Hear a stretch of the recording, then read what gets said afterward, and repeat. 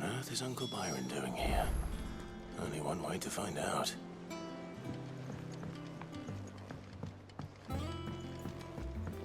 The little ones have been up to their own. It's just one thing after another around here.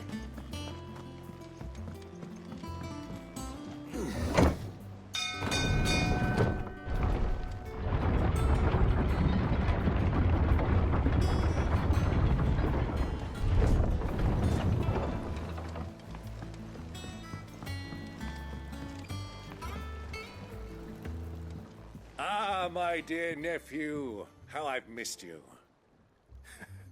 How did you find this place, Uncle? Through the good offices of young Sir Wade. He really is the most helpful fellow. As are you, I hear. The Guardians and those they freed tell the most outlandish tales of your heroics in Rosalith. Which is why I came, to learn the full truth of the matter. Sort the fact from the fiction, so to speak. You were working with the Guardians of the Flame to evacuate the people of Rosalith to Port Isolde. I was, aye. Then I have questions for you. Please, come inside, Uncle. Gladly. You there? There are 2,000 gold talents in those chests. See that they're added to my nephew's coffers, would you? 2,000?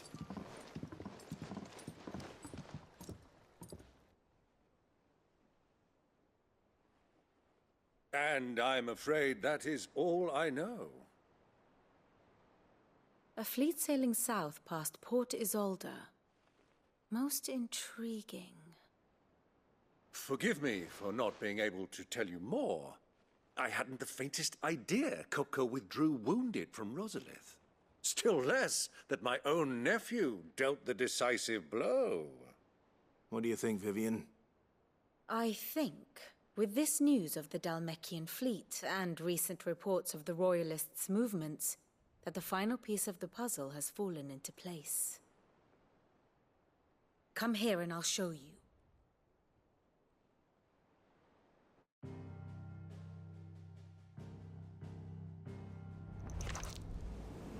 It is known that Kupka's forces entered Rosaria via its unguarded coast. So can the same be said of your visitors from Waloed? Certainly her Royal Navy is famed for the efficiency with which it bears her knights from one battlefield to the next. And in the Einherjar, or Black Galleon, she boasts a vessel nigh as swift, and every bit as feared as the kingdom's legendary cavalry. A fitting flagship for a land apart, her naval presence being crucial to her ambitions beyond Ash. Yes, it seems safe to assume that the Royalists did indeed enter Rosaria from the sea. So then, had you a vested interest in Titan's survival, whither would you take him? Why, home to Drake's Fang, a place rich enough in ether to conjure the magics needed to mend his hurts. But would that not entail an arduous voyage around the southern cape? Let us say that the Royalists did put ashore with a mind to spirit Kupka away from under your very nose. Could that truly have been their plan for him? To load him aboard one of the ships flying Republican colors sighted off the coast near Port Isolde. To spend weeks at sea, being tossed hither and yon by unforgiving waves, his life hanging in the balance. No.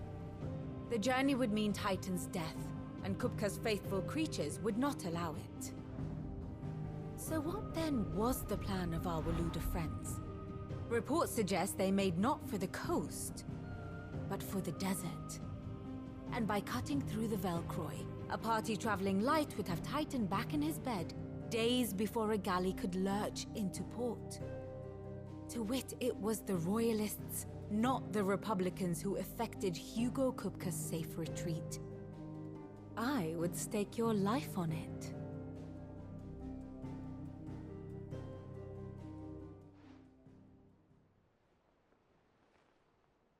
So it was the Waloeders who spirited the wretch away. Now I think about it, there was something a little strange about the ships I saw. The men seemed almost crestfallen, as if in mourning, as if they believed, or were made to believe, that their master was dead.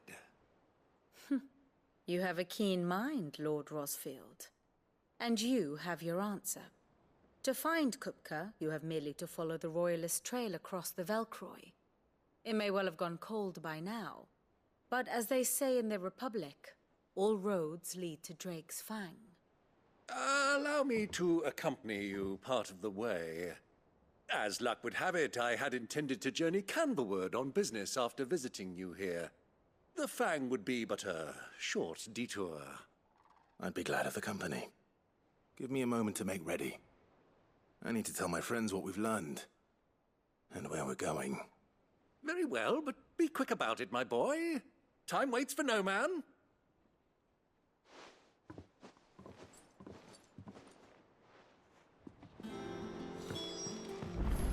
Mid's finished outfitting her little workshop, I hear. With a little help from Sid, of course. Of course. Our new leader's no better at resisting her wheedling than the old one. The little ones have been up to their old tricks again. Who's your gentleman friend, Clive? Something in the way he dresses tells me he isn't an escaped bearer.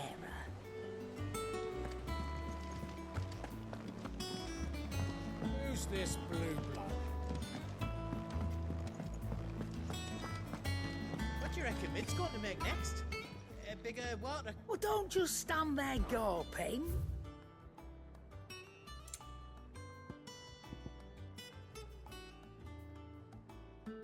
Is that all?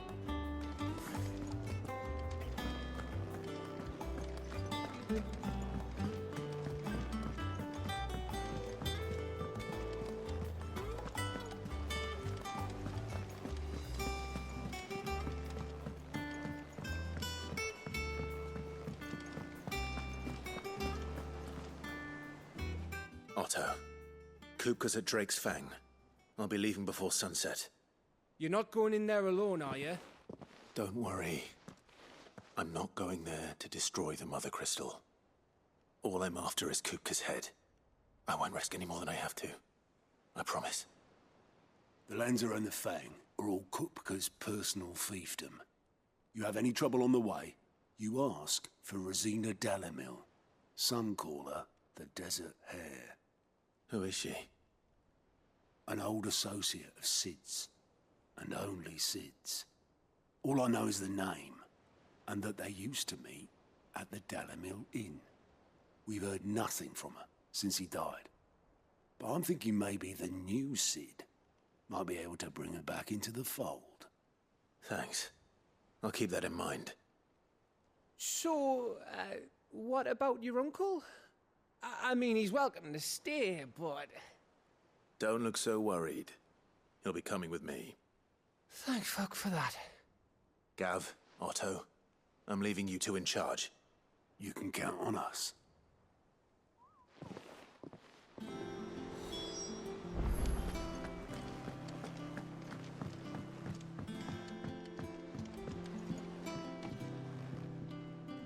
All right, Uncle. I'm ready to depart. Shall we? We shall. Come, let us away to adventure.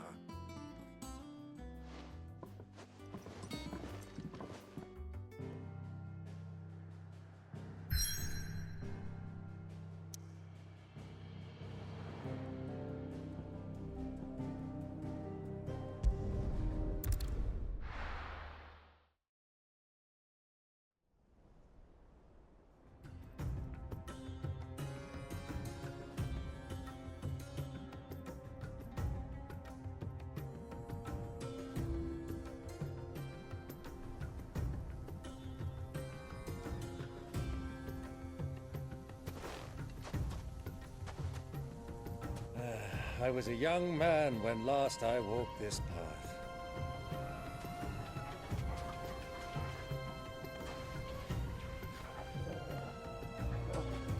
There's an old trading post not far from here. The road to Drake's Fang leads through it. The trading post it is.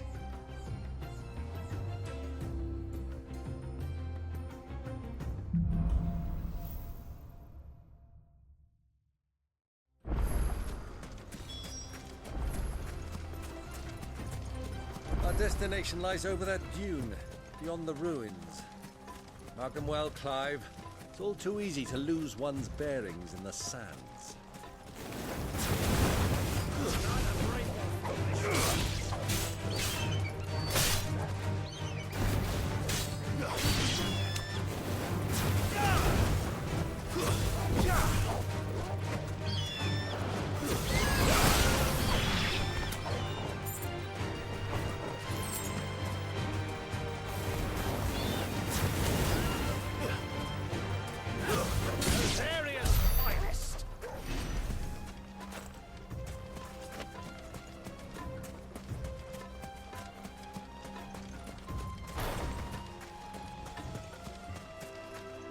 Many years ago, when you were just a boy,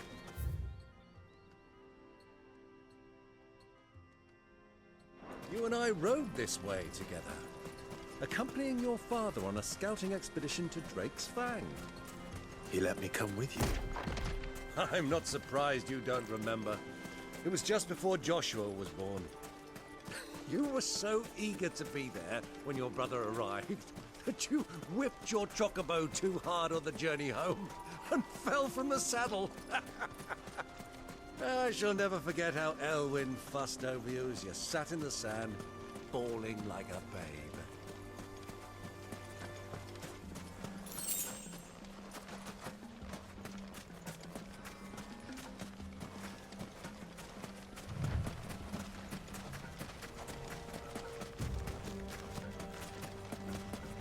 Who do you think those soldiers were in the inn? Friends of friends, I wager. They look very friendly.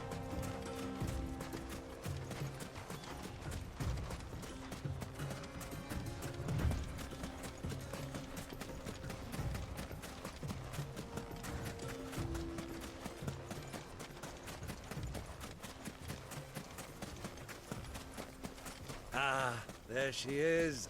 The good old Dalamil Inn. Do you know, this heat has given me quite a thirst. Quick drink before we press on?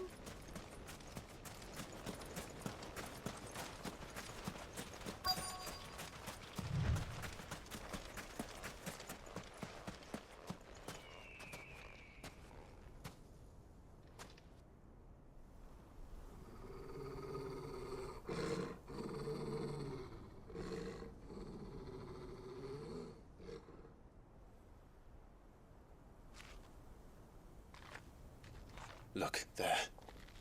Those are Ashen steeds. No doubt about it. And such a long ride from Stonehair. Our Waluda friends must be soothing their saddle sores in the inn. Shall we join them?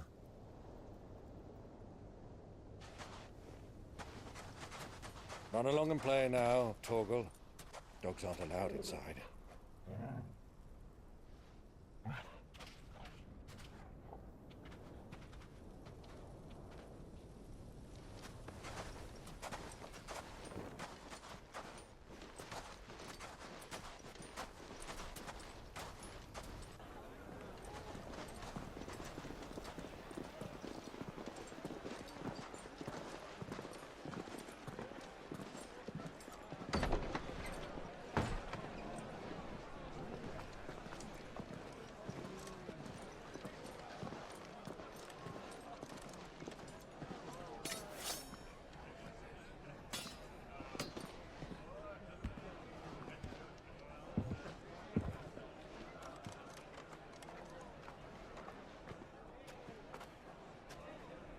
Good day to you. Eating?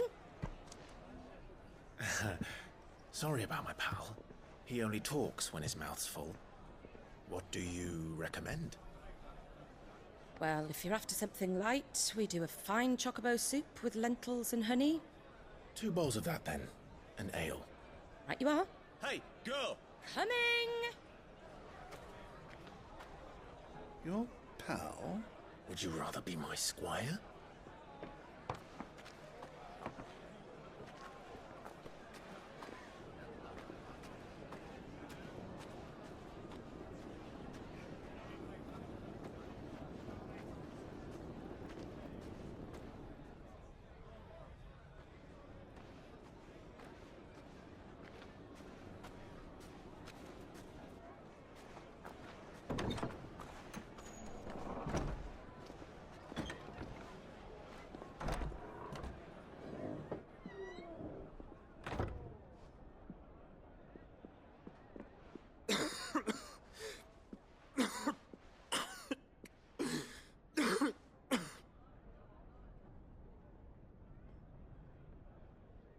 Grace, it is plain you are not yet well enough to travel. If you would only let me take you to someone who can better attend to your ills. No, we must press on. Prince Dion has returned to his camp and will soon depart for the front. I must speak with him at all costs. Miss this chance and I may never get another. You do understand that? Yes, Your Grace. But you must at least agree to take your medicine. I'll fetch you some water.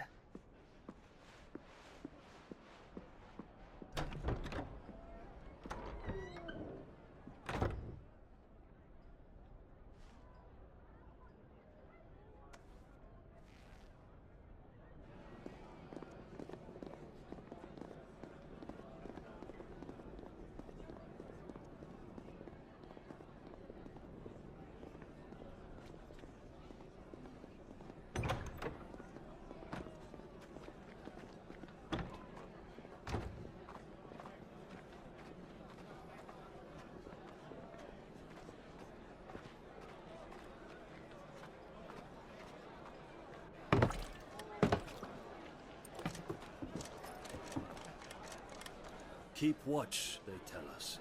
But all I see is sand. I hear they got our guest back to the Fang without any trouble.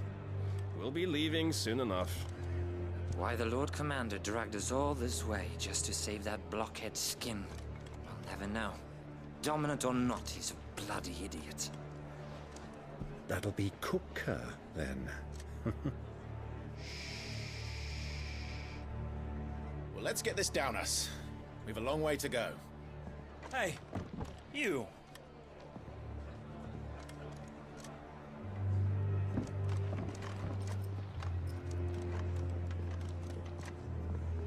Uncle?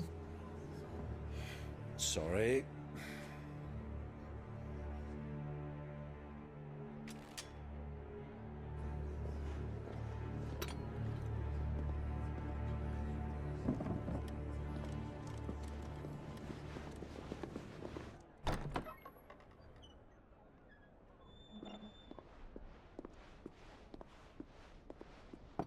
Can you walk, Your Grace?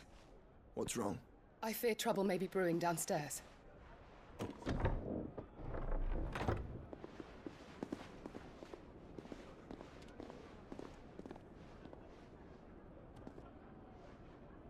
You two are travelers, are you not? Me and my companions are strangers here. Perhaps you'd be good enough to accompany us a while. Help us find our way. Sorry, lads, but we've got business in camera that can't wait. Ah, I'm sure you could spare us an hour or two. Friend.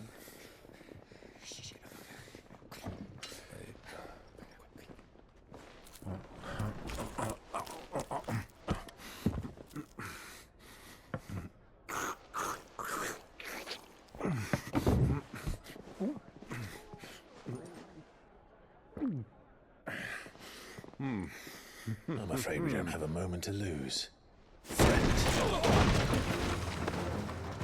Stay back, Uncle. Gladly.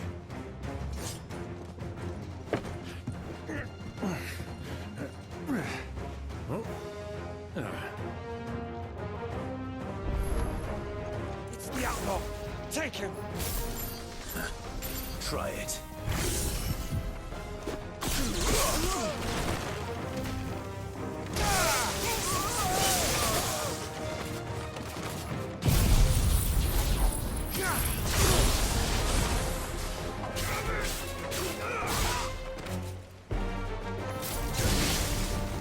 Bravo, my boy! Just like that! Too slow.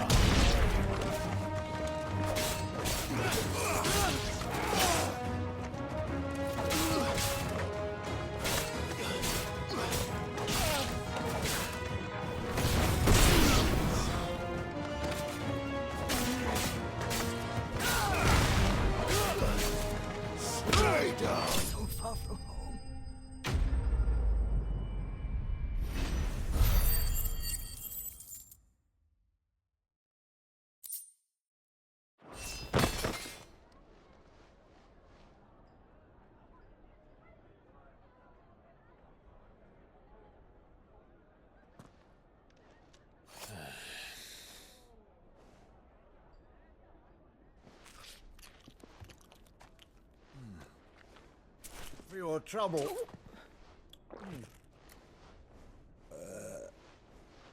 Word of advice, miss. That soup could do with a touch more salt.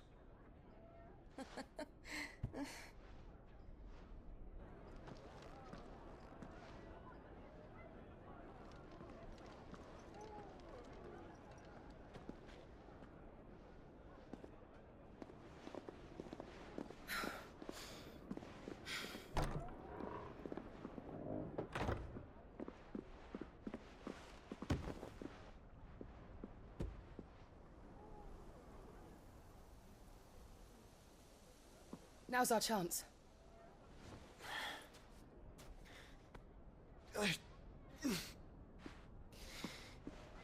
Your Grace? I'm fine.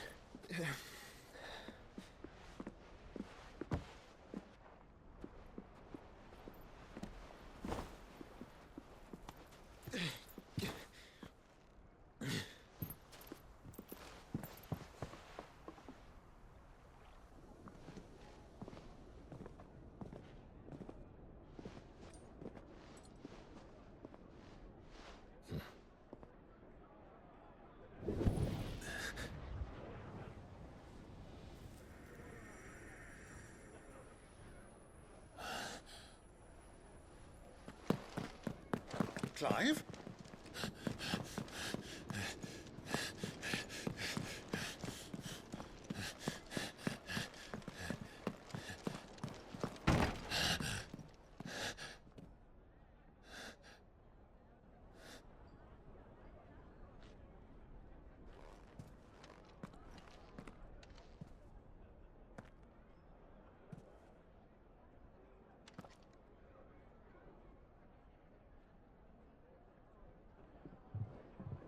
What is it now?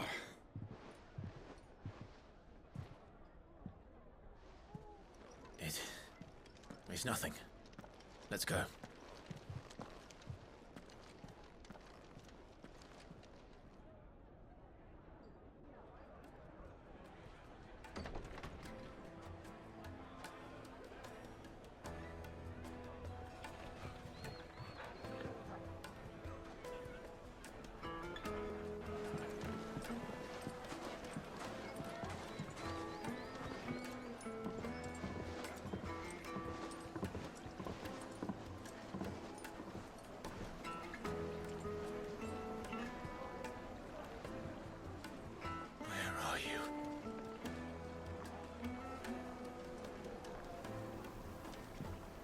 Well, we didn't know where to find Kupka before. We do now. The Royalists said it themselves. Their guest is in the Fang. We should press on before any more of their friends turn up.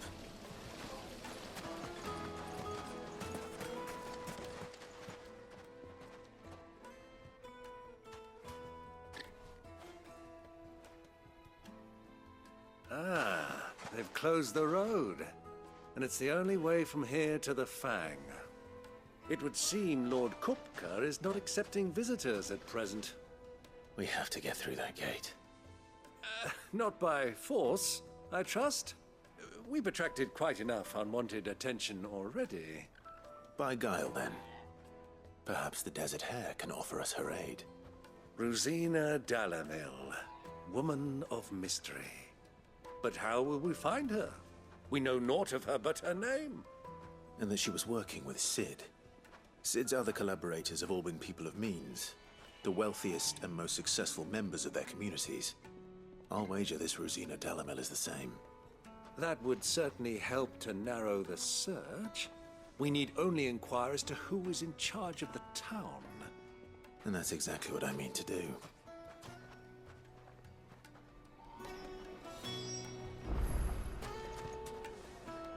Looks like we won't be getting back to Drake's Fang anytime soon. Well, it's not like we've got a reason to. Whatever this emergency is, they've shut down the whole mine for it. Light it, for Gilbert's sake.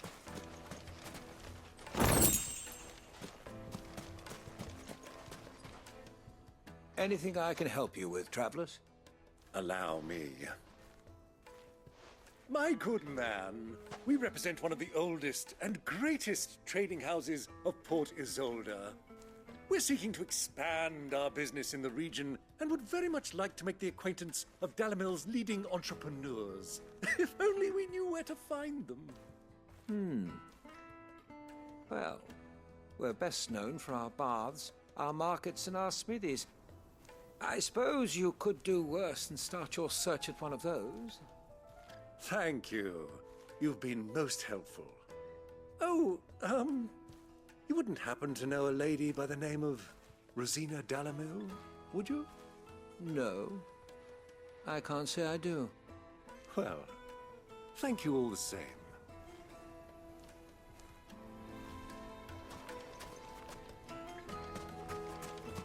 A 1,000 gil for a measly bunch of Gazal greens. I named my price. If you can't pay it, that's your problem.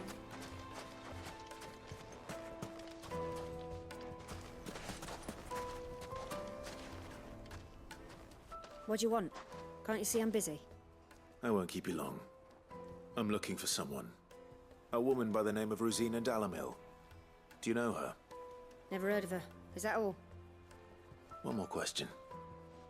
If I wanted to find the richest trader in town, where would you recommend that I look? Oh, that's easy. The Briar's Kiss. Won't find a finer smithy this side of the strait. The owner's only a young sprig, but he's got all the right ideas. The Briar's Kiss, you say? Thank you. I doubt this young sprig is the person we're looking for. You said Sid's contact was likely to be an influential sort. Influence comes with age and experience, believe you me.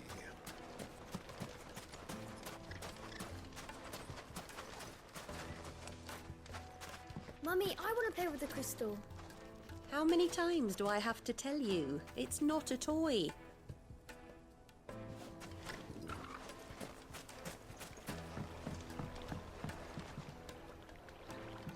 Can I help you? Yes, I'm looking for a woman by the name of Rosina Dalamil. A long-standing pillar of your community, I believe, from old trading stock. Then you should ask further. He's been here for years. Knows the place and its people like the back of his hand. And he's in with all the old merchant families. Try the baths. That's where you'll usually find him. Thank you kindly. Well, it sounds like we have our man. Perhaps. Let's go and find out exactly what this Furder knows. Sweet incense! Wax candle! Excuse me. Are you Furder? I am. Can I help you, travelers? I hope so. You've lived here for some time, is that correct? Do you know Rosina Dalamil? We believe she may be a trader of some renown. And what business do you have with the desert hare? She was a close friend of mine. I was hoping she might be able to help me. Very well. Go to the bordello. I'll arrange an introduction.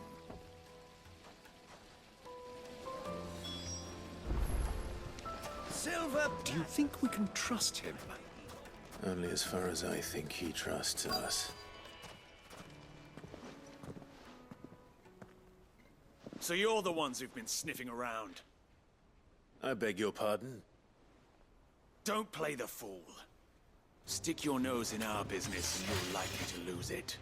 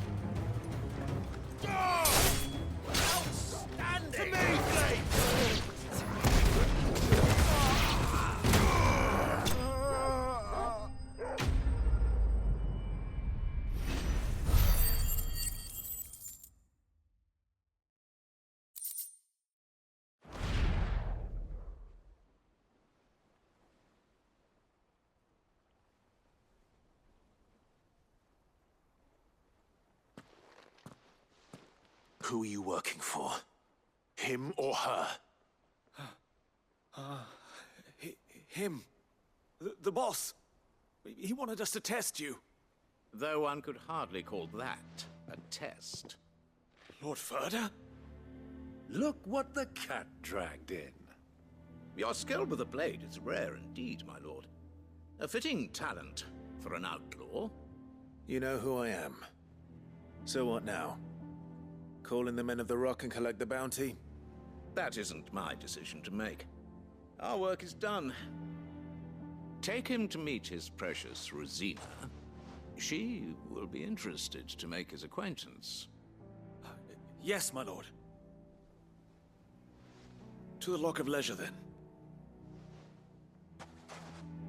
To the Lock of Leisure.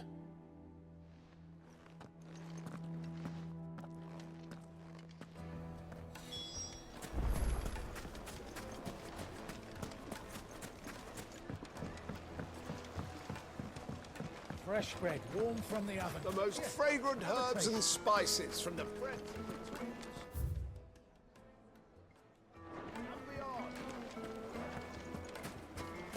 The finest fabric!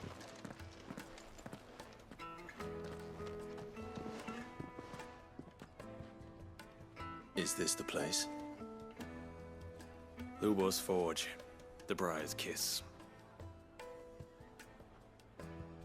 Ah, so it was the young sprig after all. So much for Rosina Dalamil being a woman of experience. How wrong I was. It was an easy mistake to make, Uncle. After all, it must have been years since Sid last saw her. Sorry, him. Whoever this Lubor truly is, he's clearly a man of means. I'd say he deserves our respect. See that he gets it.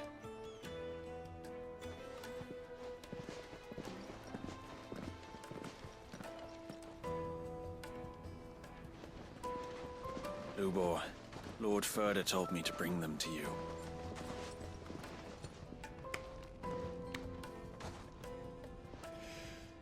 My boys tell me you're in need of assistance.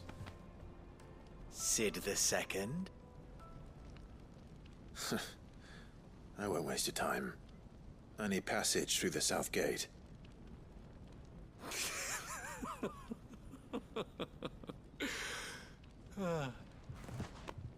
Tell me, what do you think is a merchant's most important commodity?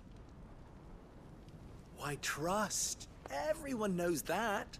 Without it, you have nothing.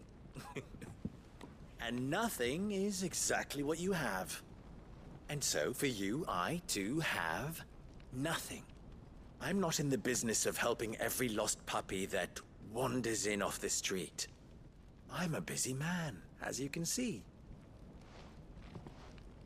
Let's leave this mummer to his farce. By all means. Find someone else to help you on your way. Just be sure to tell them you're not the two travelers from the inn the guards are looking for. Don't want them jumping to conclusions, do we? Why, you... So, what do we need to do to earn your trust?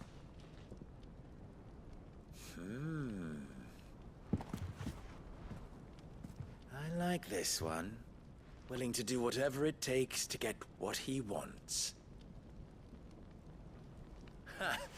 Men like you have a special place in my heart. Why, you ask? Because they get me what I want. Always. Fine. So what do you want? Don't tell me you're going to listen to this swaggering scruff! We might as well hear him out. It's only natural that an ally of Sid's would seek assurances of strangers. Assuming he is an ally, of course. 5 years ago, he would have still been a boy. And yet even then I had more good sense than a man, 5 times my age? But enough of the pleasantries. We were speaking of what I want. I want you to put an end to the trouble in Dalamil. Return to me when you have done so, and you shall have my aid. Until then, I bid you good day. What trouble? If you're going to give us orders, be clear about them, damn you! Manners, Greybeard. One catches more damselflies with honey than with vinegar. What did you call me? My apologies. A word of advice in recompense. Follow the crystals. Oh, but that was 3. Oh, I'm making this too easy for you. Ha! It will be easy. Solving his little riddle should be like dealing with him. Child's play. Let us divide our forces, Clive. I'd rather not drag this parlor game on any longer than we need to. All right. Good luck, Uncle.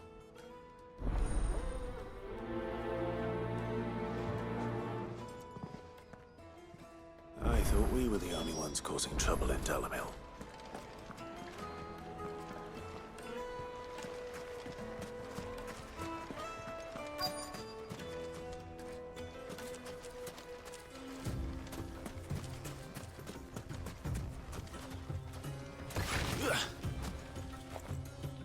Excuse me. Is it true there's been trouble with crystals of late? You've heard, then? I've heard rumors. Damn thieves. Pilfering the crystals that were meant to fill our cups and light our stoves. Us common folk have hardly had a shard to share between us these last few moons. And it isn't as if we can buy them on the black market either. Whoever's taking them, they aren't sharing.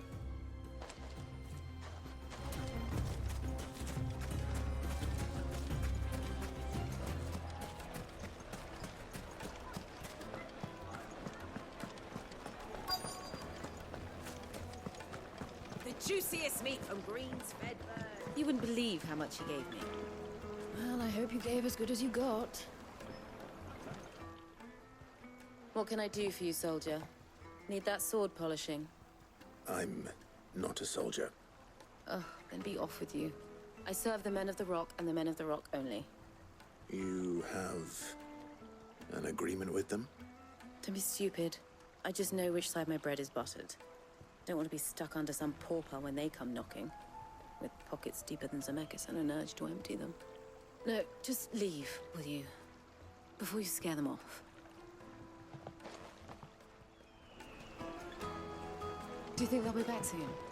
Needed to a silken softness. Anything like last time. Keeping a cloud. I feel good, boy.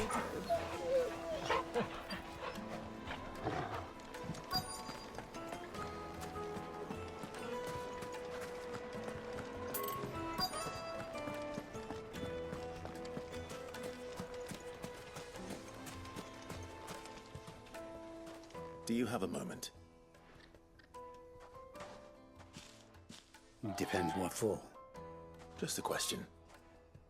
Dalamil seems to be thriving compared to the other villages I came through on the way. Is there a reason for that? Well, we're a stone's throw from Drake's Fang for one. The soldiers guarding the Mothercrystal and the shipments need a place to spend their hard-earned gil. The men of the Rock throw their money about like there's no tomorrow. Is that so? Well, thank you. Don't let me keep you from your work any longer.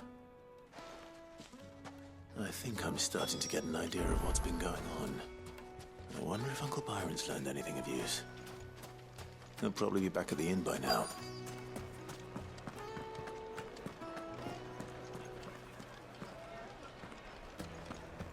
What was all that crashing and banging about? It's you. The one who broke all our furniture. What do you want? Haven't you caused enough trouble already? I'm looking for my pal. Have you seen him? The gentleman who was with you? Yes, he's upstairs, but...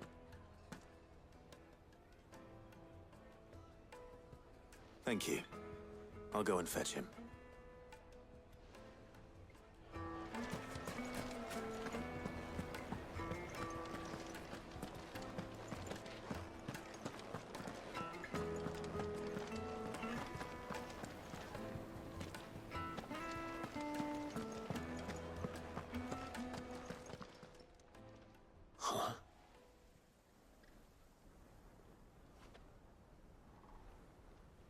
Will this suffice as a deposit?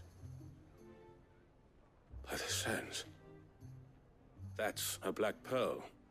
One of the many treasures in my collection that I would be only too happy to part with, should you give me reason to do so. All right. I'm sure that we can come to an agreement, but not here. What are you doing, Uncle?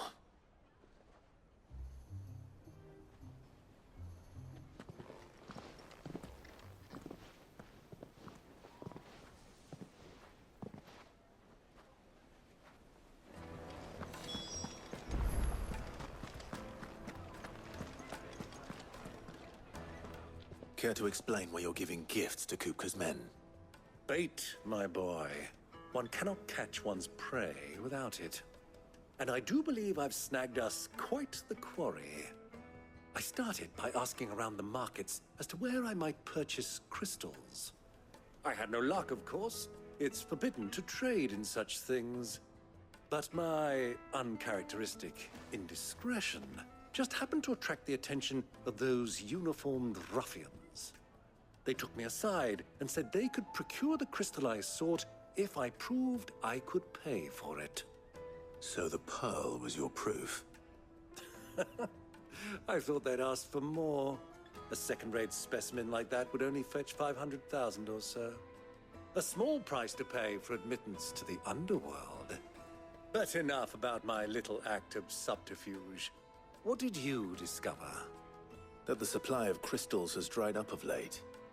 And some people seem to think they're being stolen. Meanwhile, members of Kupka's private guard have been spending money all over town. I'll wager those soldiers you've been talking to have been siphoning off crystals meant for elsewhere, and pocketing the profits. I'll wager you're right.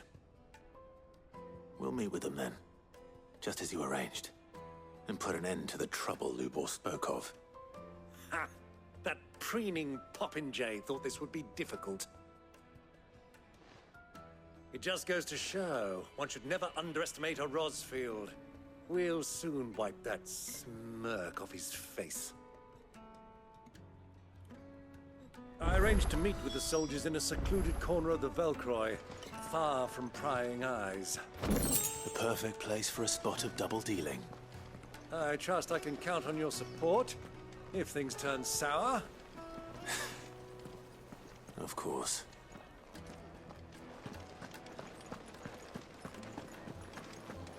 Let me treat you. I need a drink.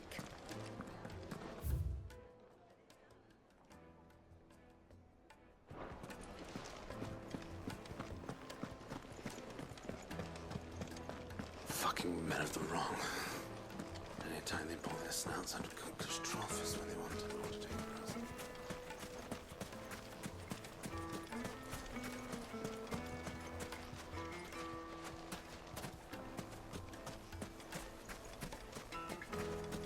$1,000 for a measly bunch of Gazal greens. Won't you come and play, handsome?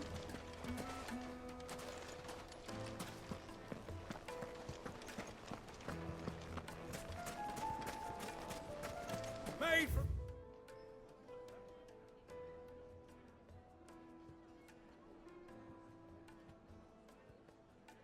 The stoutest stoneware. Do you think they'll be back soon? I need a new dress. Fresh bread, warm Light me from a the star. oven. Take a sniff, good sir. My carpets have pride of place.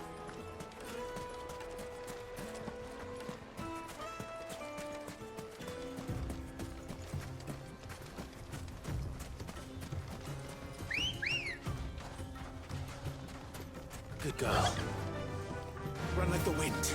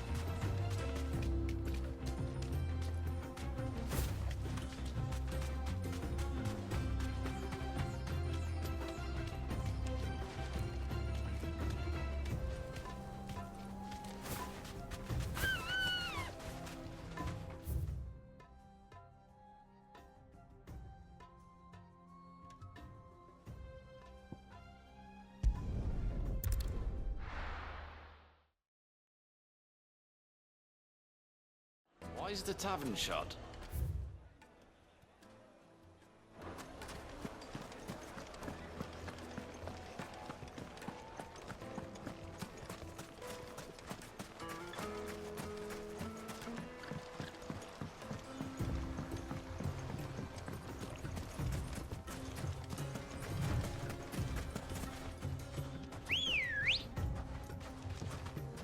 Ready, go?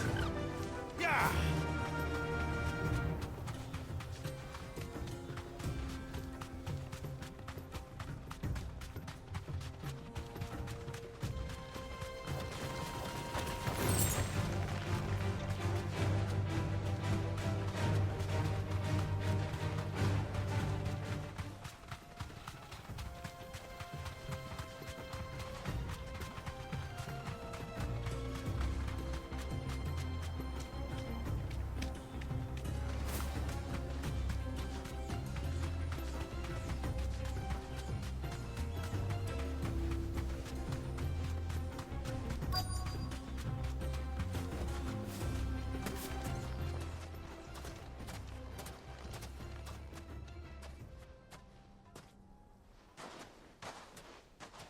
I'll take it from here.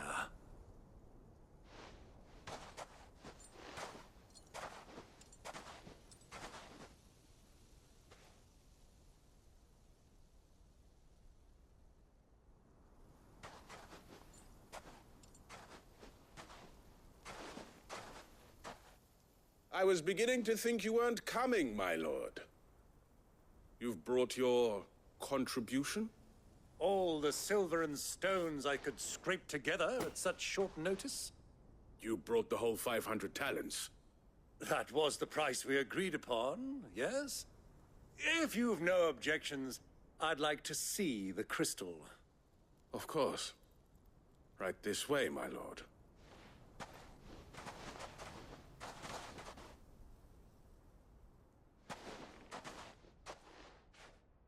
Not bad at all. You weren't lying about the clarity. But what of security? If I were to be stopped on the road, what guarantee have I that it wouldn't be seized as property of the Republic? Because these crystals are no longer the property of the Republic. You're not buying from us. You're buying from them. And we have no more jurisdiction here than you, my lord. But we have ships, and will gladly deliver to a port of your choosing, now that our price has been met. Royalists, eh? What brings you here? Why, to collect their share of Drake's Fang's blessing, of course. Our nations are allies, and so they are entitled to a portion of the Mothercrystals' bounty. And being such good friends, we elected to increase that portion and share the benefits. And now that these crystals are officially property of the Kingdom of Waloed, we are duty-bound not to interfere, no matter where they might happen to end up next. Did you get all that? They're in cahoots! So it would seem. My lord, what is the meaning of this? Double-crossing dogs. They're not here to do business. Kill them. Kill them both!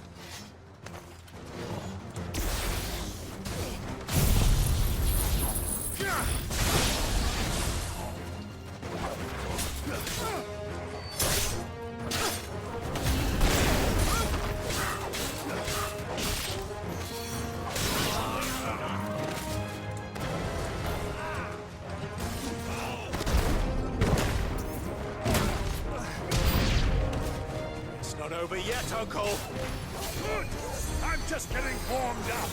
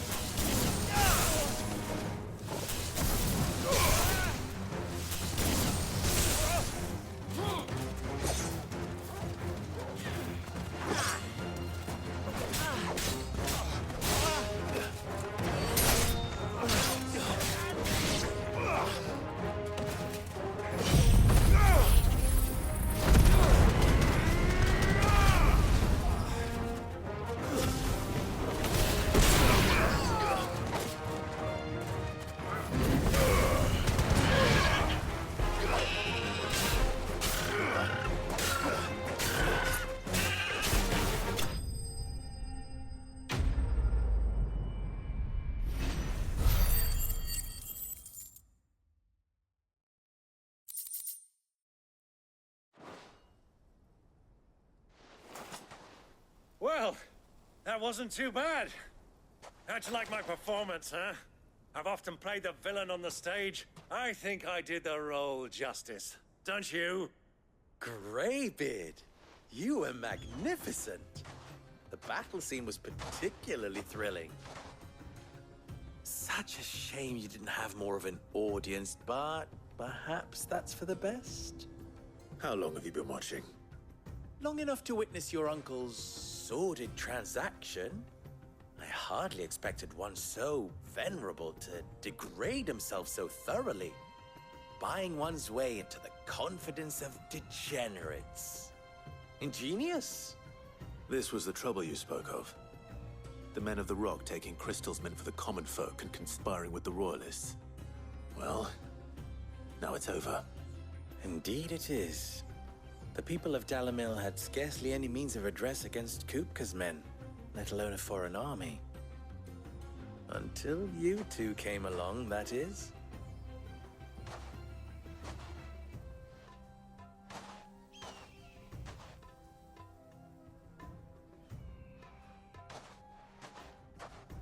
Well, we'd better get these crystals back to town. You won't mind waiting with them while I fetch a wagon.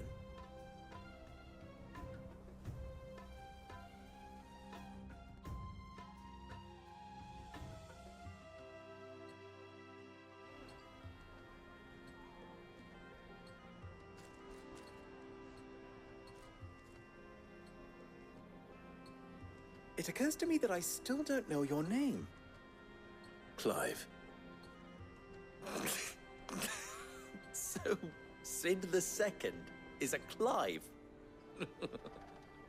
I suppose it could have been worse. Well, Clive, you held up your end of the bargain, so I must do the same. Passage through the South Gate, was it not? To tell the truth, you've helped a little there too.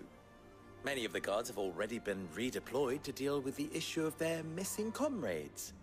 And those left behind have been encouraged to look the other way should you attempt to pass through. Thank you. And please allow me to cover your costs. You still have the purse I gave to the soldiers, I trust? I saw you pluck it from one of the bodies. Oh, dear. Was I really so obvious? And my name is not Greybeard. It is Lord Byron Rosfield, thank you very much. No, thank you very much, Greybeard. Double the... Ugh! Here, wear this.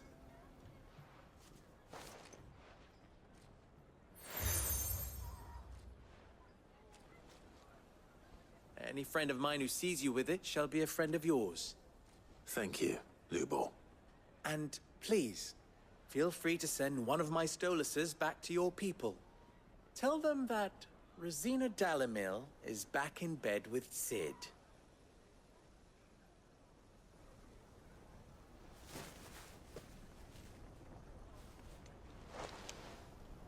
Omia Lostelan. Tuisakelis.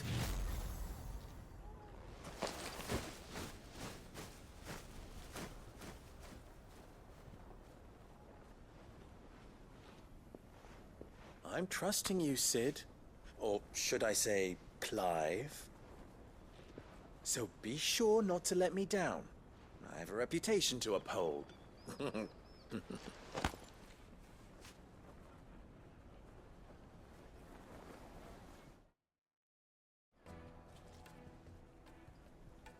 Well then, I wish you a safe journey south. Thank you. Not at all. It was my pleasure. Come on, Uncle. Let's go.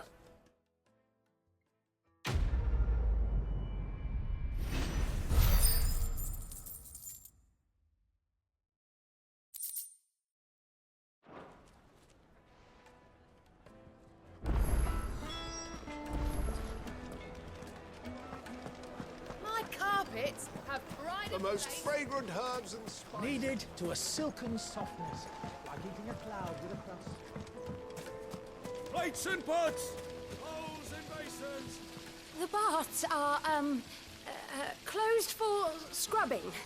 Please bear with us a little longer. Worked for. Ruined. All those years of toil. Every coin I've ever earned is tied up in this place. Are you all right? The baths are closed. Leave me be. On second thought, perhaps you are just what I need. Might your services be for hire? That depends on the job. I'd have you save my business, the baths. The water's turned scalding hot and all the crystals in Dalamil wouldn't be enough to cool it. I've no doubt that my woes stem from the water's source. But I can't go and investigate for fear of my customers thinking I've abandoned the place. I'm bound to these baths in more ways than one. I beg of you, go to Dusnoff Terraces. Tell me what you find there. All right. I'll go and take a look. Wonderful. It's not far. Leave the market by the south gate. The smell of sulfur will guide you the rest of the way. These baths are all that keep me from an ignoble end in a debtor's prison. My livelihood, my very life, is at stake.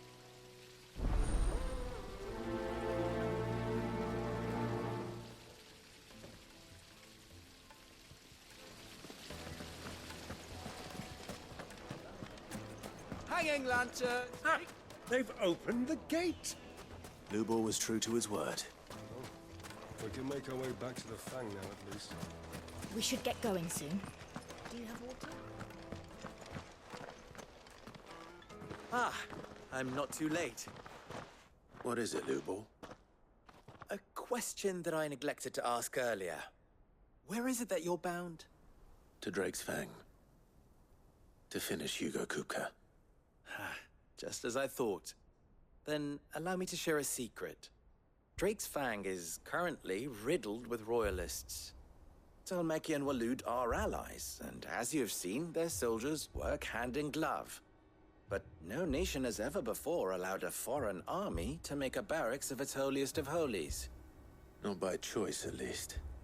And there's more. My man on the inside of the Fang has failed to report for several days. I fear there may be more trouble lying in wait for you on the road ahead. Isn't there always? If you're determined to beard the lion's den, then promise me one thing. That you will enter via the mines, where the guard is lightest. I've lost one Cid already. If I lose another, people will start to think me careless. I don't plan on dying. Not before Kupka does, anyway. Well, so long as you have a plan.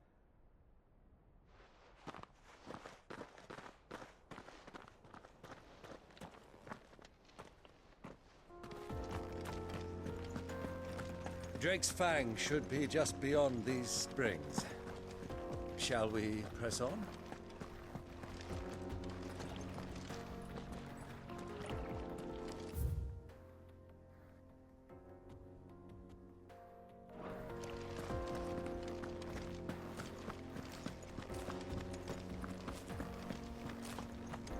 Come on, girl, the gate's open now, we can press on. Don't tell me you put down roots. Let's go. Run like the wind.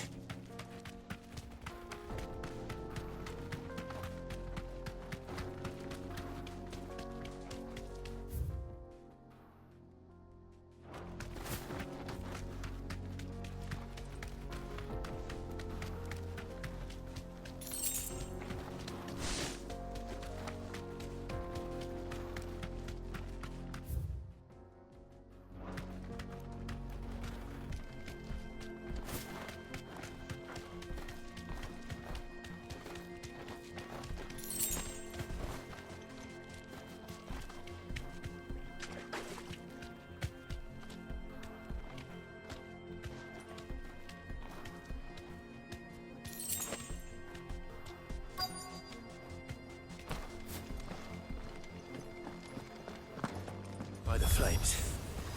That explains the heat.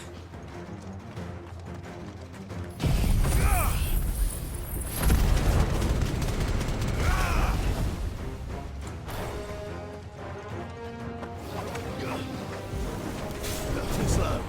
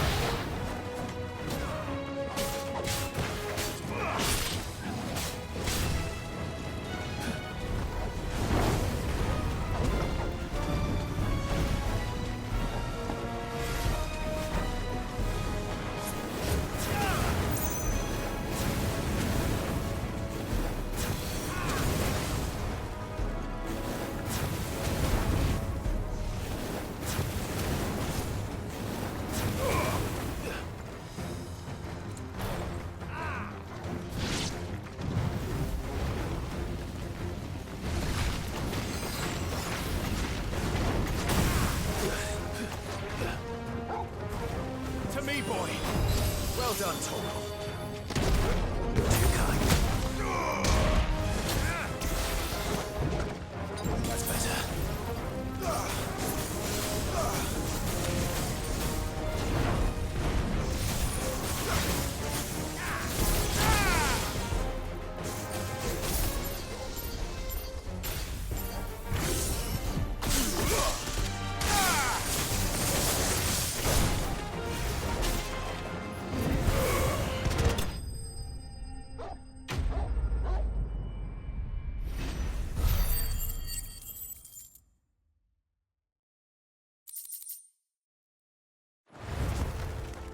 That's cooled things down a bit.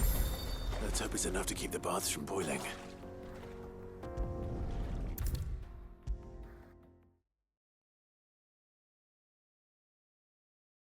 There he is.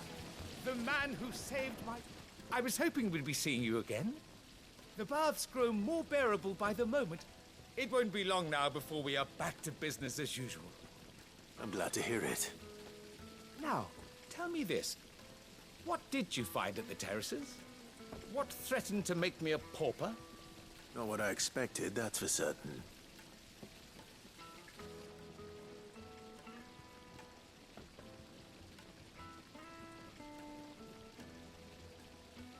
You tell a fine story. That's not to say I don't believe you, though. Creatures made of flame, eh? That's something new to worry about. But I burdened you with my worries enough already. Here, a small something by way of thanks. Right. It's high time I got back to work. With a little luck, the day might yet be salvaged.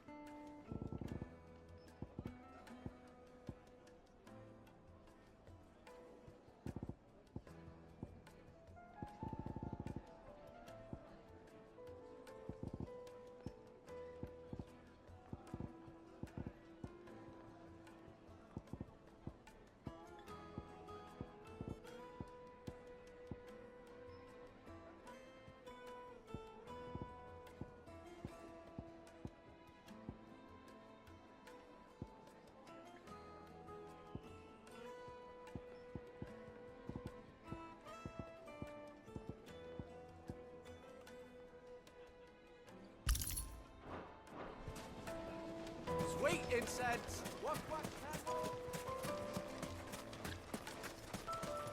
We should get going soon. Do you have water?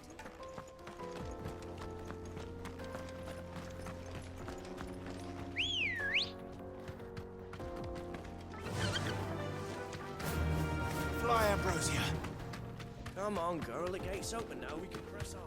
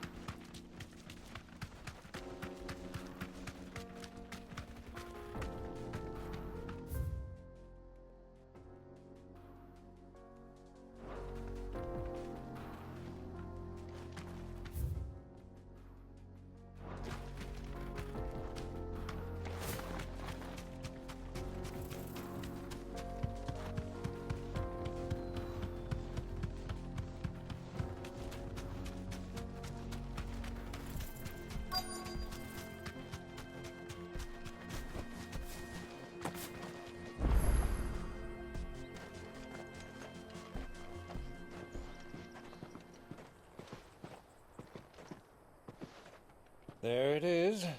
Drake's Fang.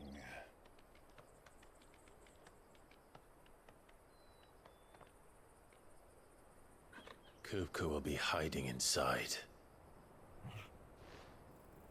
Along with goodness knows how many guards, all on highest alert. You'll need to keep your wits about you if you're to reach him. So be careful.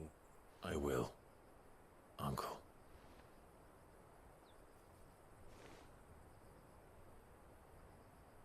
Before you go, Clive, allow me to apologize.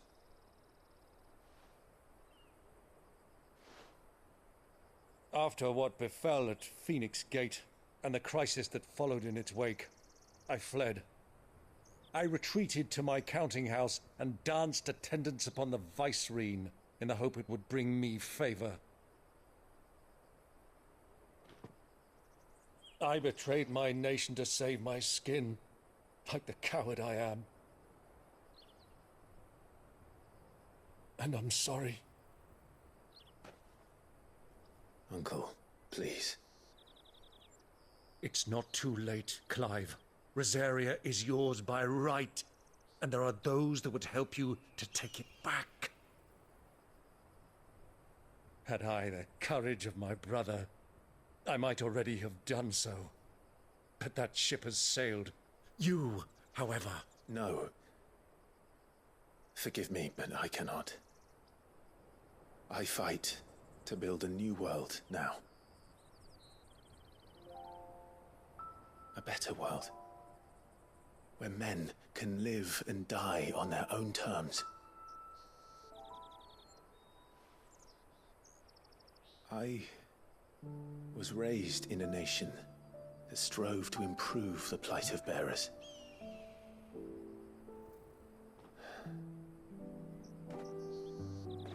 Only later did I realize that spark of freedom did not arise by chance, but was kindled by my father.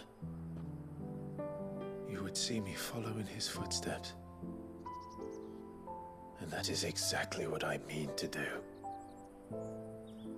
Not by ruling Rosaria, but by extending his ideals to the whole of the twins. Though every soul in the realm may judge my actions heresy, I am certain my cause is just. You really are just like him, you know?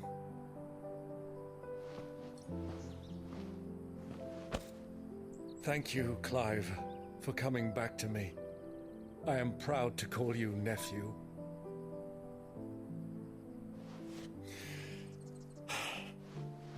Well then, this is where we must part ways. Wish me luck in convincing my Canvarian friend to share his considerable talents. I mean to plunder his coffers and prove myself worthy of a place in your merry band. Till then, my boy.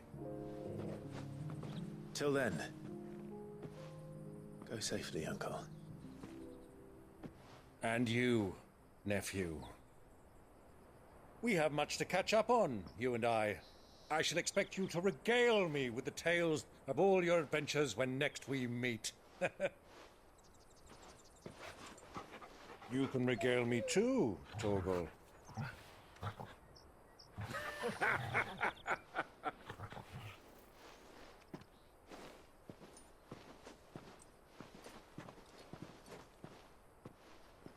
I'm coming for you, Kupka.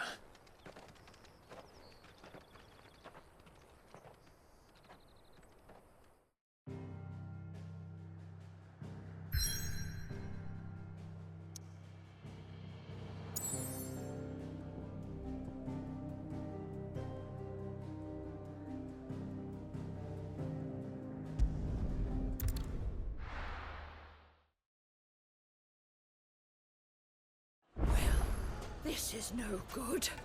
I was hoping to get out of the heat for a little. I've never even forged a butter knife before. Perhaps Forge Master Luber's having fun at my expense. I wouldn't put it past him. Neither would I. Wait. Are you Clive? Sorry, my mind was elsewhere. I'm Sava, Master Luba's least accomplished apprentice. Soon to be former apprentice if I don't pass this test. Maybe I'm just not the resourceful type. People are buying up weapons faster than the Briar's Kiss can forge them, and here I am, unable to make a decent bit of kitchenware. He wants me to make a carving knife, one that embodies the spirit of Dalamil. Whatever that's supposed to mean. I don't suppose you have any idea what he's on about, do you? I'm afraid not. Never mind. Thought I'd ask. It was that or pack my bags. I could give you a hand if you like. I know how busy the Briar's Kiss has been, and that Lubor needs all the capable hands he can find. I'd be a fool to refuse. So, where do we start? Good question. If I'm honest, I've never made any kind of knife before. And then there's this little riddle to keep in mind. The spirit of Dalamil. Nothing is ever simple with that man. The way I see it, there's only one way we'll be solving Lubor's puzzle. We need information. The more the better. You're right. There's no point fumbling in the dark, I suppose. Now, who to speak to first? Well, there's plenty of folk in Dalamil who use knives for a living. There's the butcher, of course, and any number of cooks. They're bound to have an opinion or two about the tools of their trade. All right. I think we have a plan. Let's get to it, shall we? I'll talk to every cook I can find. You speak to the butcher, and anyone else you can think of. All right. Good luck. Let's hope that someone says something useful.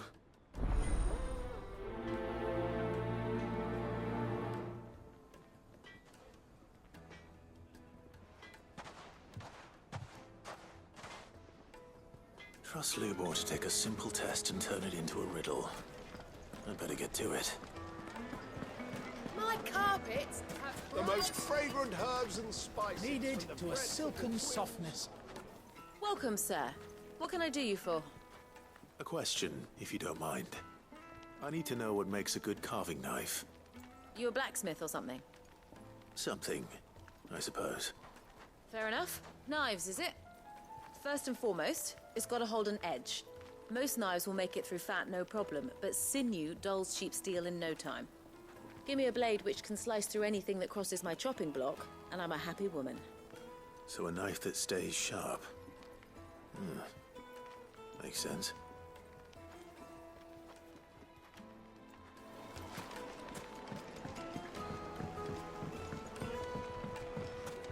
Lights and pots!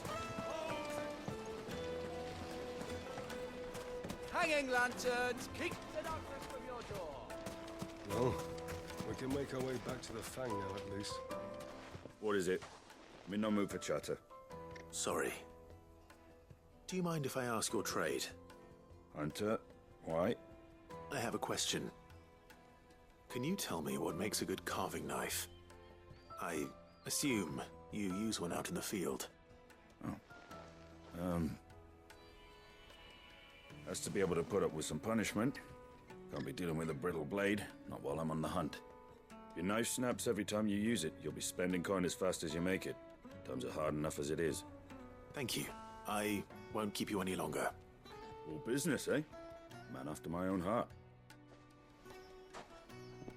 So, a carving knife should be hard-wearing and hold an edge.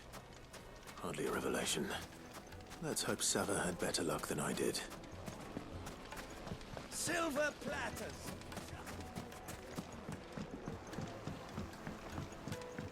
Fresh bread, warm from the oven. Here. It would make The finest fabrics! Fresh from the... So, how'd it go? You learn anything useful, or should I be looking for a new trade? Only that a blade should be durable and stay sharp. But I don't see how that relates to the spirit of Dalamil. I didn't have much luck either. All the cook said was that he needs his knives to be light. Too heavy and they do his shoulder in. So we're no better off than when we started. Perhaps Lubor didn't mean anything with his Dalamil remark. But that can't be right. I've bandied enough words with the man to know that he chooses them carefully. No. We must be missing something. Something right in front of our noses, most likely. No doubt you're right, but I have to make a start soon. I can't put off making this knife forever. Agreed. Lubor wouldn't like that much. Right. I've been trained to work iron. The cheap stuff, mind. But it's hardy enough if you don't hammer it too thin, and it sharpens up nicely with a bit of effort. Trouble is, it's either durable or it's light. Meaning someone is going to be disappointed. Forge Master Lubor, probably. Is there no one else you can turn to? Someone who knows their metals, perhaps? The other apprentices know better than to help me with my test. But maybe there is someone I could turn to. A merchant, a favourite of Forge Master Lubor's, who sells metals to tradesmen passing through the Valcroy. I bet she'd know a thing or two.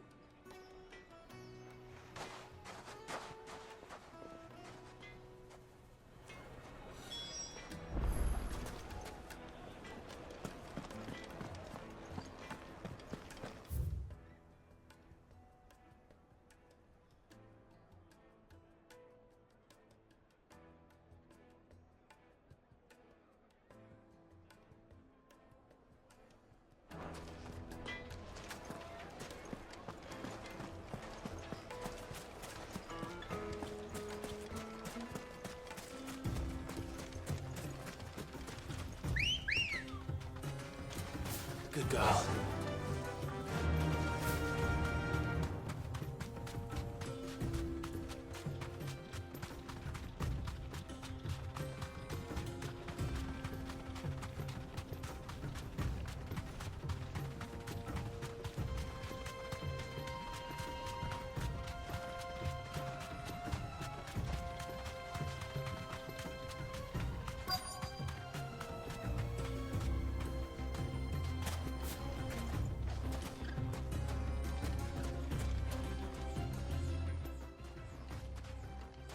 Any luck? Or will you be needing help with your bags? Well, I asked her, but... Oh, you tell him. If you're looking to make a knife that will impress a master like Lubor, there are options. They're just not that viable. Featherlight adamantite knives will get passed from generation to generation, never needing so much as a lick of the whetstone. But adamantite ore is unique to ash, so it doesn't come cheap. And it's beyond my skill to handle. Unique to ash. Are there any materials unique to Dalamil? Something which could be mixed with iron to refine it. Make it lighter. What are you getting at? You said that Lubor trained you to work iron. Then that's what he'll expect you to use. But he would have known that it would either be too heavy or too brittle for a carving knife.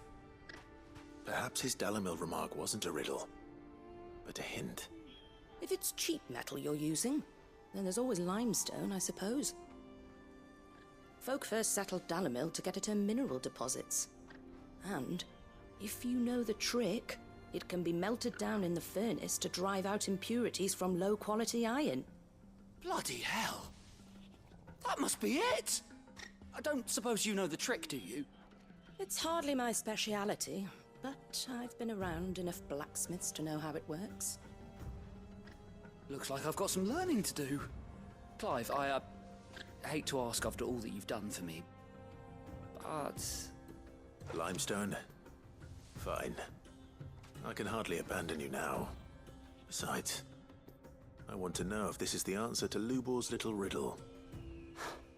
I can't thank you enough, Clive. You'll have no trouble finding limestone over in the terraces. The place is bloody made of it. Then I suppose I'll meet you back at the forge. Right you are. I'll see you shortly. So, do you crush it up, or just...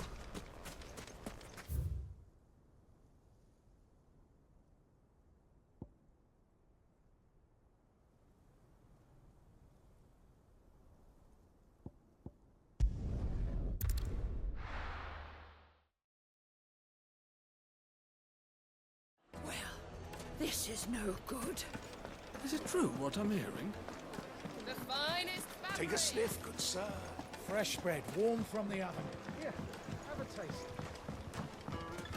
Made from the stoutest stoneware. Sweet incense. We should get going soon. Do you have water?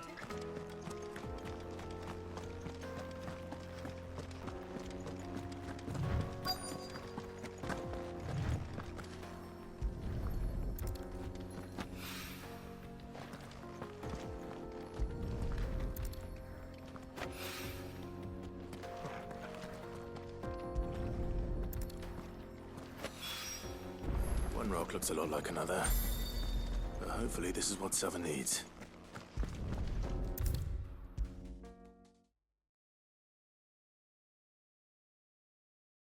I wasn't sure how much you'd need, but I hope this is enough.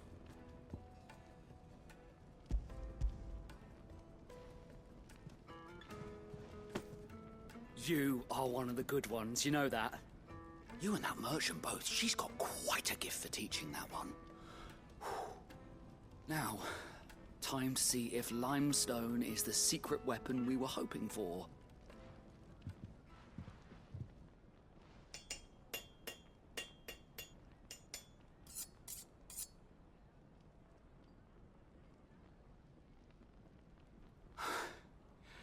That'll do, I reckon. A knife forged from the very rocks of Dalimil. Her spirit, if you will. It's a fine-looking blade. I only hope Master Lubor agrees. That sounds like my cue. And just as well. I was getting tired of waiting. I'm sorry, Forge Master Lubor. Let's take a look then, shall we? First things first, Sava, do you think this is a carving knife worthy of the fine people of Dalimil? I'd like to think so. But what do you think? What do I think indeed? It's sharp-ish, but it won't last long with hard use. And it's heavy, heavier than it should be. You might not think it just to hold it for a moment, but sell that to a cook and you'll never hear the end of it. It looks like someone paid a visit to the terraces. The limestone was a step in the right direction, granted, but one that still leaves you short of the mark. And I was so certain I had it all worked out. I don't know who you found to teach you that little trick, but it certainly shows initiative. Next question. How much do you think I would charge if I'd made this? Well, if it took you even a fraction of the time it took me, I would say you could demand a heavy purse. And who would be able to pay that? The butcher? The hunter? The cooks over at the inn? Dalimil is home to humble traders, not wealthy lords and ladies. Rule number 1 in any business, Sava, know your customers. Yes, Forge Master. This is just about passable. But only just. I'd say you're worth keeping around a little longer. Starting tomorrow, you'll have an anvil of your own. I will. Thank you. I was wondering, what would you do if you were asked to forge a carving knife? I'd do what I always do. Ask who it's for. If it was for the butcher, I'd make sure it holds an edge. For the hunter, I'd make it as tough as Titan. For the cook, light as a feather. And for the nobleman, I'd make it cost an absolute fortune. There goes a master, all right. It looks like congratulations are in order. I couldn't have done it without you. So much for the Forge Master's riddle, though, eh? The spirit of Dalimil had nothing to do with limestone or anything much at all. Meaning, I had you run around for no good reason. You've passed your test. That's all that matters. You'll have a forge of your own in no time. And when I do, I'll craft you the finest carving knife you have ever seen.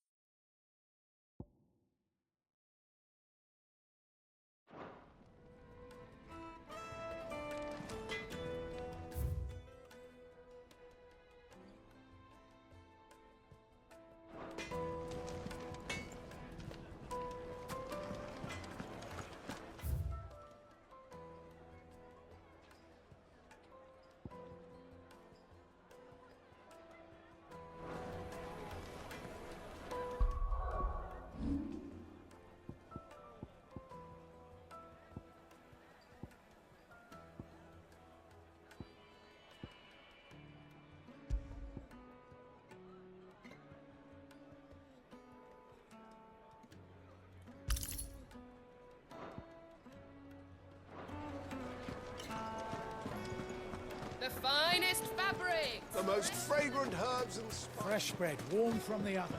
Yeah, have a taste. Made from the stoutest stoneware. Hanging lanterns, keep the Well, we can make our way back to the Fang now. Are you looking for something in particular?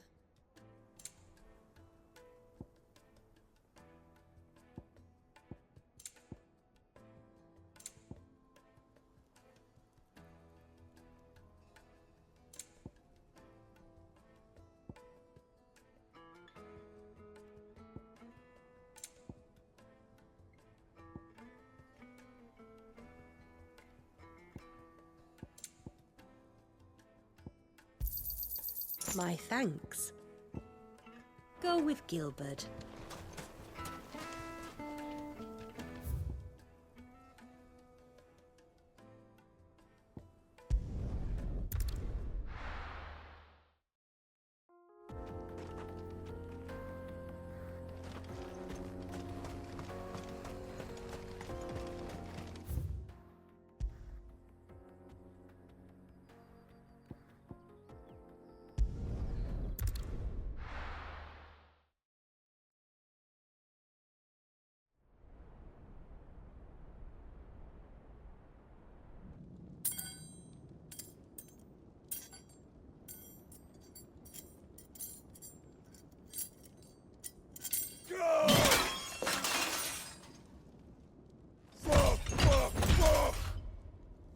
What are they stored? What has that gutter rat done to me?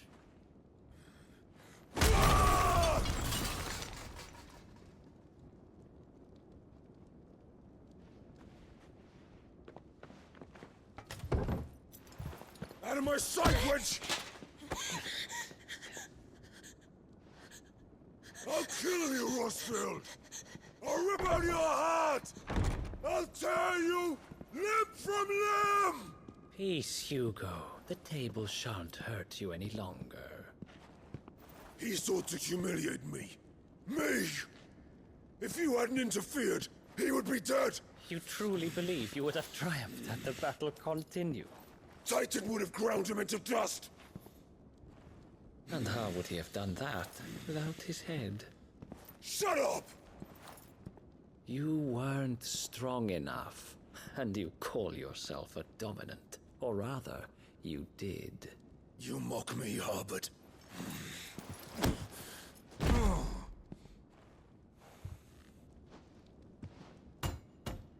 Do you see, Hugo? You are weak. Fuck! But so long as that fire burns within you, there is still hope. There may yet be a way for you to take your revenge. Tell me, what must I do?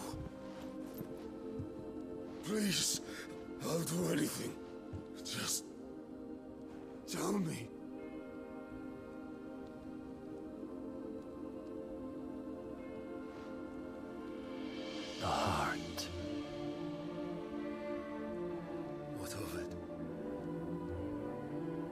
Mothercrystal's heart is the most concentrated source of ether in all creation.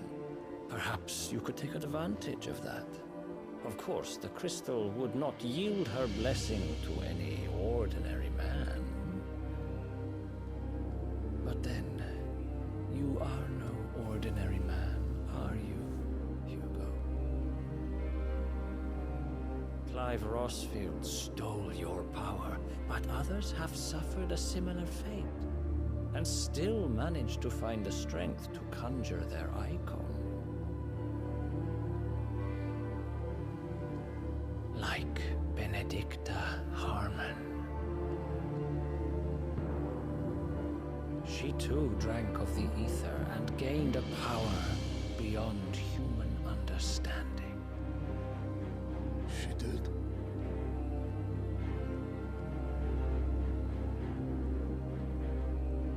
Benedicta. Benedict.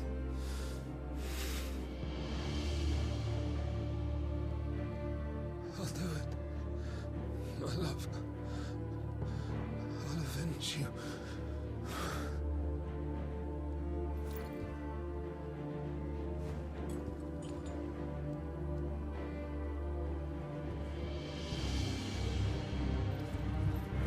Run along now, Hugo.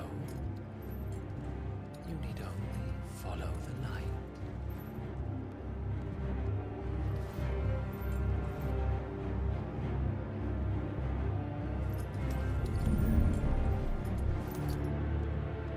Muthos is here. Very well, it shall be so. You may leave everything to me, Your Majesty.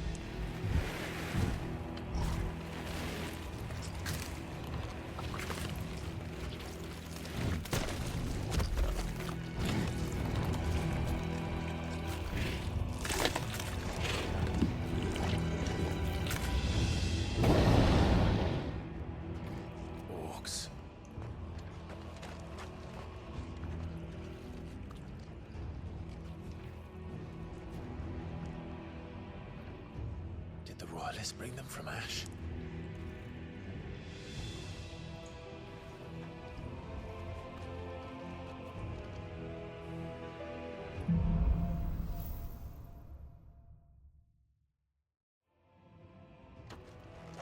Are the beastmen part of the Waluda army now? How the hell did that happen?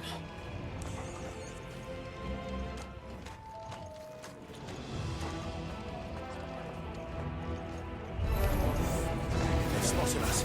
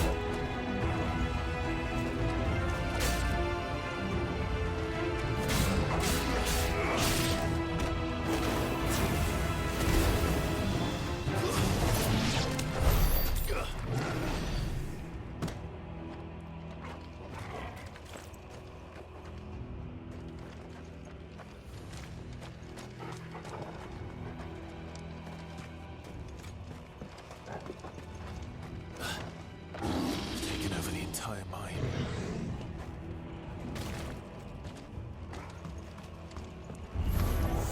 Right.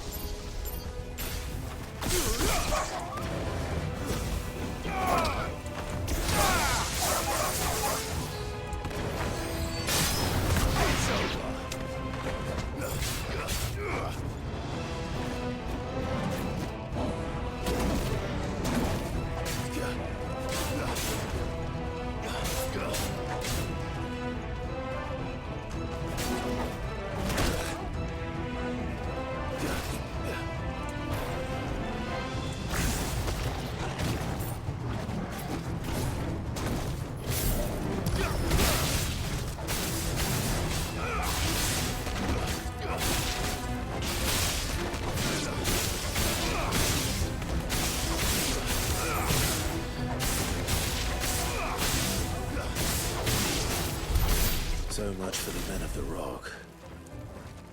Dalmekia's finest.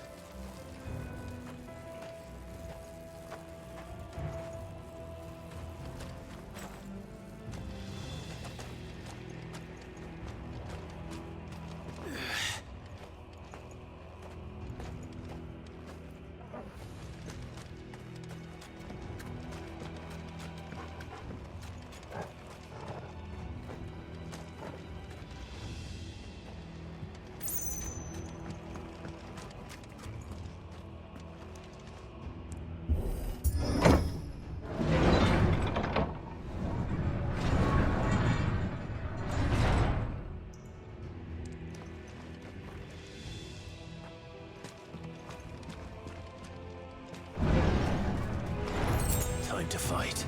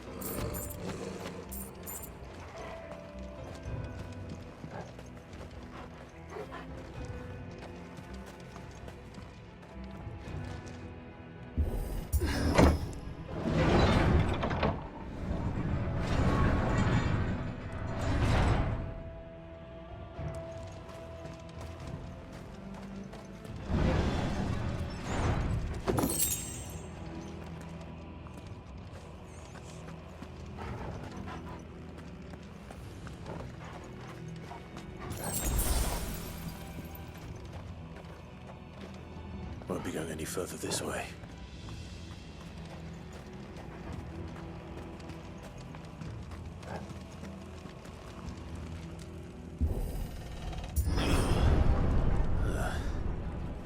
Stairs. This must be the way out.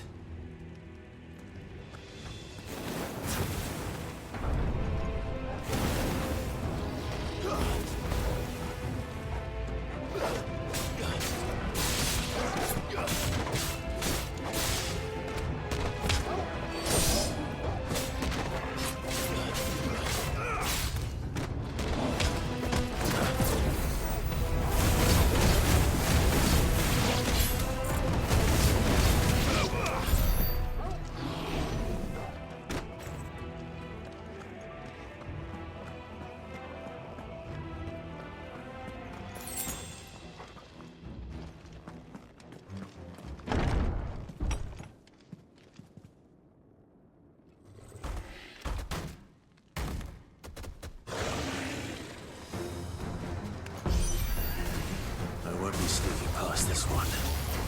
How did it get in here?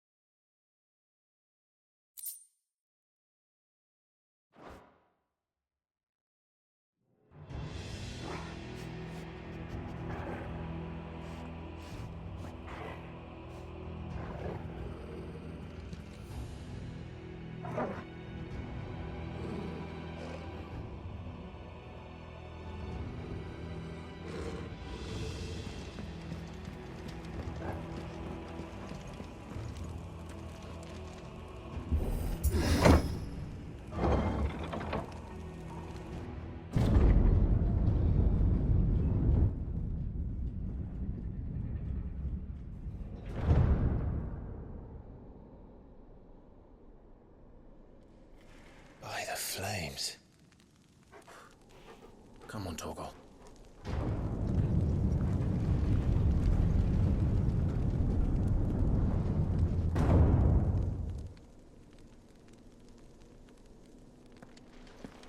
Coup. Fuka never did do things by halves. As if taking the Mother Crystal for his own wasn't enough. He had to build his castle in it.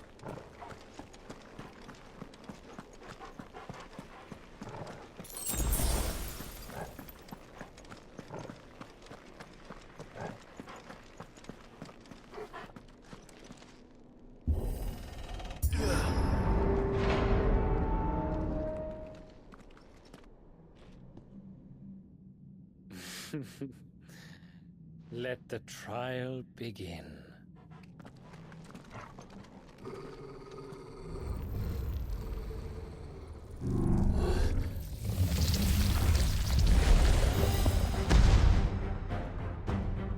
What the hell? With me, Paul.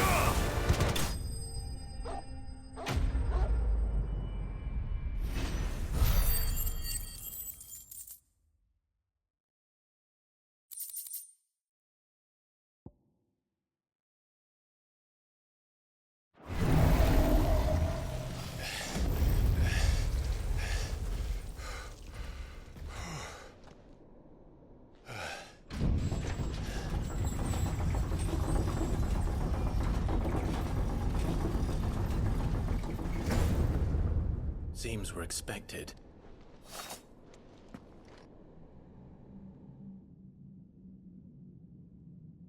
So this is the power of Mythos.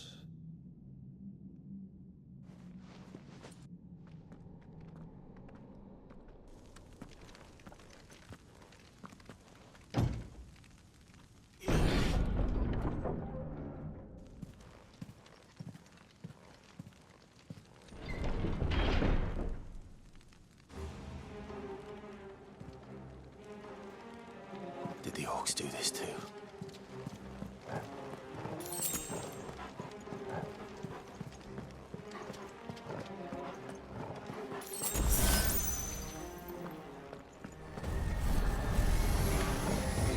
More of them.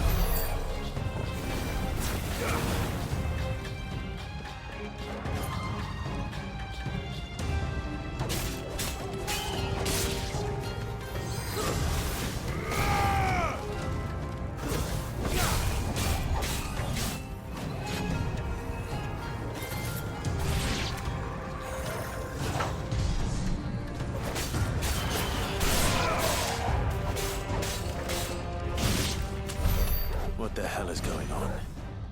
Are these things here for me? Or for him?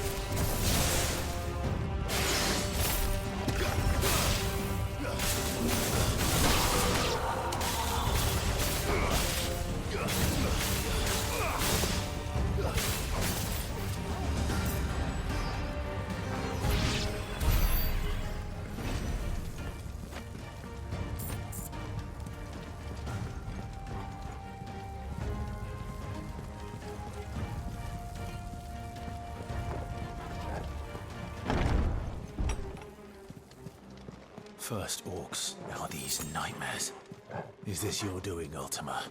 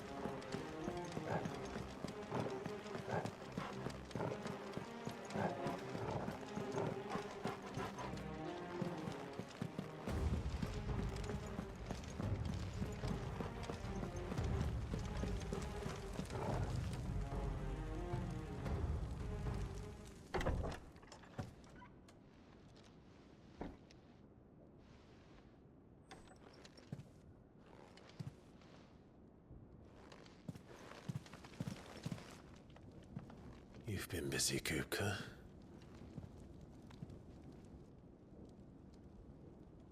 But where did you go?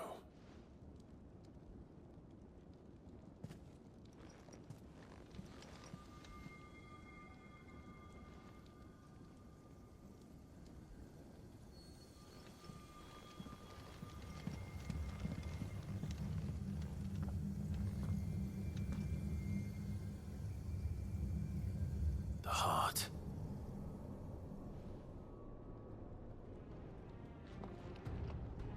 He's in the sanctuary. I can feel it. Come on, Torgal.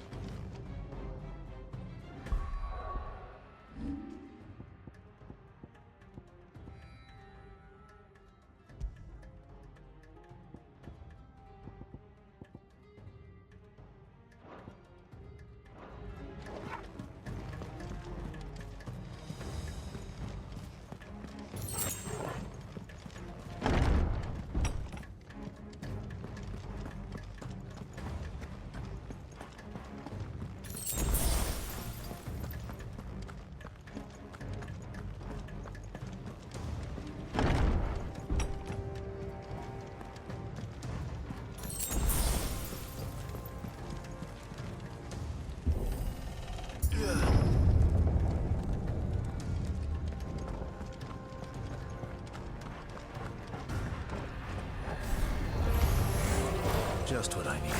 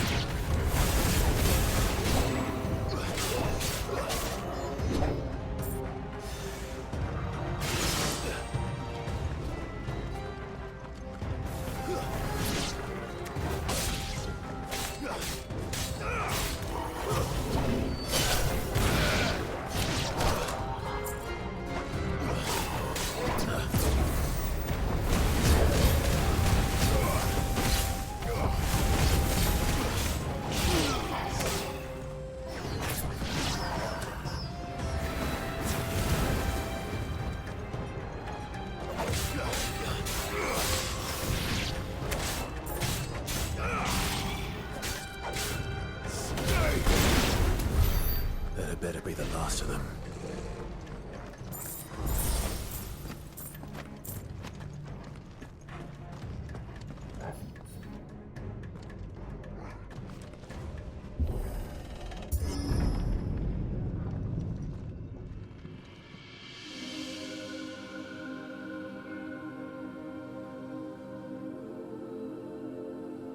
Benedicta, my everything.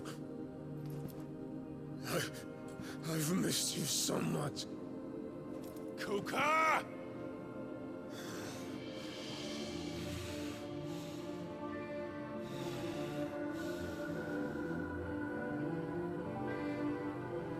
swear to you, my love,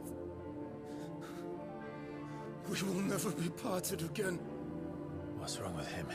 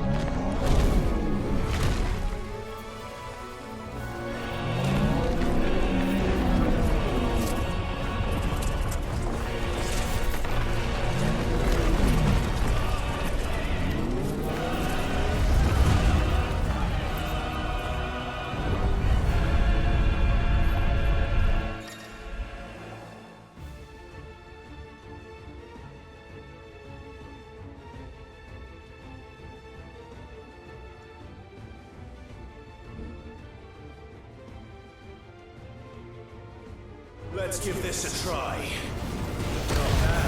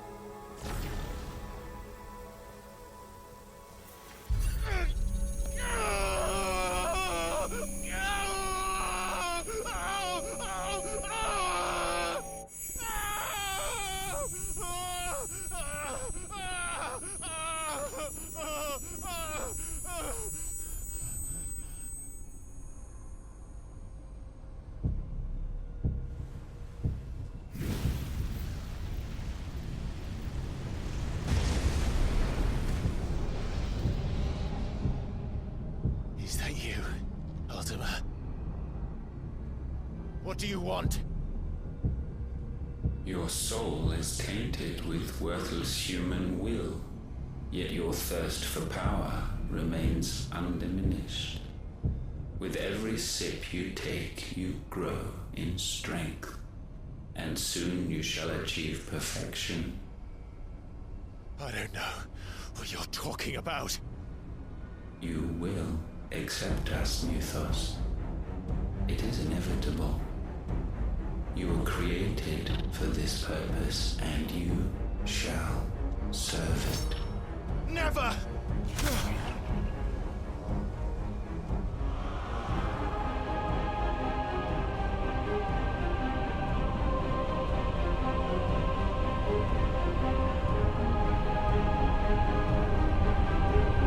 Fight it, Clive! Don't let him in! Consciousness. We see now. Human will is so insubstantial it cannot exist in isolation. You mitigate its weakness by interweaving it with your consciousness. We believed we had merely to purge you of your will to claim our vessel. It appears we first have to sever every thread of the consciousness that supports it. No matter. The time to build a new world is not yet upon us. We will contemplate.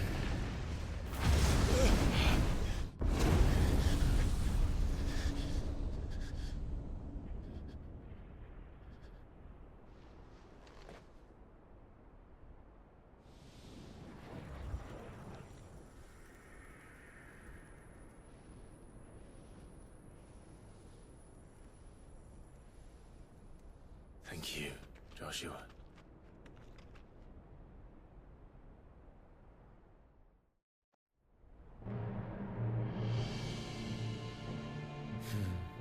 One can no more command the power of ether by drowning in its flood than one can constrain the tides by standing in the sea. I had thought Hugo wiser than this, but it seems his head was full of rocks after all. Titan was strong. Your Majesty. But Mythos is stronger. For 5 years, that man lived only for revenge. Clinging fast to a fiction, even as it swept him into the abyss.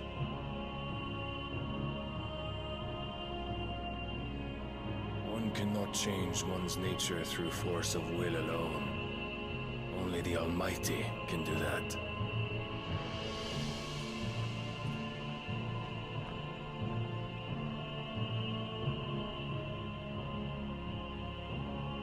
Hugo Kupka. The man who gave his life for a woman's head.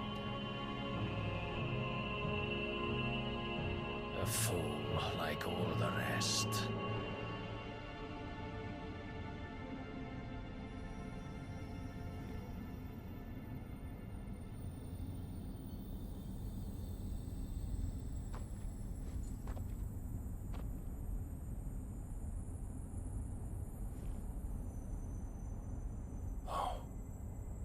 The death of a Mothercrystal should be so beautiful.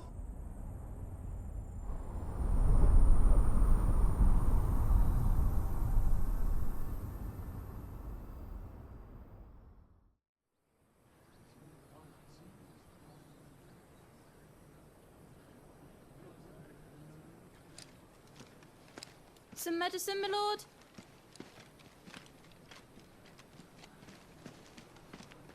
I have salves, potions, anything you need. Stop bothering me, urchin, or you'll feel the back of my hand.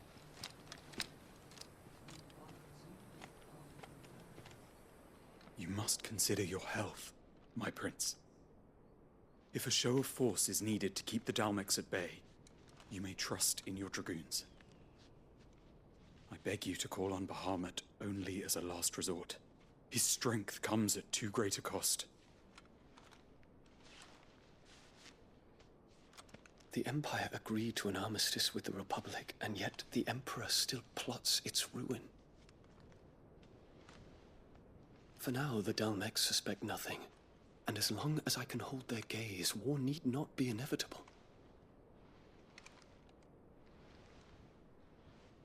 But more than that, Bahamut is the champion of the Empire. When our people look to the heavens, the sight of him gives them hope.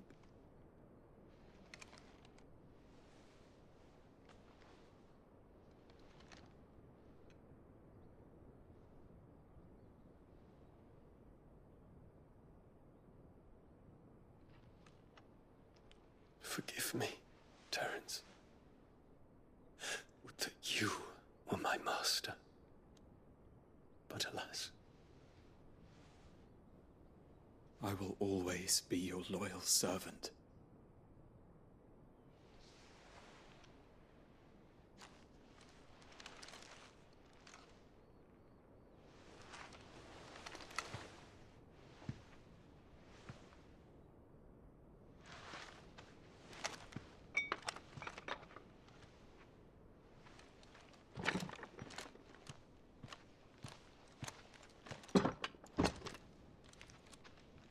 Should the Council's brazen maneuvering prompt the Republic to tear up their own treaty and launch a new assault, our soldiers would advance to meet them, cutting across the Central Isles, but not in time to prevent their forces from breaching the southern defenses and storming Twinside. And so the capital would become a battlefield. Thousands of innocents would die. I cannot allow that to happen. There is one small mercy, at least. You will not be forced to do battle with Titan.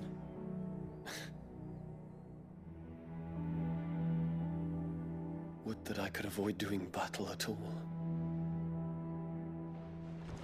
1,000 pardons, Your Highness. What is it?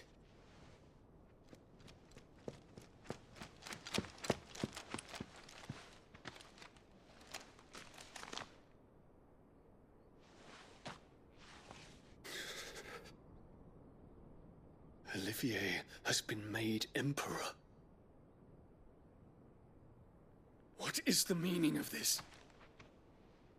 My father's orders. What were they? Quickly! Yes, Your Highness. His Radiance requests that Your Highness maintain position here and... Ah!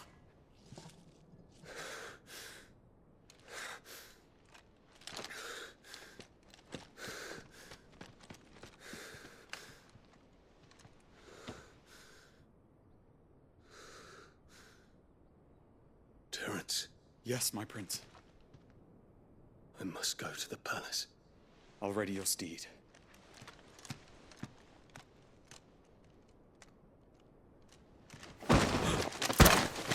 What is it now?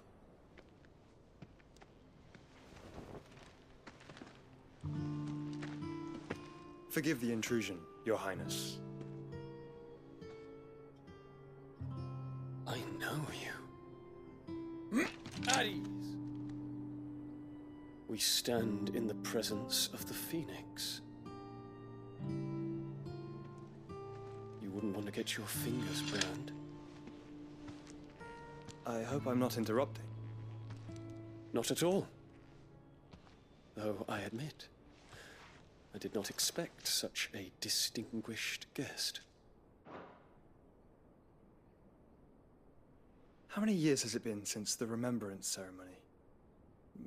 20? I thought you long dead. Do I address a ghost? Many have told me that I look like one. But no.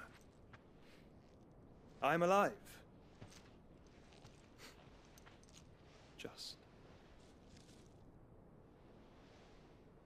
Prince Dion of the House Lesage, I have a tale to tell you.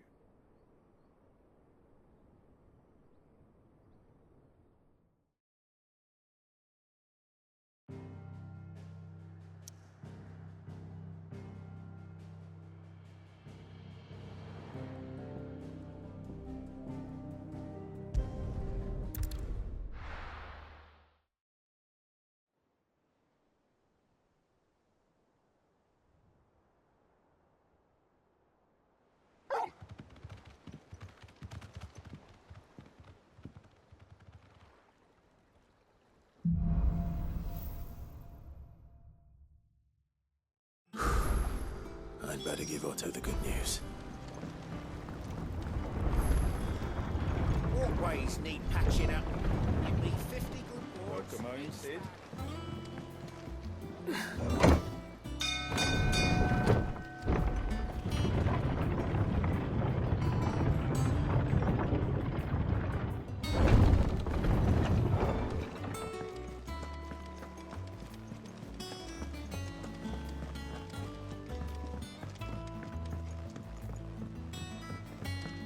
We're seeing troops amassing at every border crossing. Oh, no surprise. Clive, you're back. I am. And with glad tidings for once. Hugo Kupka is no more.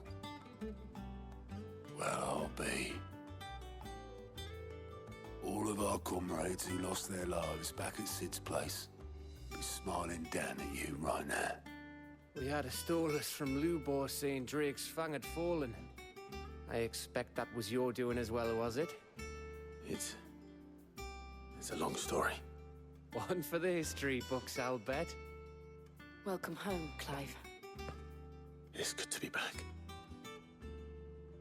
You look better. I feel it. Which means I'm coming on your next little adventure.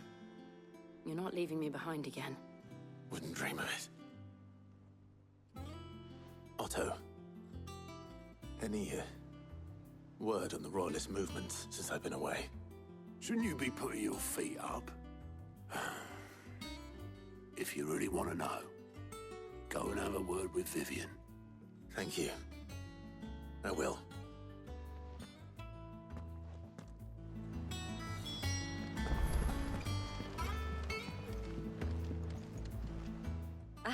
The conquering hero returns, and with hardly a scratch on him. I may have picked up one or two. Well, the fact that you came straight to me instead of visiting our resident physiker suggests that you picked up something more important. A scent. The scent of Waludas. The very same. But whatever plans Kupka was hatching with the Royalists, he took them to his grave. As did his men. Slaughtered by the orcs who'd taken over the Fang. Orcs, Vivian. I've never seen such creatures in Storm before. The Waludas must have ferried them over from Ash, but why? Why work to rescue Kupka only to invade his home, the mother crystal of an allied nation, and let both fall? It makes no sense. Do you know the tale of the blind men and the Adamantus? One can often be led astray by focusing too closely on individual details. One must instead see the bigger picture. And what bigger picture is there than my map?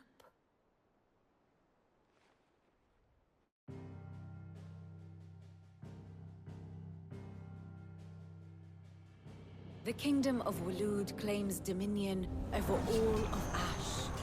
It is a nation forged by the bloody conquest of Barnabas Tharm, the dominant of Odin. The Canvarian War of Independence in 849. The Battle of the Twin Realms in 865. The Battle of Belinus Tor in 873. Wheresoever his armies fought, Odin was found where the fighting was fiercest. But of late, the warrior king appears to have laid his sword to rest. Battle rages for control of the crystalline dominion. Yet Tharm sends not a single ship in support of his Dhalmekian allies. Meanwhile, the Blight ravages great swathes of Ash. Yet warlike Waloed shows not the faintest interest in laying claim to untouched lands. So why go to the trouble of sending an army of orcs into the heart of Drake's Fang, only to make no attempt to claim the Mother Crystal for Waloed? It can hardly be for lack of men. Tharm's armies rival any in the Twins. No. We have not seen the last of the Waluda standard. Odin will ride again. It is but a question of when. And on that day, who will be trampled underfoot?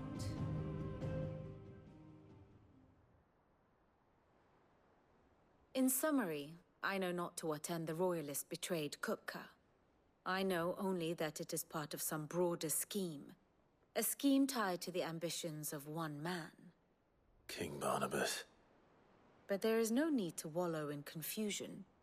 If one is to cure a sickness, one must first identify the symptoms. And your Lord Uncle has volunteered to do just that by keeping an eye on the Royalists' movements. He's really throwing himself into this. Indeed he is. Which means all that remains for us to do is await his reports. Well, not quite all in your case. The people of the Hideaway must hear the news. Justice has been done. Hugo Kupka is dead. The wounds he left that night are still raw. Especially for those who lived with Sid the longest. Tell them that those wounds might finally begin to heal. Consider it the price of today's instruction. I've never known you to be sentimental. What can I say? I am only human. And we are, all of us, sentimental animals at heart.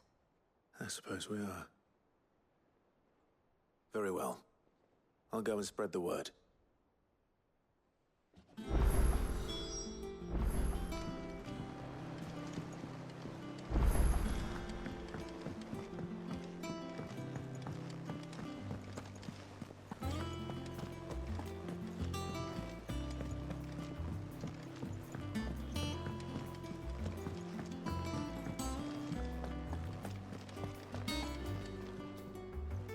Well, someone looks pleased with himself.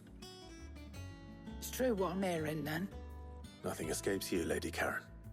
It's true. Kupka is dead. No more looking over our shoulders, then. Good. I'm starting to get a crick in my neck. Don't let it go to your head, though.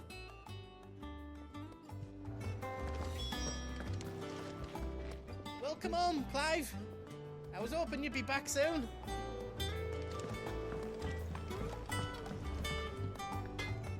Blackthorn, do you have a moment? What is it? I'm busy. I wanted to tell you that Hugo Kupka is dead.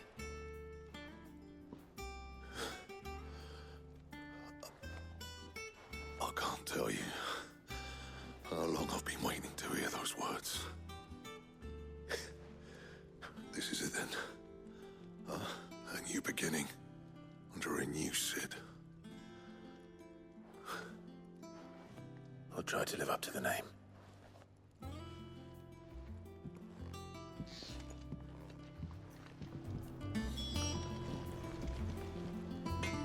Clive.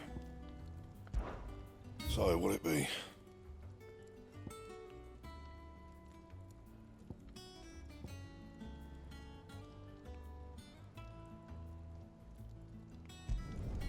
Should last you a good while.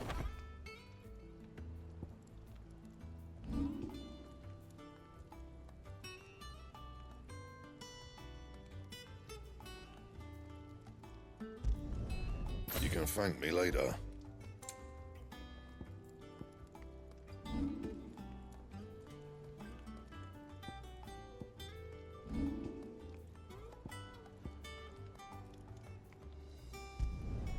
Yeah, that should do you.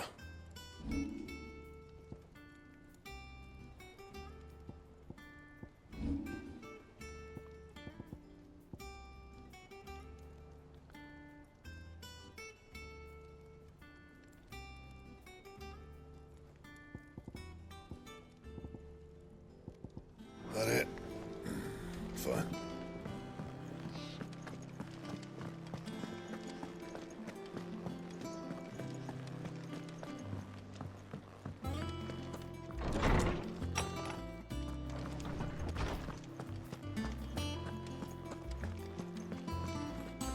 Ah, Clive.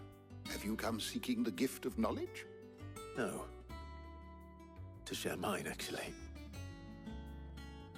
Hugo Kupka is dead. Oh my. Can it really be true? Look like he's crying. He is. The big baby. And with good reason, children. These are tears of joy. We must offer up a prayer to your parents that the heavens might weep with us.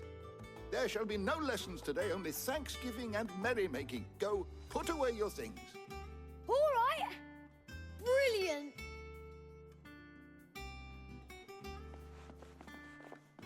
Finally, a new dawn has broken. It has. Thank you, Clive. I cannot wait to share the good news. Hippocrates. After Kuka fell, Ultima came to me. I need to know what he is. Have you learned anything? Alas, no. And not for want of trying. I have scoured nigh every historical tome in our collection and found nothing. Not even the sort of conspicuous absence that might suggest a concealment of fact. One is almost tempted to conclude that such a creature never existed. But I saw him. With my own eyes. I don't doubt that you did. Alas, it seems you are the only one who has. To others, he reveals naught. We see only that which he leaves in his wake, like some terrible force of nature beyond the ken of mortal man. A bringer of death. Whether the Ultima you met with was the being itself, or merely another projection of its power, I know not. But until I do, my investigations shall continue. Thank you. It means a lot. Right. Let's see if Otto has anything else for me.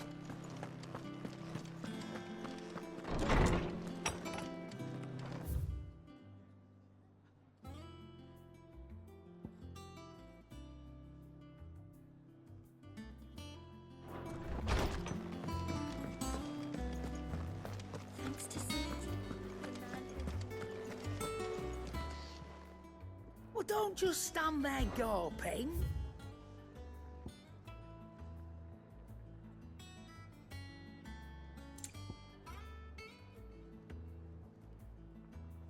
You'll break your back stuffing all that in your satchel.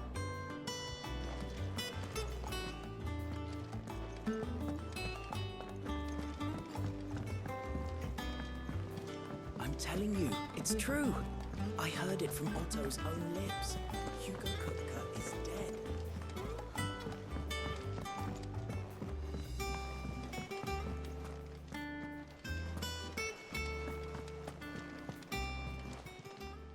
Welcome to the Patron's Whisper.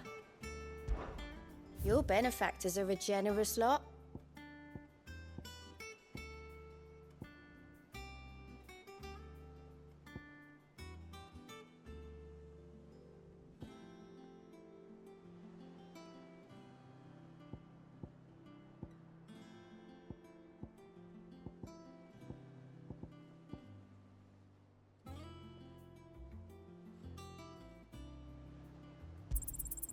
You earned this. Come again. I may have more for you.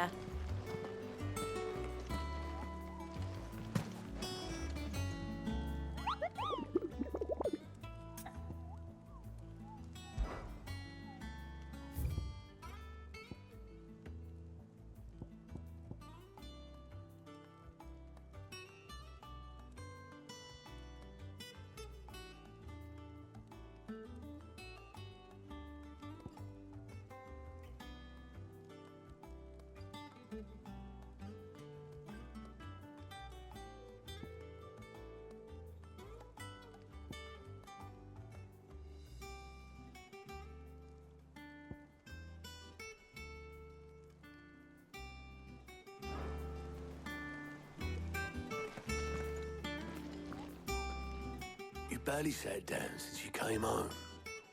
Vivian got you running errands or something? Just spreading the word.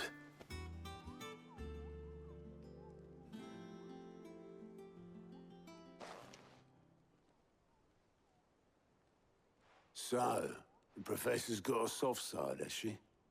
I'd never have guessed. No. She was right, though.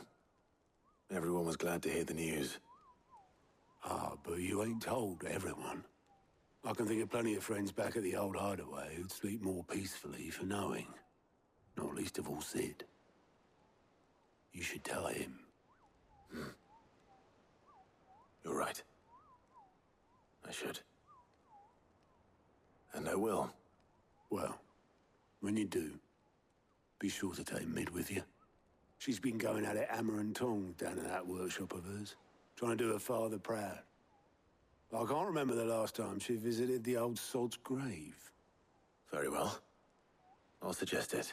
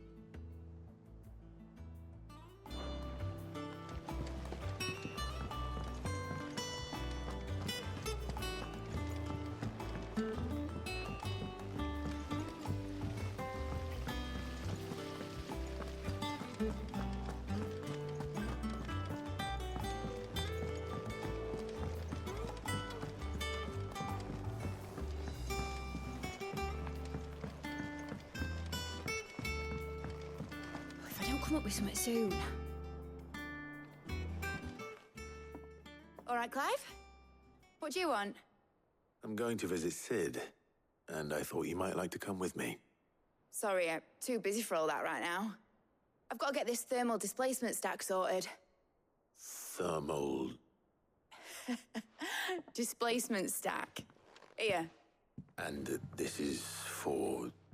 Only the fastest, finest ship the world has ever seen. The Enterprise. Me and my dad designed it together. Where other vessels rely on the fickle winds to drive them through the water, ours is fitted with mithril engines. And those things have got more push than a behemoth in a bad mood, and more heat than all the hells put together. Which is where the stack comes in. I may have already talked some tight-lipped shipwrights into putting the hull together for me in a little dockyard in Canva. But the stack's a bit more involved, so I'm building it here. Thing is, it's so involved that I'm running behind and it's starting to hold things up over at the shipyard. I'll come and see my dad, though, when I'm done. Whenever that is. Is there anything I can do to help?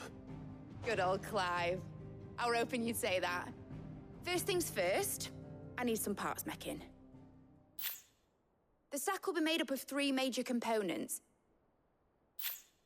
There's the plating, here, that channels hot vapors away from the engine. The helm over the top, that disperses all that heat into the air.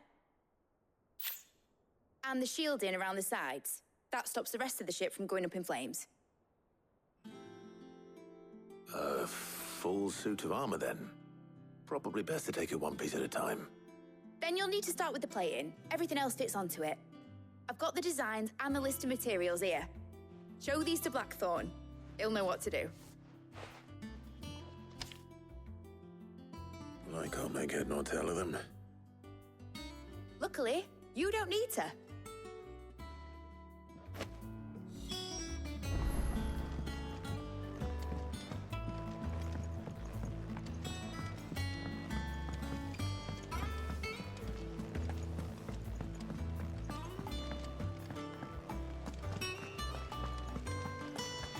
When it comes to boyish charm, Goots has an indomitable rival in Gav.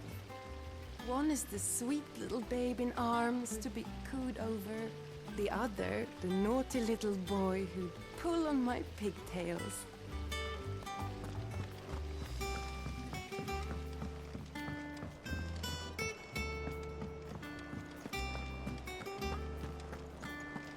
We're seeing troops amassing at every corner.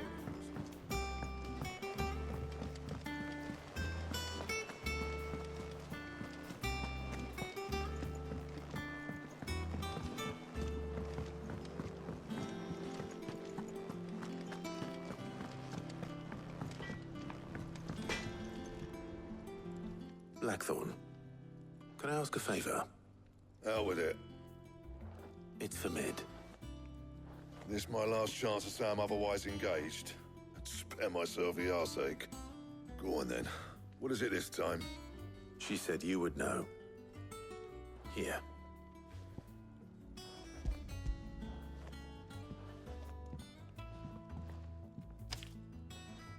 Krieger's Tates. Well, I don't know what the hell you'd want this for, but I can make it. Won't be easy, though. And I'll need help. Get Gavin-Otto in here, will you? All right.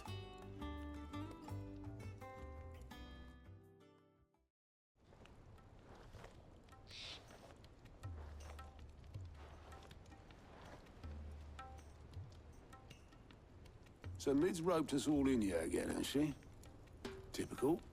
Still, if that's what it takes to get her to visit Sid's grave, I'll do what I can. And, what is it we need to do, exactly? Take a look at this. It's this plating. The usual sword grade steel won't work. We need something that can get very hot, very fast, and still keep its shape. That means an alloy. Something that won't break or buckle at the temperatures she's talking about. Which is where you lot come in. I need materials, and I've got my work cut out already. You'll have to fetch them. Now, there's a special kind of sand I'm after that you can only find out in the Valcroy. Stardust, they call it. As for the rest of the stuff, my usual supply should have it in stock. It just needs buying and bringing back here. Well, we'll get it done quicker if we split up. One of us should probably give you an hand collecting the sand. And the other can go and get the rest from this supplier. Right then. Well, make your minds up who's going where, we can get this over with.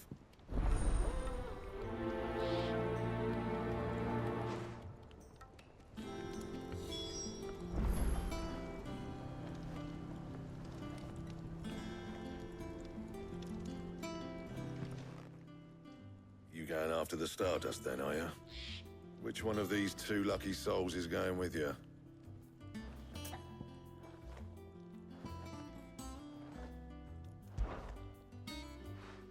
Gav, you're with me. All right, then. So, where do we find this Stardust stuff? There's a river that runs through the southern reaches of the Velcroy. It's the black sand that washes up on its banks that you're after. Southern reaches of the Velcroy, eh? That's down past Dalamil. I'll go and scout the place out. See about hiring us a wagon to bring the stuff back to. All right. I'll meet you by the river. While you're off having a paddle, I'll pick up the rest of this stuff from Blackthorn's supplier. Take care. You two, eh? Don't go letting him fleece ya. Fleece me? I'd like to see him try. In your own time.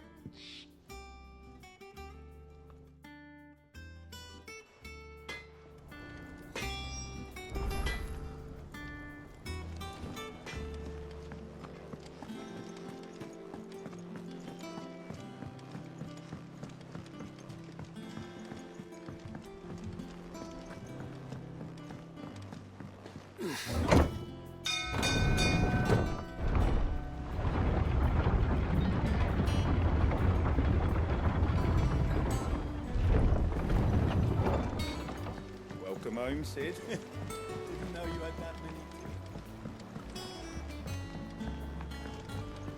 This had better be the lot.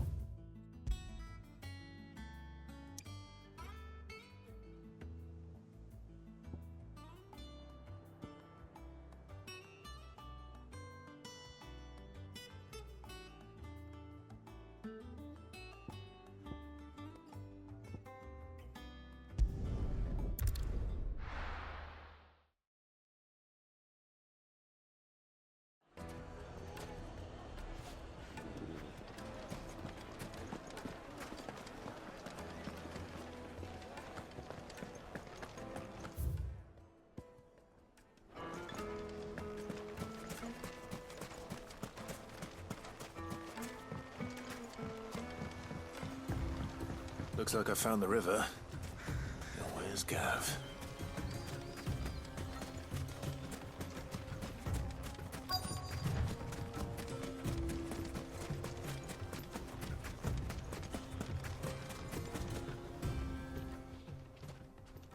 Sorry to keep you, Gav.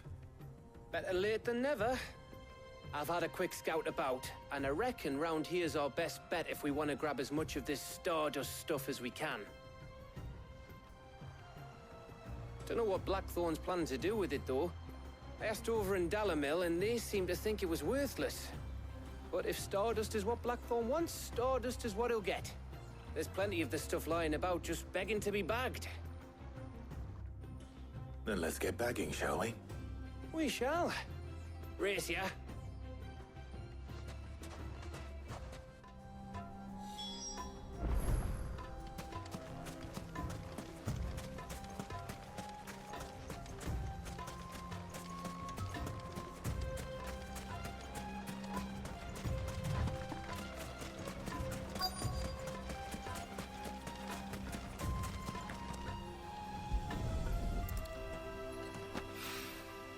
So this is Stardust.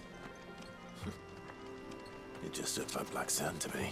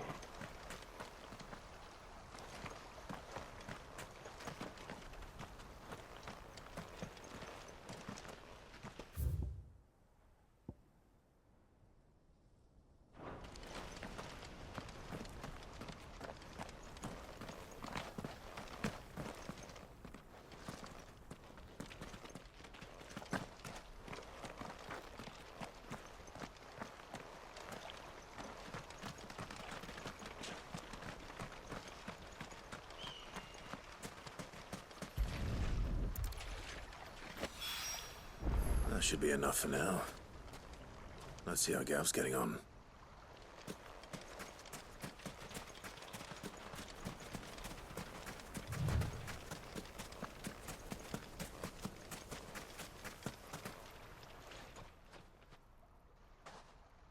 You finished? How much did you get? Enough. I hope.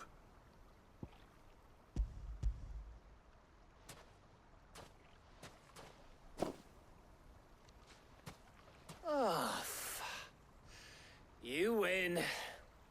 That might even be enough for old Blackthorn. Hey, before we go, do you mind if we have a chat?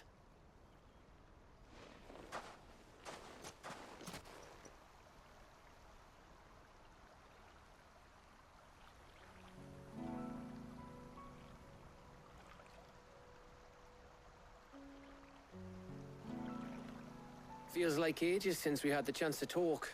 You know, man to man like. It does, doesn't it? Back when you first took Sid's name, we were talking all the time. Working out what to do in that. There was a lot to work out. And there still is. Those shoulders of yours starting to feel the strain? Hardly ever see you around the hideaway nowadays. Always on some errand or other.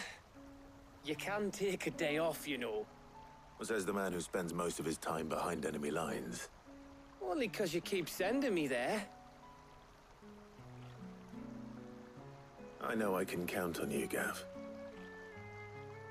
Likewise.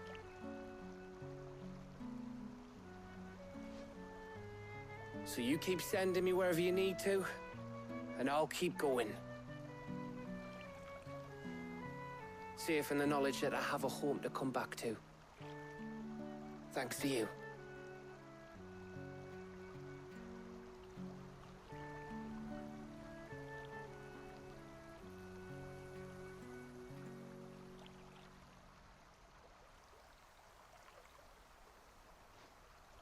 Right. That's enough soppy shite for one day. We'd better get this lot back to Blackthorn before he slings his hammer at someone. You go on ahead. And try to get some rest once you're there. Oh, I plan to. Believe you me. After Blackthorn gets what he needs, of course.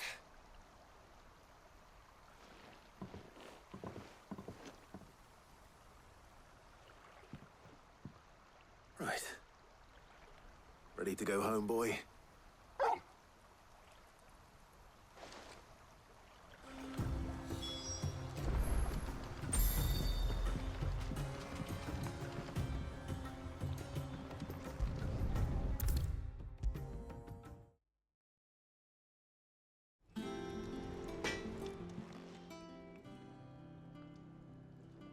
Blackthorn. Got everything you need? Yeah. Yeah, I do. Cheers for the stardust. Should be enough to be getting on with. We should go out on maneuvers together more often. You're beat sneaking around on your Todd all the time. I'll make a start on putting this thermal plating together then. It'll take some time, mind. So if you've got other things to be getting on with, I could do without you breathing down my neck. Thank you, Blackthorn. I'll let Mid know construction's underway.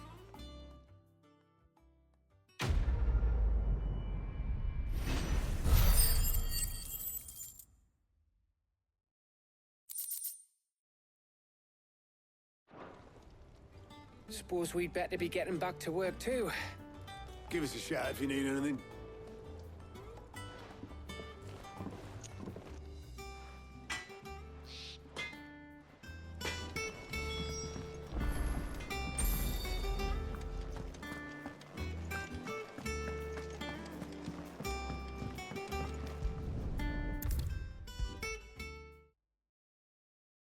If I don't come up with something soon.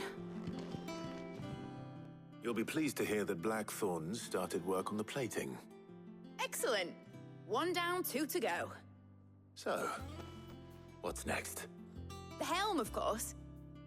For this, we'll be repurposing fallen scrap. Salvage from the ruins? I thought that material was all but impossible to work. Ah, but we don't have to. I'm sorry. Just so happens there's one particular ruin that's broken into exactly the right shape and size pieces for what we need. What's the name back there? I'll give you all the details. What's her name? Right.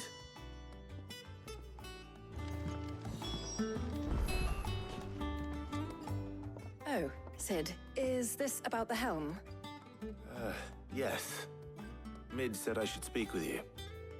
I'll show you the plans then. Here you see the mithril engine, in which mithril is burned to generate heat. That heat is then harnessed to produce motive force. Excess heat is dealt with by means of the thermal displacement stack, which disperses it into the surrounding air. Now, were we to rely on thermal plating alone to achieve this effect, the rate of excess heat buildup would far exceed the displacement coefficient of the plating. In other words, the reactor would overheat and eventually explode. This is where the helm comes in. It connects to the plating, you see, and serves as a sort of thermal sink to absorb all that excess energy. Our experiments have shown that fallen ceramics are remarkably thermophilic. They can withstand and absorb levels of heat far above anything we are able to make today. And not only that, they're also waterproof and immune to rust, making them the perfect material for our protective hood. Why, if sea or rainwater were to enter the reactor proper, it would vaporize instantly. The forces produced would tear the ship from stern to... You can stop there. I understand. Mid said we might be able to use parts of a fallen ruin. Where would I find it? Ah, yes. It's in Lorbert's Pass, near Lostwing. The thing is, well, I probably should have arranged to have the pieces we need brought here sooner. You see, a certain unwanted visitor has taken up residence there. It's no longer a matter of just walking in and taking them. It's, going to be considerably more dangerous than that. I see. Then I suppose I'd better deal with this unwanted visitor for you. Would that help? Oh, very much. Thank you, Sid. I'll gather my team and head there right away. We'll meet you outside the ruins.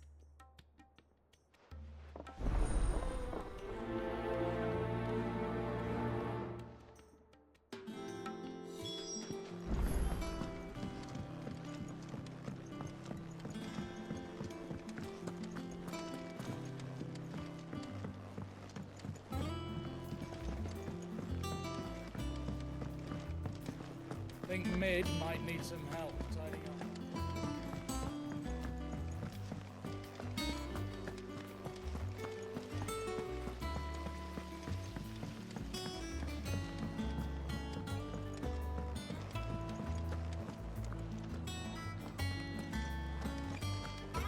We're seeing troops amassing at every border.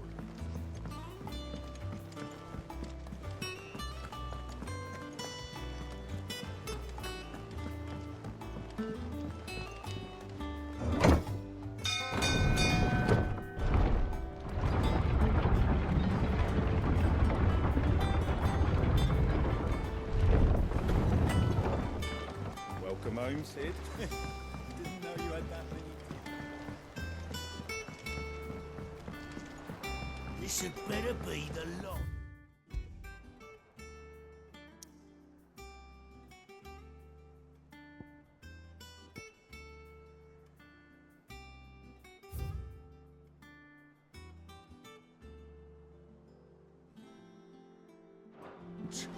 It's a skiff.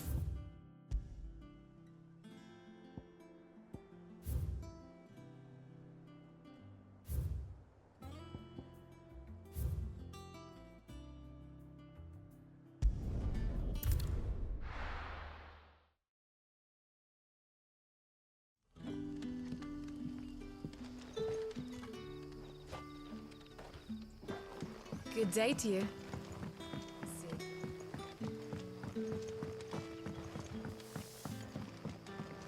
The crystals we get from the tail are all but worthless. And we had to dig a new cellar.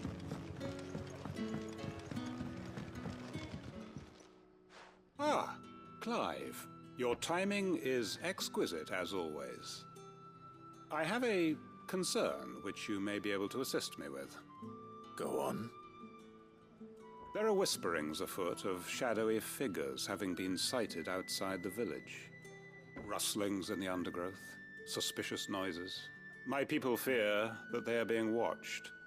It may be no more than a surfeit of nerves, understandable in the current climate, or it may be the prelude to something altogether more dangerous. Given what I hope you'll forgive me calling your nose for trouble, I wondered if you might investigate. Of course. Excellent. You might begin by speaking with the good citizens of Lostwing. Listen to their tales, and make what you will of them. All right. I will.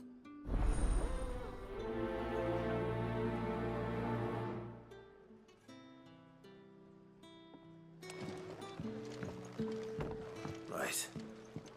Let's see what the people of the village have to say. I'd better find out if this is just nerves, or something we need to take more seriously.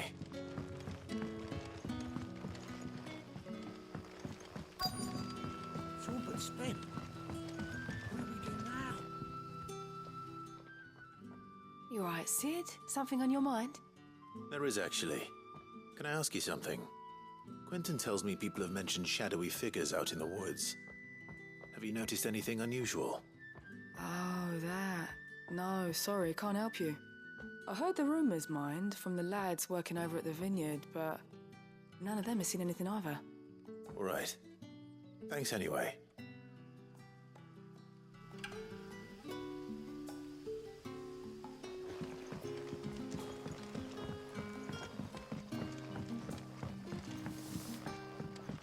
The crystals we get from the tail are all but worthless.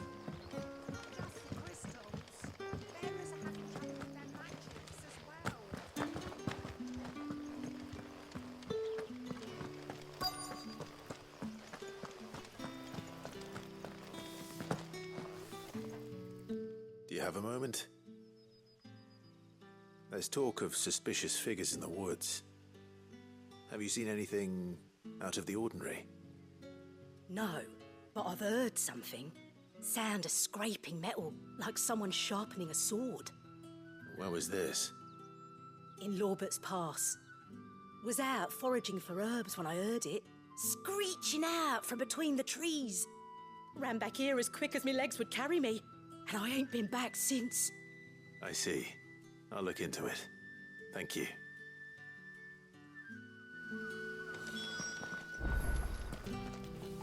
Seems Lorbert's Pass is our best bet then. What do you say, Torgal? Shall we go and investigate?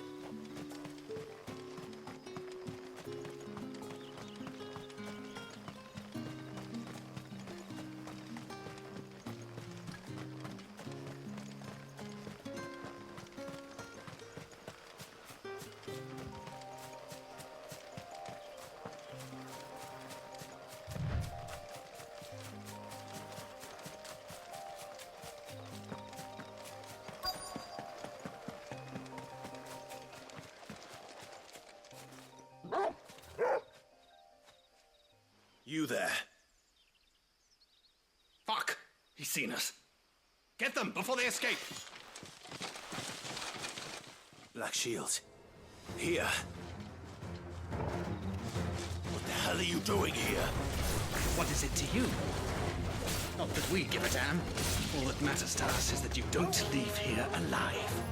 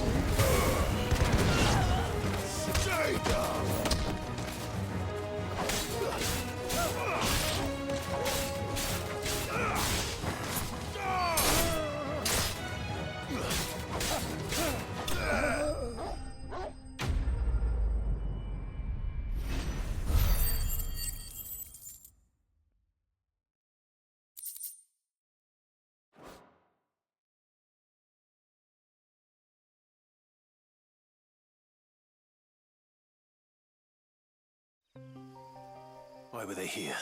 Were they planning an attack on Lostwing? I need to warn Quentin.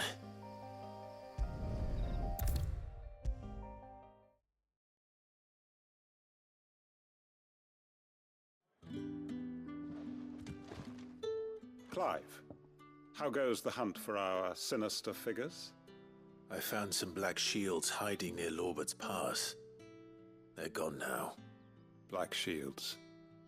The Empress's former bloodhounds. though they serve another master now. One who means to root out and destroy both me and those I care for. And it would appear the pack has finally caught the scent of its prey. Damn it all. I had hoped I would have more time than this. More time to prepare. But if we are cornered, we have no choice but to bite back. And bite back we shall. I'm sorry. You're going to need to explain. Who did the Black Shield serve now? And why would that person want you dead? Because I want him dead. Who? The former Lord Chief Justice of Sanbreque. All that I have built here is for him. I don't understand. Why him? Why Lostwing? I suppose it is better that you know the truth. I was a member of the judiciary once. So sickened was I by the injustice of this world, I swore to fight it. And fight it I did, in my own small way. I saw more than a few corrupt officials condemned to the very cells into which they had thrown blameless innocents. Men to whom the law was but a scourge to turn against the powerless. And throughout, it was the Lord Chief Justice who backed me, who was my one true ally in the quest to see justice done. So what changed? I discovered that he hunted bearers for sport. I was a fool to think he shared my hatred of venality and vice.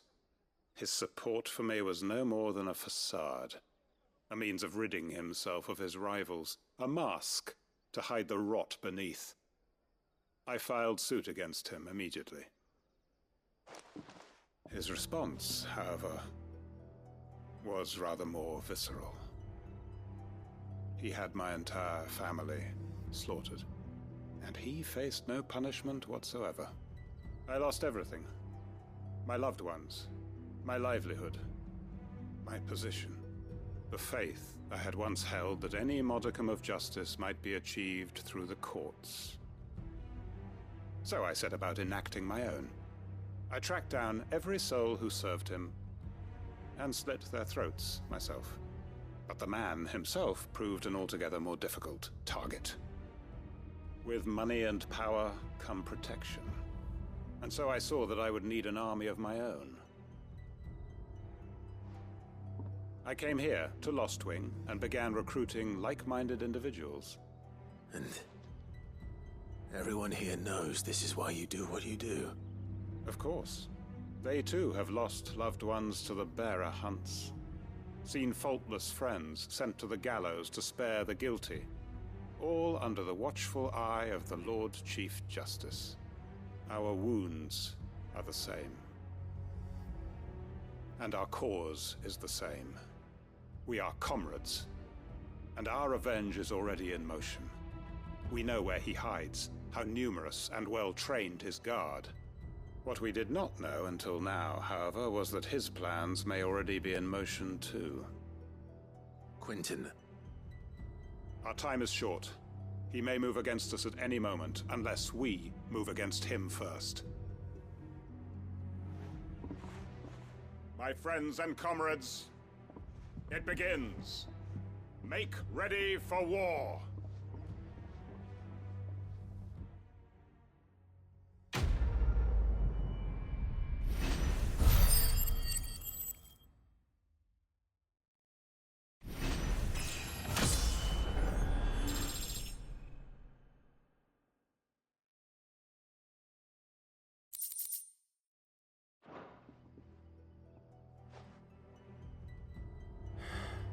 I'm not going to change his mind.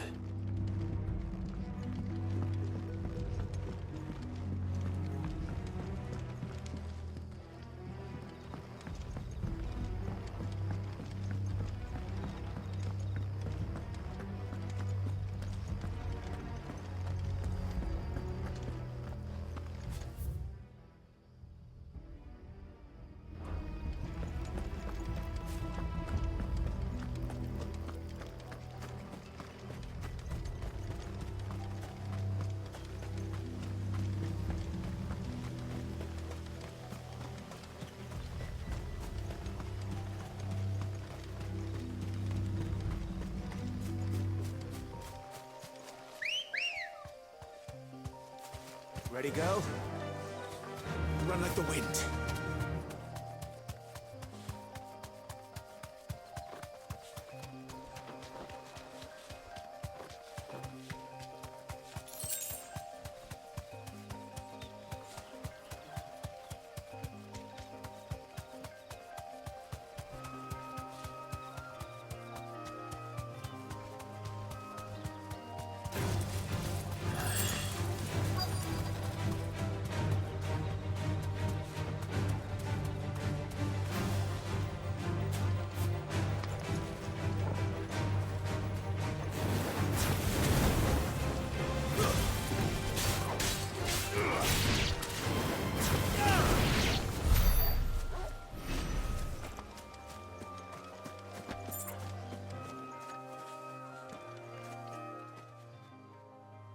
Oh, there you are, Sid.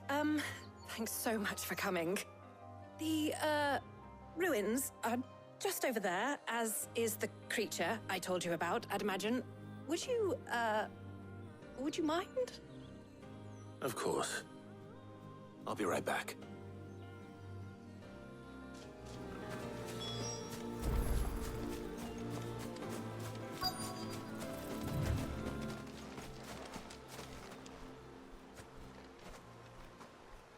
Anybody home?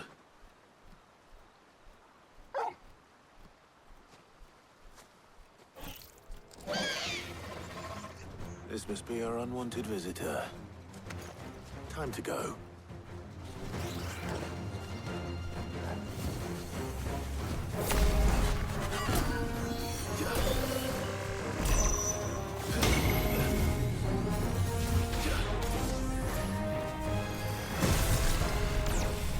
Nice try.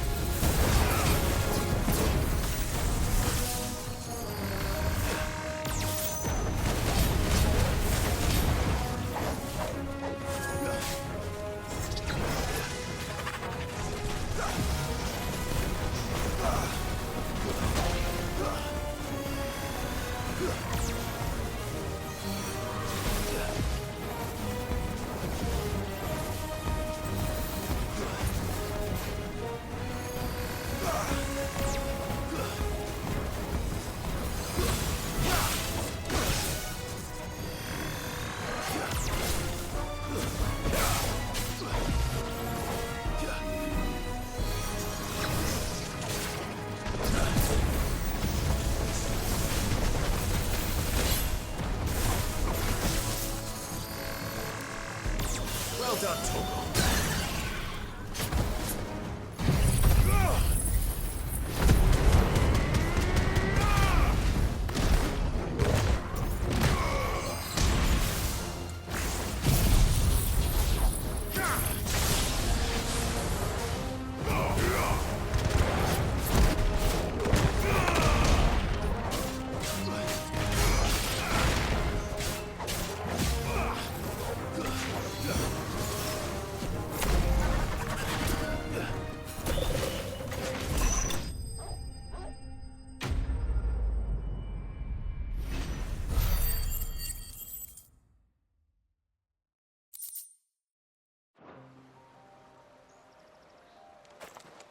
The things I do for you, Mid.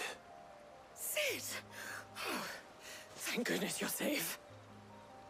You shouldn't have any trouble now. Indeed. Well, don't let us keep you. We'll, see that everything is transported safely back to the hideaway. All right. I'll let Mid know you're on your way.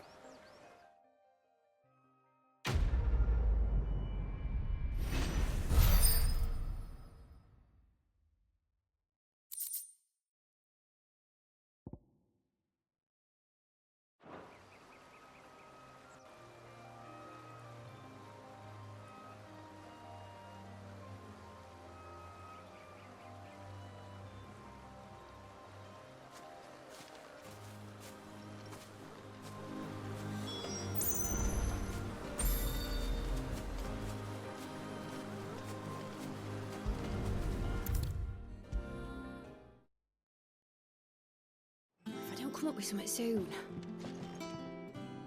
Mid. Helena has recovered the material for the helm. She'll be along shortly. Excellent. Another job well done. And just one remaining. Right. Right, the shielding. This one's a bit of a bugger. How so? The plating's enough to stop the engines going pop, but those things will still be spitting out enough fire to set the rest of the ship ablaze. Which is why you need proper shielding. A prison for the dragon's breath that's blazing away inside. I thought a triple thick layer of tempered steel might do it. Or more of the stuff that the Fallen use, but they'd both be too heavy. The helm and the plating are bulky enough as it is. Add any more weight and the whole ship would be at the bottom of the briny before we'd even started. I need something light. But I've racked my brains and I just can't think what would do it. Well, if I were in need of obscure knowledge, I know whose counsel I would seek. Harpocrates. Tomes? Yeah, well, I'd thought of that, obviously. I've got all the details written down here. Can you take this to him, see what he makes of it? Right away.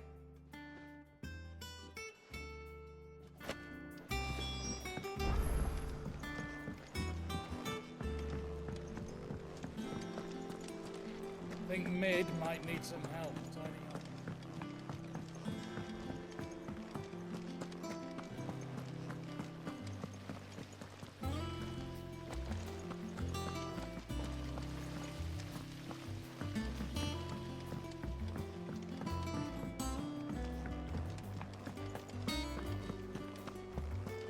We're seeing troops amassing at every border.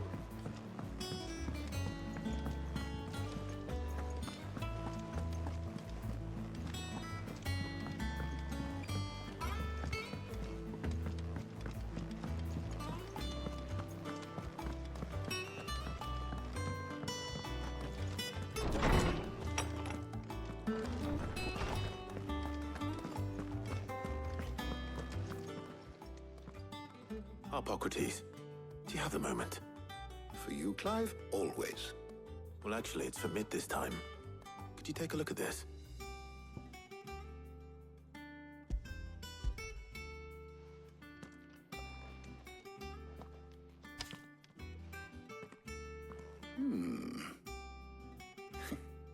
Shielding for a mithril engine. Whatever will that girl think of next? And what are these notes around the edges? She has some specific requirements for the materials. The shielding needs to be able to resist extreme heat on the inside, and yet remain cool enough on the outside not to set the ship alight, while also being light enough not to sink it. As you can imagine, she's struggling to find anything that meets her needs.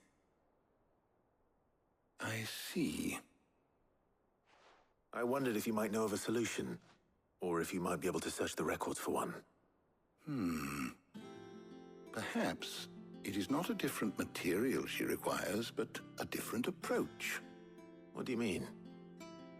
Consider the lake we have made our home. Its blighted waters eat away far more quickly than fresh water or even brine, at timber and steel alike. And yet, we have made a home here from those very materials nonetheless. We have. But Bardolph must varnish every board twice over to keep it from rotting. And Obelus complains that without a constant supply of pitch. I see.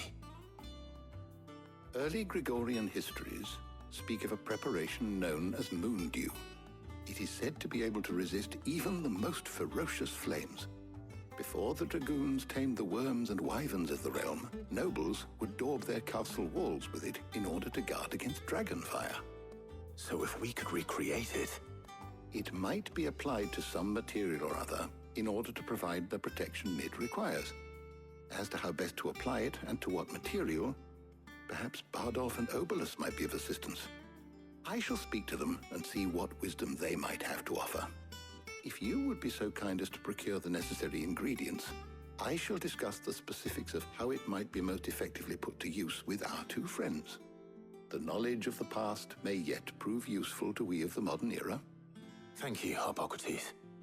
And since you're asking others to help you, perhaps I should too.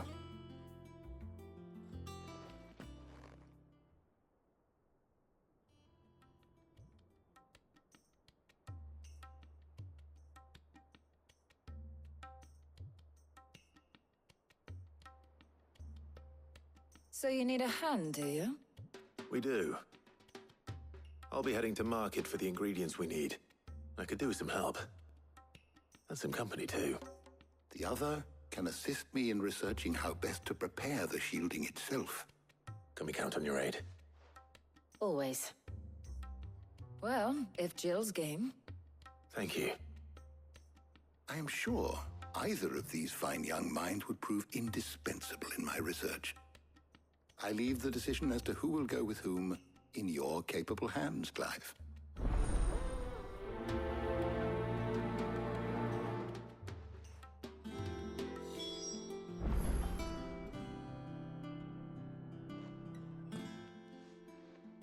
So, Clive, have you made your decision?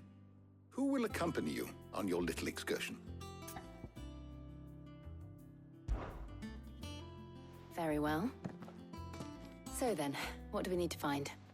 I have taken the liberty of preparing a list. Here. White chocobo eggs? Pepio nuts? Are you sure this list is right? Everything on here seems very edible. I would have thought the ingredients would be a little more exotic. Though these items may seem mundane, they have potent effects that are rarely exploited, effects for which they were once highly prized. So much so, in fact, that they were harvested almost to extinction, hence moon dews having fallen from favor. Now, of course, they can be obtained with ease. You should be able to find everything you need at the market in Northreach. Is that so? I've been meaning to visit Northreach anyway. I'll set out now. Join me there when you're ready. I will. Until then. You two enjoy yourselves. You too, Talia.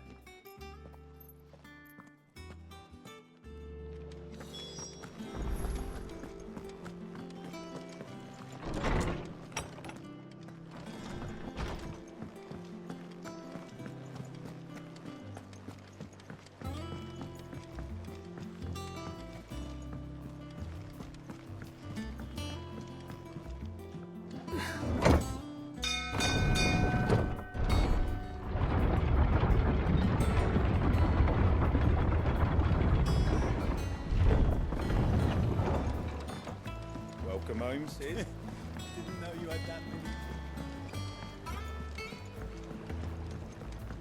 This had better be the lot. It's a skiff, or a bloody...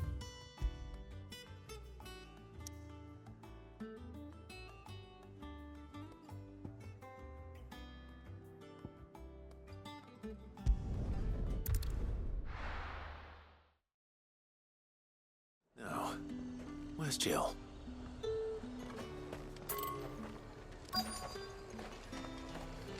Keep them pilgers nice and chilled. I won't have you. Are those Pepio nuts? I can never tell. How goes the hunt for ingredients? I've only just started. I'm sure everything we need is somewhere amongst all these stalls, though. Why don't we split up and see? We'll take a couple of ingredients each.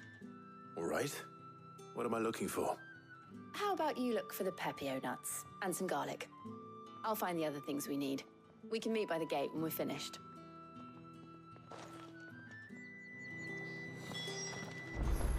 Up! You'll not find a bruised pippin in them. Fresh cuts! Come and get them before they're gone. What can I interest you in today? I trust it's all here. Good day.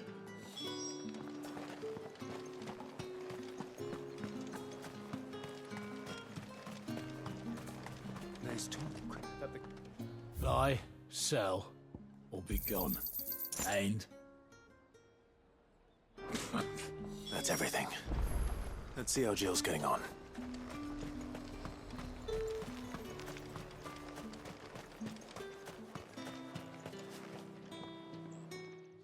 Did you find everything? I did. Here.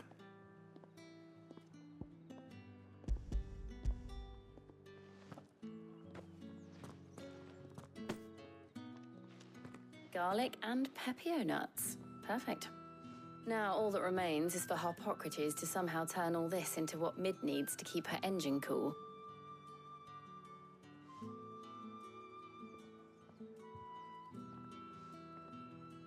But before we head back, would you walk with me a while?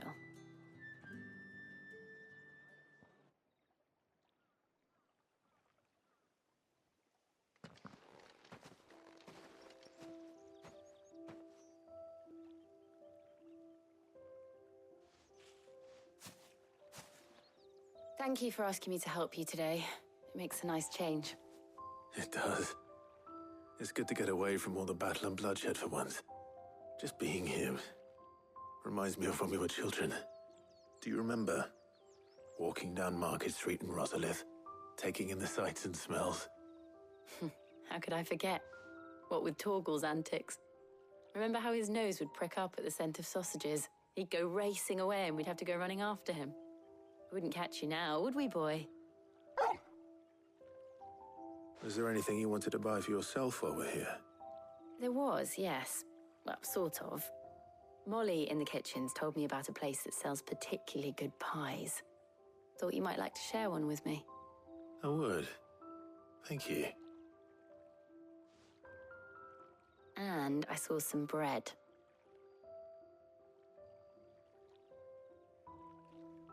Big white cobs like the baker back in Rosalith used to make. What do you think? I thought we might get some soup to dip it in. But then I tried a slice of the butcher's dry-cured ham and it was just... oh! You all right? Sorry. It's just... you're right. I really do feel like a child again being here with you.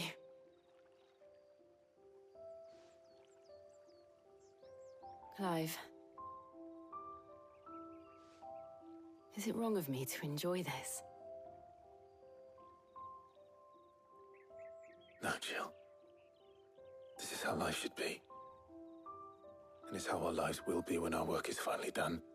When we can live on our own terms. I hope so. Thank you, Clive.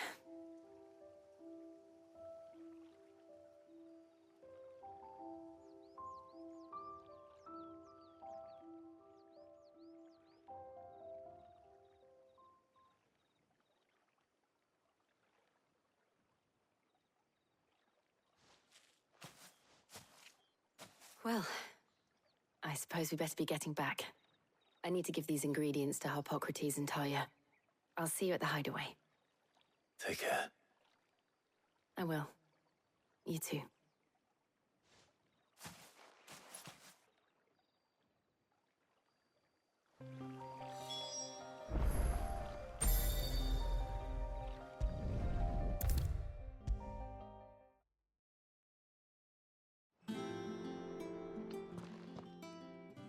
How's work on the shielding progressing, Harpocrates?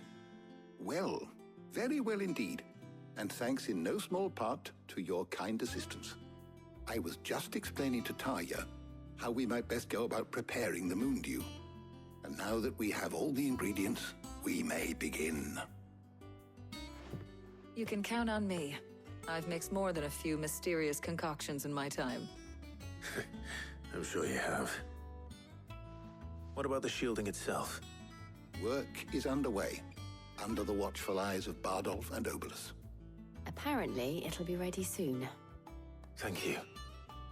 All of you. Right then. Jill, would you join me in the infirmary? Many hands make light work and all that. Of course.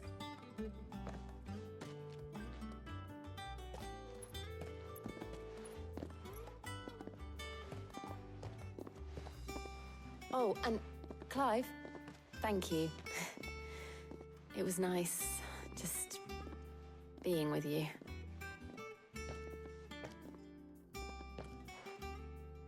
It appears our work here is almost at an end. A shame. I was enjoying playing the man of action for once. When both the shielding and the moon dew are ready, it will merely be a matter of applying the one to the other. Followed by a rigorous process of testing and retesting, of course. Perhaps someone ought to warn young Mid of that. Leave it to me. Thank you, Harpocrates.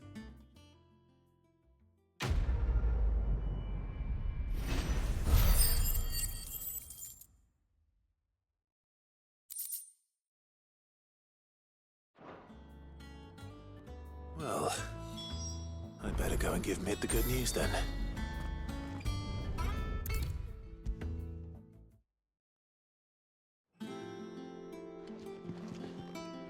Sorry to keep you waiting, Mid, but you'll be pleased to know that work on the shielding is underway. You found something for it?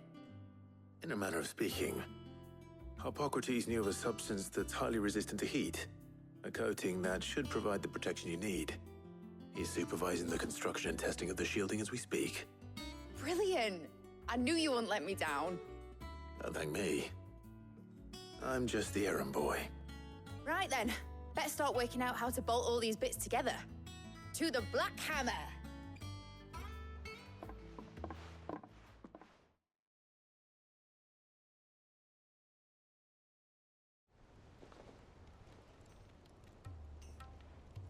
You know, when I got into the smithing game, I thought I'd be making swords and shields, not thermal bleeding didgeridoo-dahs. Displacement stacks. Same difference. Whatever you call it, I ain't putting it together in here. It's cramped enough as it is. Let's take this outside.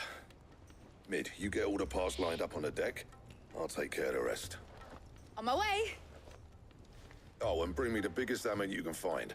This is gonna require some precision walloping.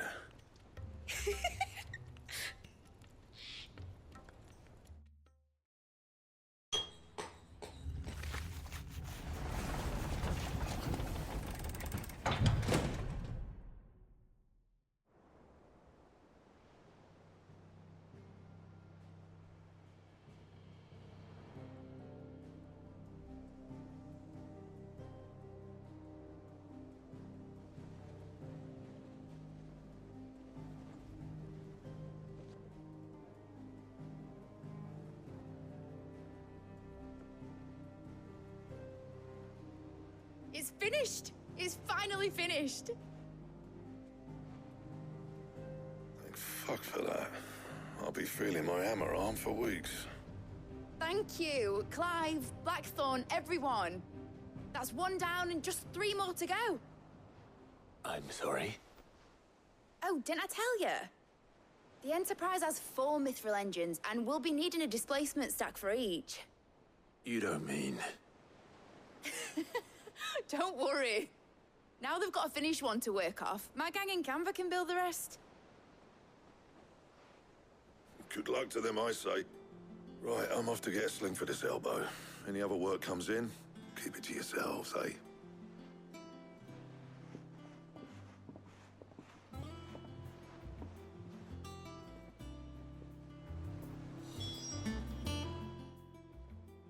What's the matter?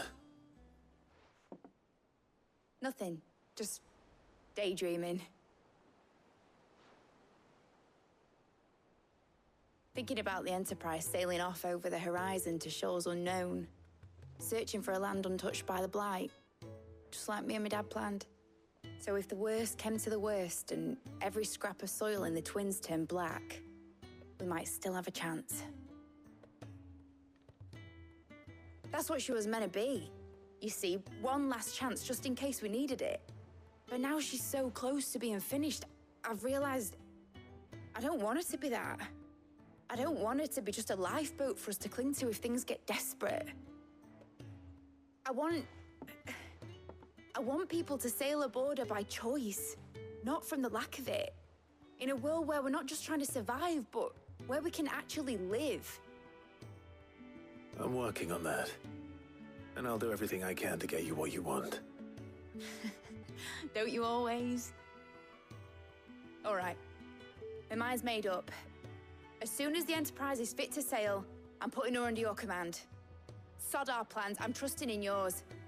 Are you sure about this? Something tells me it's what my dad would have wanted. He'd be proud of you. You were gonna visit his grave, weren't you? I was. And you can come too now that your little project is finished. Right. There's just one thing I need to finish up first. Won't be a mo. All right. I'll let Otto know you're coming. Meet us in the mess when you're ready. Aye, aye, Captain.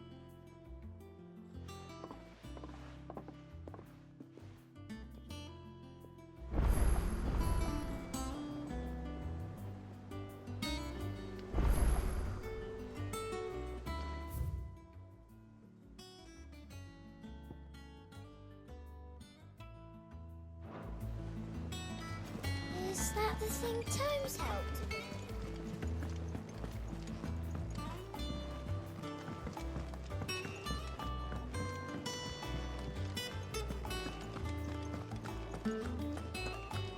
He cracked the crystal too? You're joking.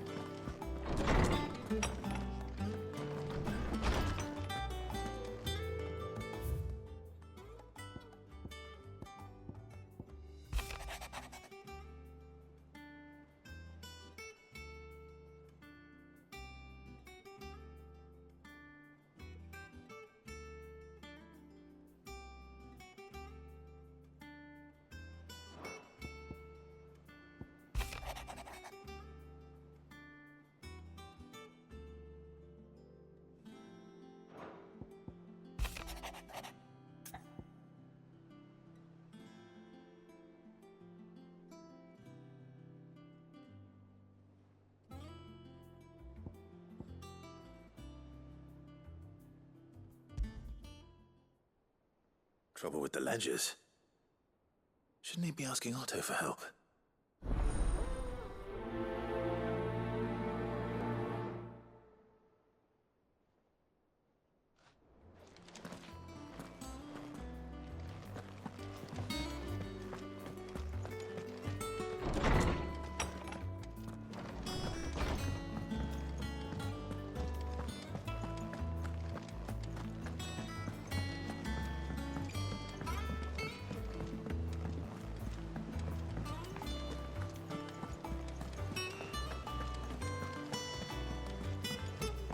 Nick told me she was building a ship.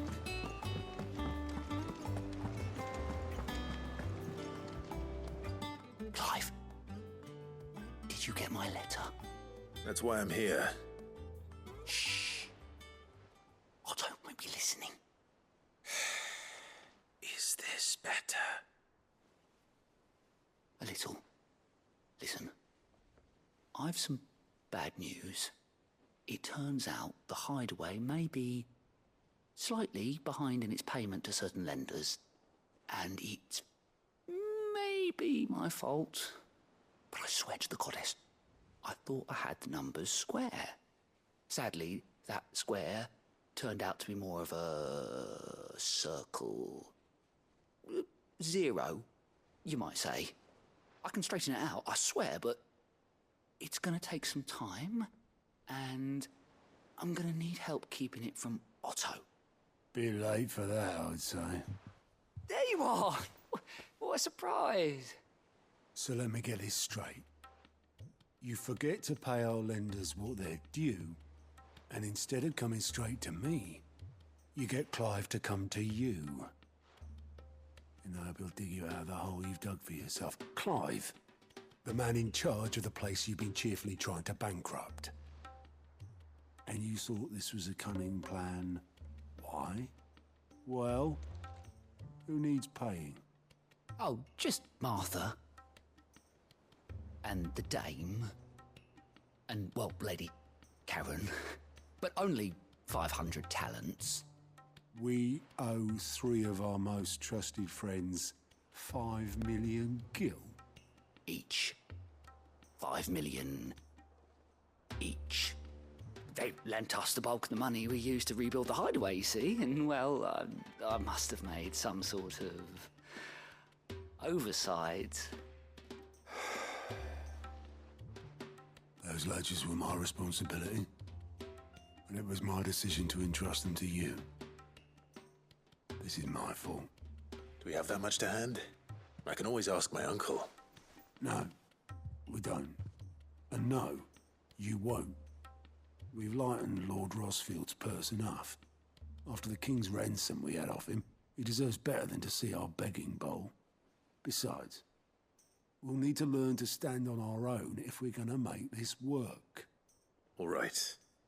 But that doesn't mean you have to shoulder the burden yourself. Is there anything I can do to help? There might be. How'd you fancy taking these to Martha and the dame? Rocks. Rocks, he says. Worth 1,000 talents apiece, these are. A little something Sid and I set aside for when times got lean. And I reckon 15 million in overdue debt probably qualifies. I just hope our associates' eyes are a bit more discerning than yours. I'm sure there will be. Should be me making the rounds, really. But you know how it is with this place. Orders to bark, arses to wipe, and all that. I know. Which is why I don't mind going in your place. Go. Do you know why I only gave Master Clive here 2 star rubies? Because you'd rather Lady Karen killed me. Because I'd rather Lady Karen killed you. Yes. Well, I suppose this is goodbye then. Don't worry. I'm sure Karen will understand. Really? Do you think so? No, I don't.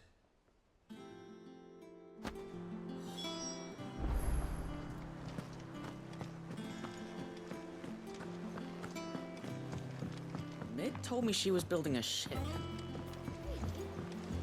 Is that the thing?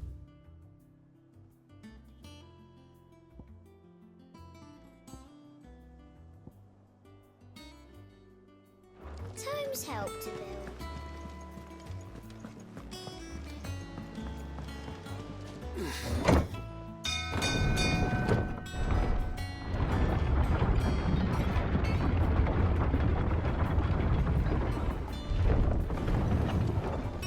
Welcome home, Sid. Didn't know you had that.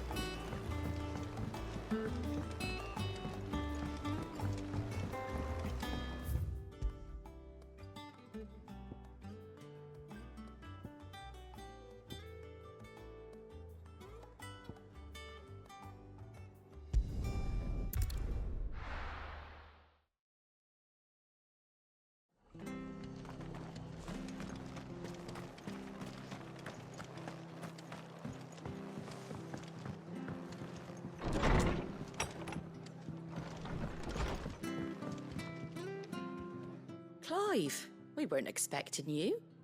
I wasn't expecting to be here. But it seems we still owe you a considerable amount of coin for your help with our rebuilding efforts. And though I doubt it's what you were expecting, we were hoping you'd take this as payment.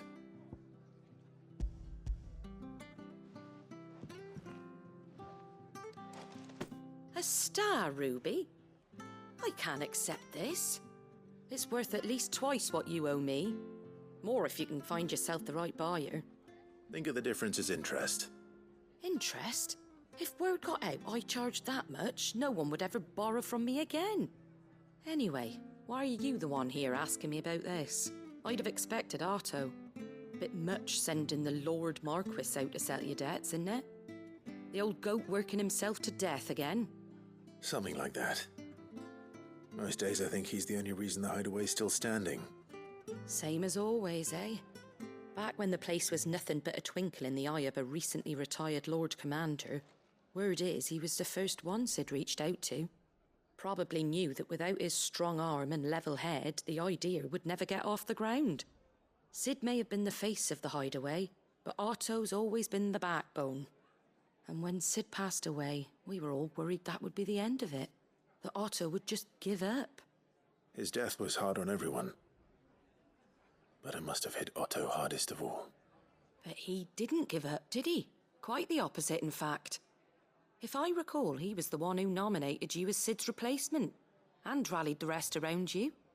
I reckon what he saw in Sid, he saw in you too. And don't we all? Doesn't hurt that you're half as stubborn and twice as handsome, neither. That, and you keep good company. I suppose I do.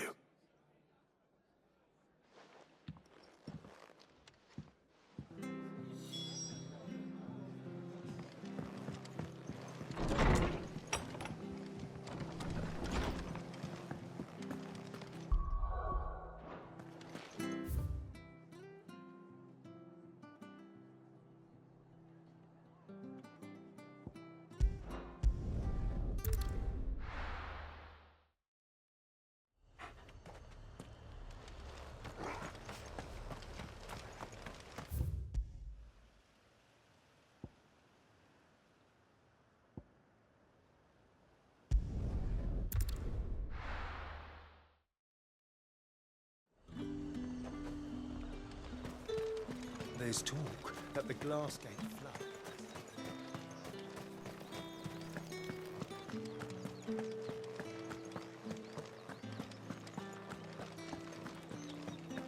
Did you hear?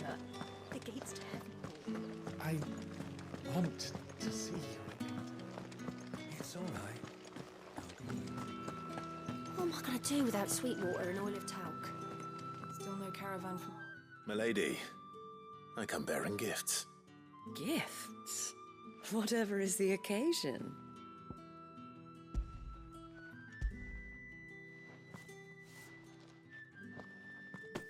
Oh my. Clive, you really have outdone yourself. Otto asked me to give it to you. To settle the Hideaway's debt with the Veil. And to compensate you for the time it took us to do so. You disappoint me, Clive. I thought you might finally be warming to me. Tell Otto he can keep his baubles. I tried to tell him as much the first time around. The man owes me nothing, nor does the Hideaway. My contribution to the restoration effort was made freely and willingly. It was the least I could do. You once told me Sid did you a kindness. I'd like to do the same. Please, accept it. For my sake. And for Otto's. For all of us. For all you've done. It is rather fetching, isn't it? Very well. Otto is lucky to have you, Clive. I doubt anything could ever replace his son. But you and the others at the Hideaway are the closest thing he has to family. Otto had a son. Long ago, yes. Sid told me Otto lost him when he was just a boy, and blamed himself for not being able to stop it. I don't know how it happened, whether there was anything he could have done, but it was clear that it weighed heavily on him. I didn't know. How could you have? I doubt anyone did. Besides Sid, I've never met a man more keen to bear his sorrows in stoic silence. An ill habit, given that both have always been surrounded by friends desperate to help them. I'm beginning to see that.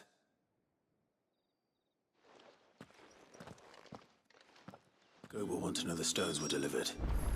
If he's still with us.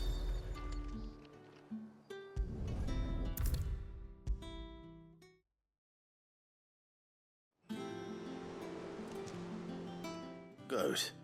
Still alive, I see. So Lady Karen accepted the ruby. Ah, about that. I tried my best, but she was just too stubborn to take it. She threw it right back in my face, in fact, and told me I could stick my stupid stone where the sun don't shine. Karen refused payment. I hope it wasn't something I said. I'm sure you were as tactful as ever. Let me see what I can do. Oh, wonderful. I hope you have better luck than I did.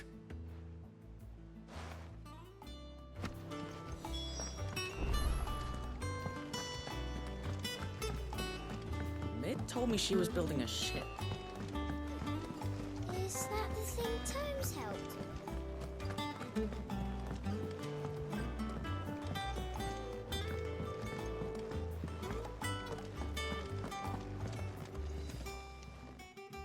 Lady Karen, Goat tells me you weren't happy with our offer. Would you prefer the debt was repaid in coin? What debt? I don't recall lending any of you lot me hard-earned gil. I may have tossed a talent or two in the Hideaway's coffers, but those were donations, and you can hardly call it charity if you go asking for it back. Of course not. But one good turn deserves another. And our circumstances have changed. Surely you wouldn't shun the gratitude of a pauper who happened to have become a prince. Oh, so you're a prince now, are you? Fine. But I'm selling it and taking what I'm owed, then you're getting the rest whether you like it or not.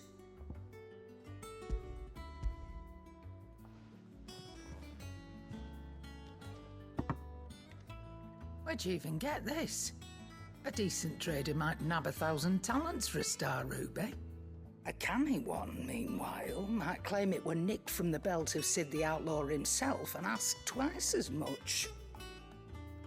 Might be I already have a buyer in mind. Might be you even know her. A fine continental maid whose beauty's only eclipsed by a guile in commerce. You wouldn't mind, would you? Not at all. Just be sure to tell her that it's always a pleasure doing business.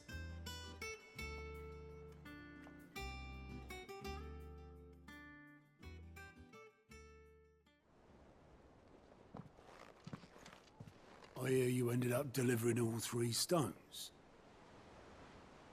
Thanks to this lump. I sometimes wonder what I pay you for. Speaking of which, I still haven't been paid last month's wages. Oh, so you remember what's owed to you then? Get your ass behind that disc of yours and don't get up before those ledgers are square. Right away.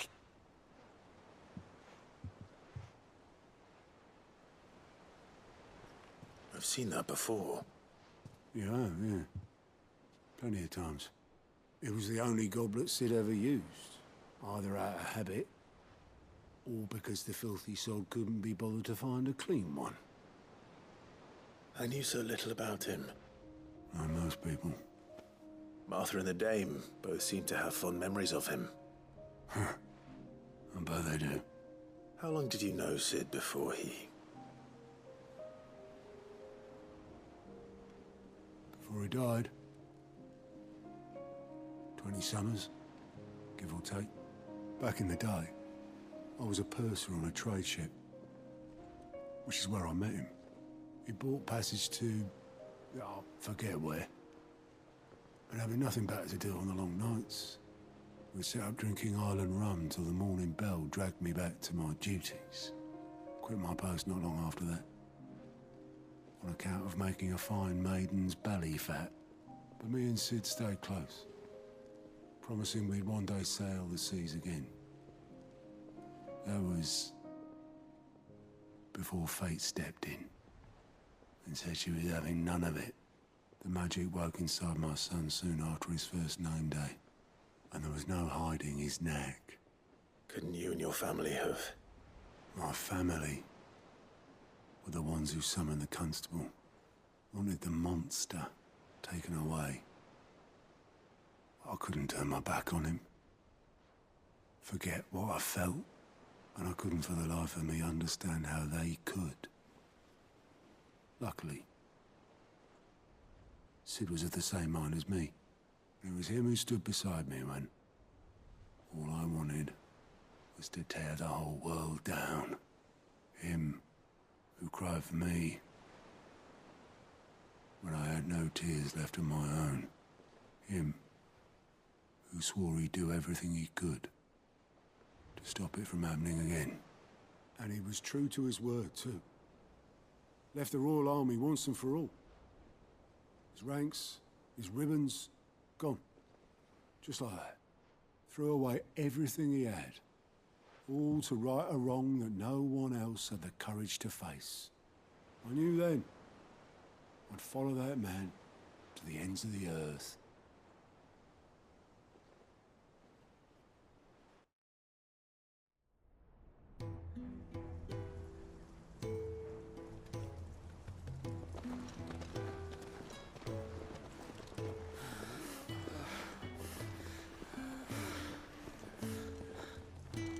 He was always too clever for his own good, was Sid. Saw the world for what it really was, while the rest of us were content to go along with the lie we were shown. And it can't have been easy, bearing that burden alone.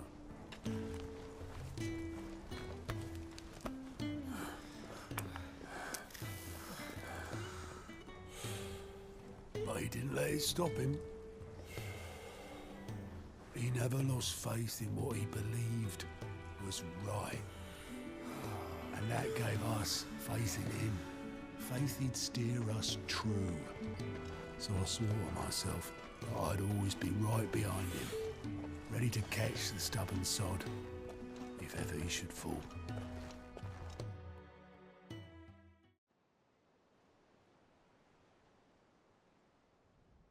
But I couldn't even do that.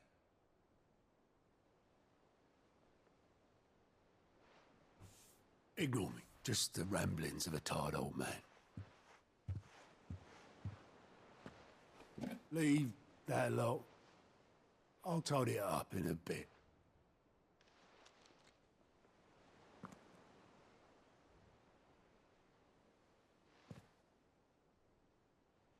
This is Sid's handwriting.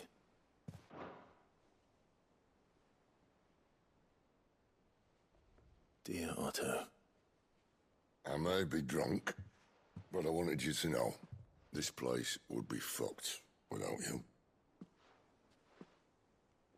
Love you, you grumpy old sod.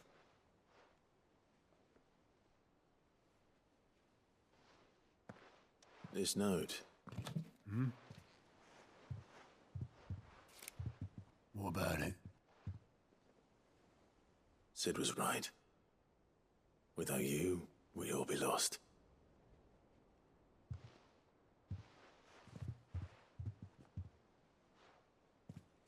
He should have bloody well said so then.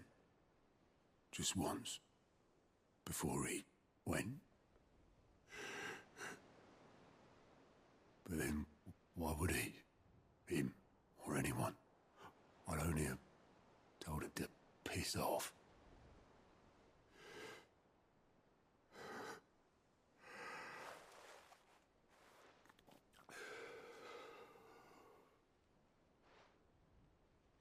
You're wrong, though. Both of you. It was never just me keeping the hideaway afloat. It was all of us. I just shoved people in the right direction. I barely seem to be able to do that anymore.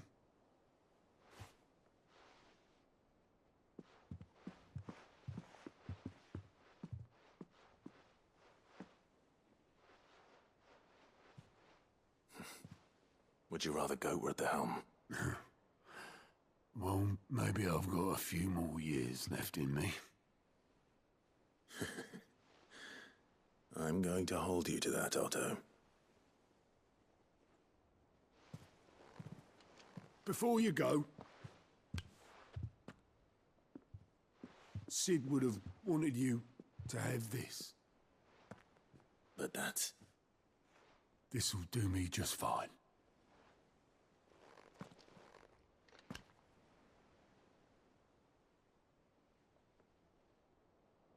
Thanks for the ray of sunshine. I'll see if I can't pay you back. Already have.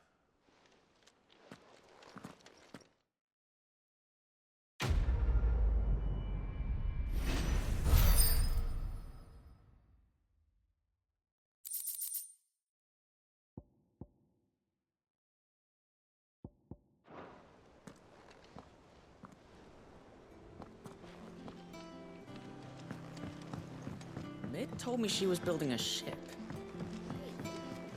Is that the thing Tomes helped with?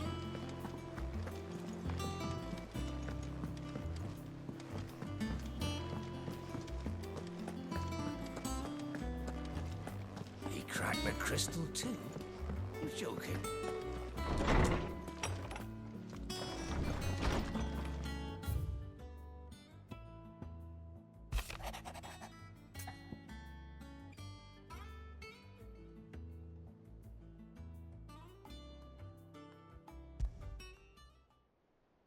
What could be wrong with Torgor? He seemed well enough when I last saw him.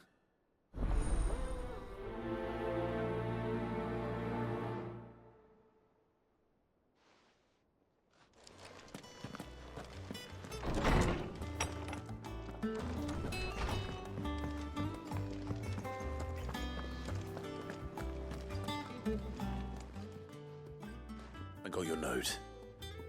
You think something's wrong with Torgal? So you can read. Congratulations. But I didn't say I were wrong with him. I said something weren't right. He's not been eating me treats. He used to love cracking the bones from Molly's boiled brown, but now he won't so much as look at them. Didn't like him. Which is why I'm of a mind that his mind's on something else. You've not been working him too hard, have you? No harder than usual. Is that it, boy? Do you need a rest? What was it you said he was? A frost wolf? That's what the lawsman seems to think. Then maybe this all has something to do with whatever it is that's woken inside him. I suppose things have been different since Rosalith. Perhaps Hippocrates knows something. Instead of everything, you mean? Perhaps.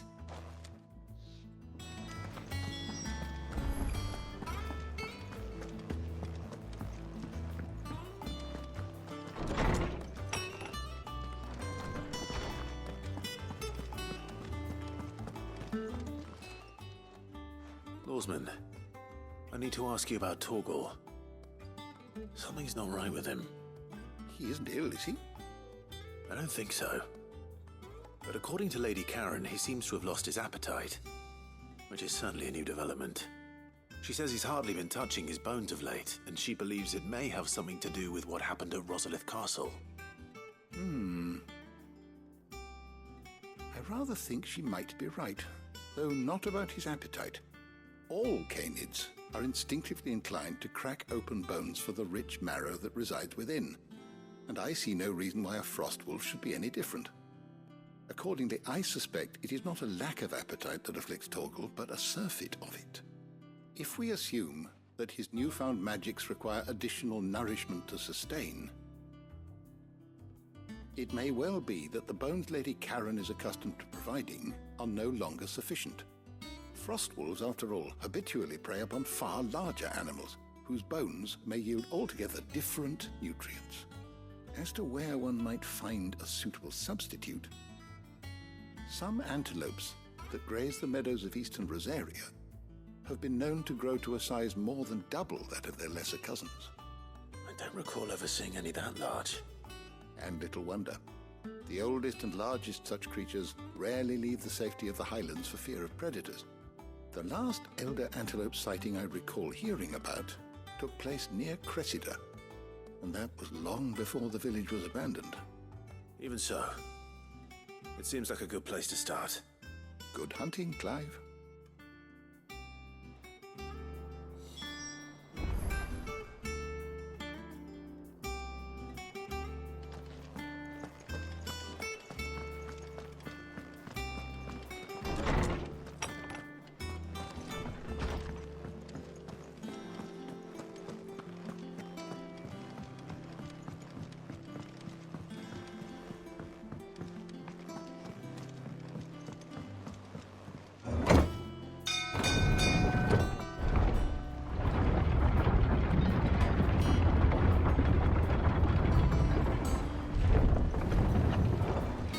Welcome home, Sid. Didn't know you had that many.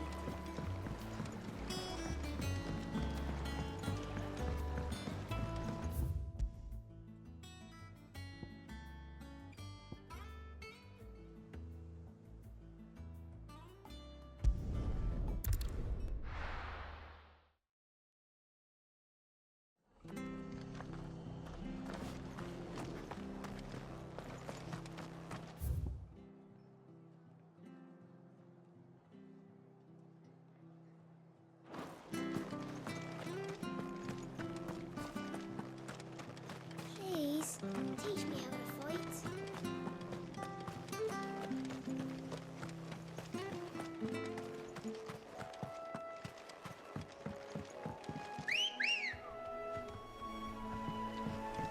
Come on.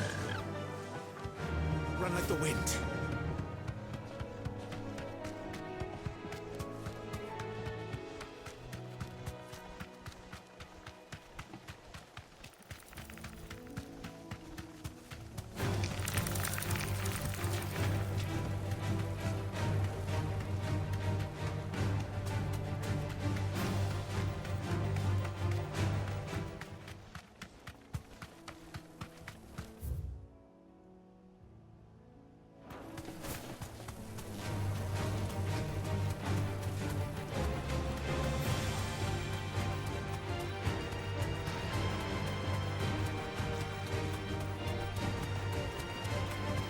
is certainly quiet. If I were a giant antelope, it would seem like just the place.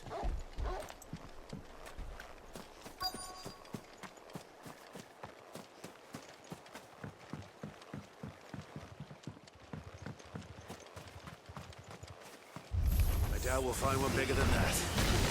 You hungry, Torgal? Give me thunder!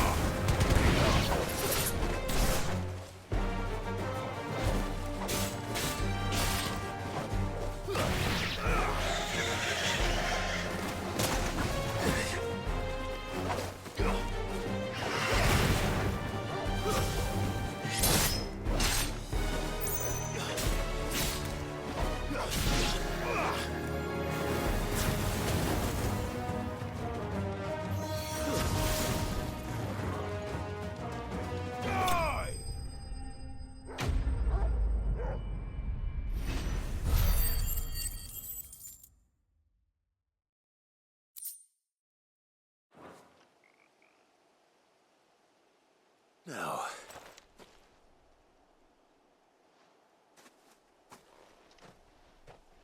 will it be enough, I wonder?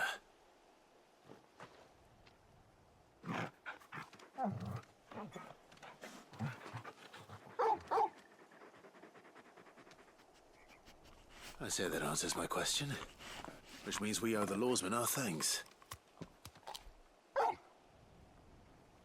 You're just a big puppy, aren't you? A very big puppy.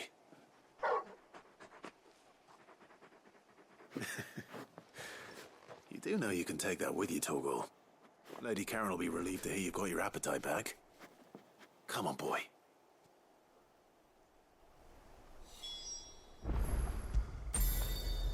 When did you get so big?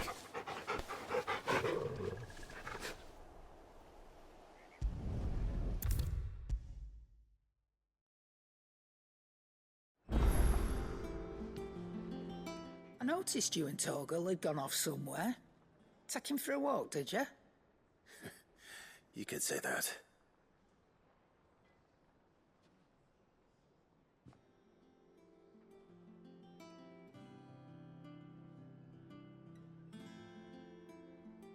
So, Molly's leftovers weren't good enough, eh? That'll teach me for treating you like you're still a pup. All right, no need to shout. Now we know what you're after, I can see about getting some in. Speaking of which, I brought one for later. Can I leave it with you?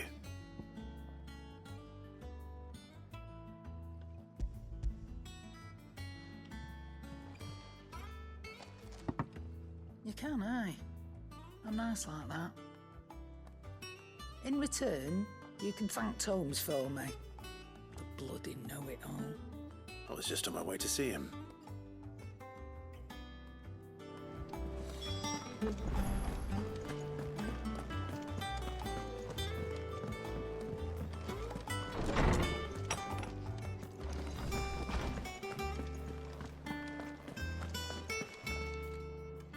Ah, Clive. Were you able to locate your quarry? We were indeed, Lawsman. You pointed us in exactly the right direction. And Torgal's been a very happy hound ever since. Very good, very good. Lady Karen sends her thanks, by the way, for your part in solving the mystery. Ah. But that reminds me. After your last visit, I found myself pondering Torgal's talents. Do you recall our conversation concerning Lady Jill's role in Torgal's transformation? About how she somehow woke the power within him. Precisely that. A reasonable conclusion, I thought. But one which raised certain questions in my mind. You see, the Fenrir of legend served Shiva and Shiva alone. And while the powers attributed to him are certainly impressive, The records imply they are somewhat different in nature to those you described Torgal as having used. What are you suggesting? That Torgal may be the beneficiary of more than one Eikon's power. Consider that in addition to Lady Jill, he has served as a loyal companion to you, your brother, and even the late Cid. In short, the Eikons hitherto near at hand, or should I say at paw, have been diverse and plenty, and that number has only grown as the realm's dominance have fallen to your sword. One can but speculate as to how all of this has affected Torgal. He has seemed more fierce of late. And if I am not mistaken, he will grow fiercer still. We are fortunate indeed to be able to count him amongst our allies and not our adversaries. Oh, he's more than an ally. He's a friend.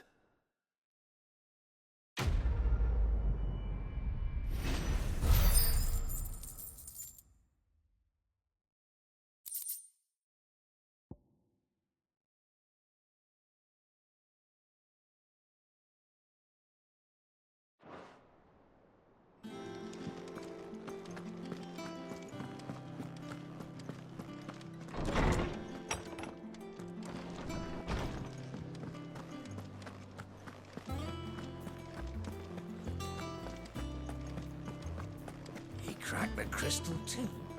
You're joking.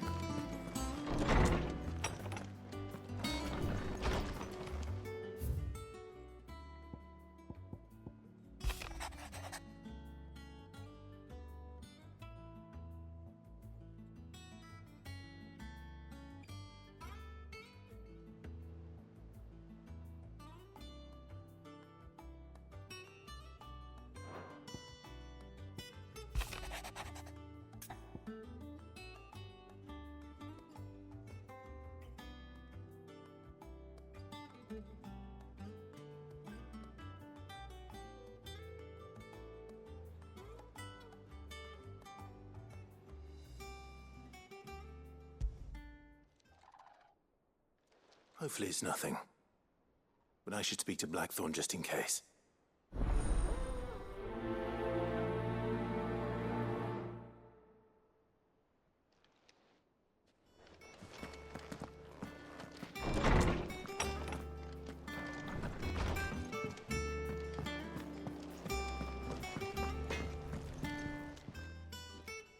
Blackthorn, do you have a moment?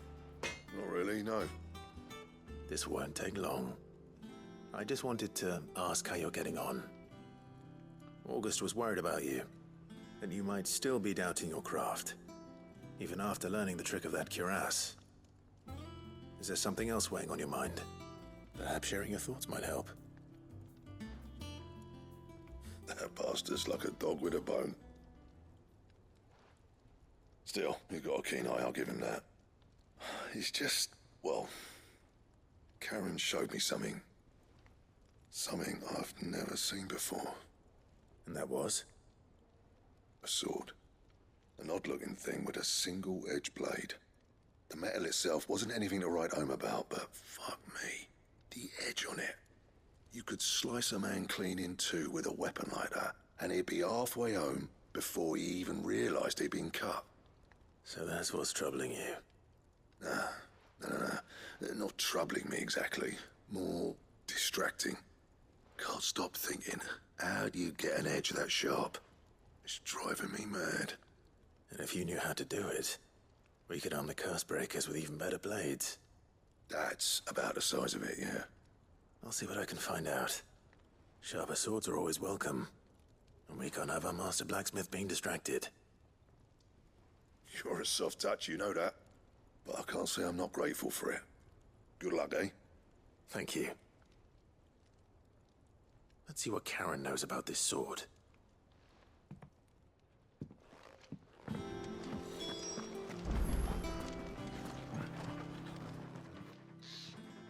You're looking well, Karen. What do you want? Out with it. I want to know about the sword you showed Blackthorn. Single-edged and extremely sharp. Running around after him again, are you? I suppose I am, yes. But I need to help him find out how to work an edge like that. It's driving him to distraction.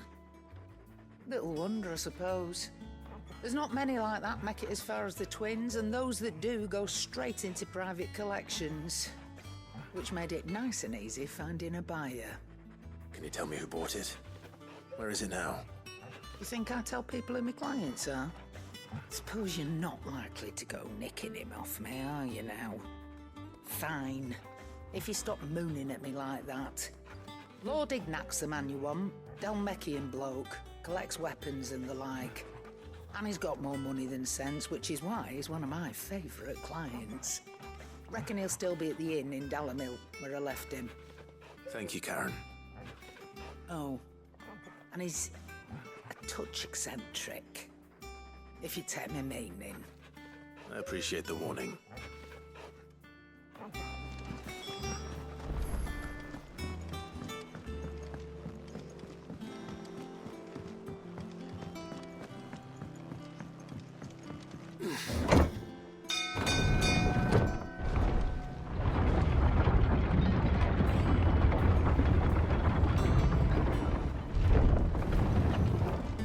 Welcome home, Sid. Didn't know you had that many.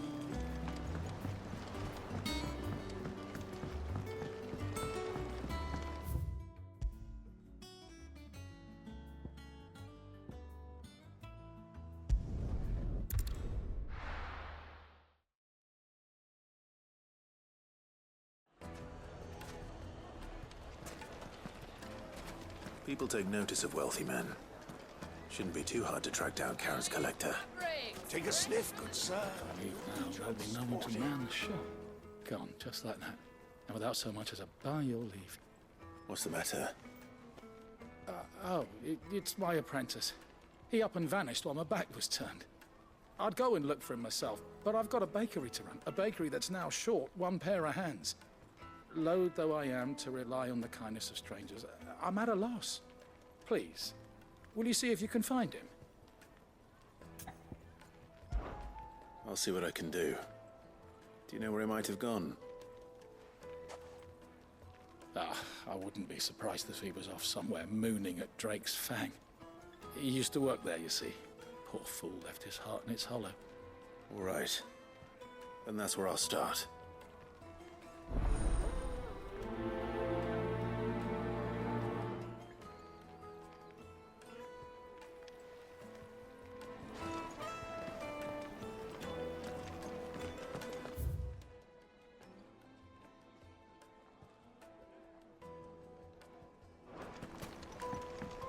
Oh, where did all the men of the rock go? Made from the stoutest stoneware.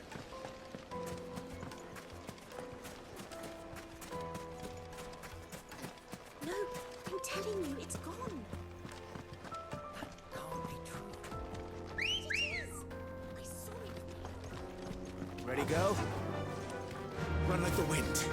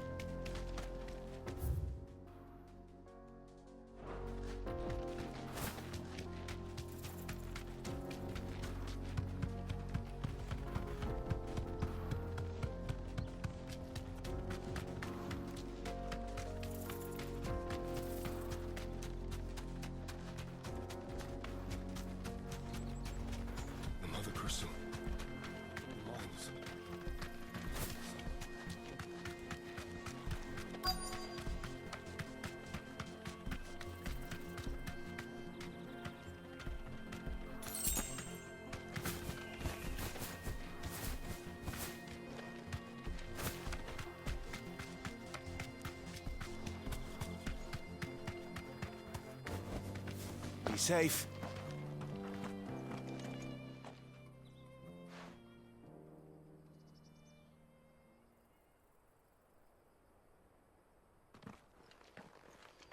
Excuse me.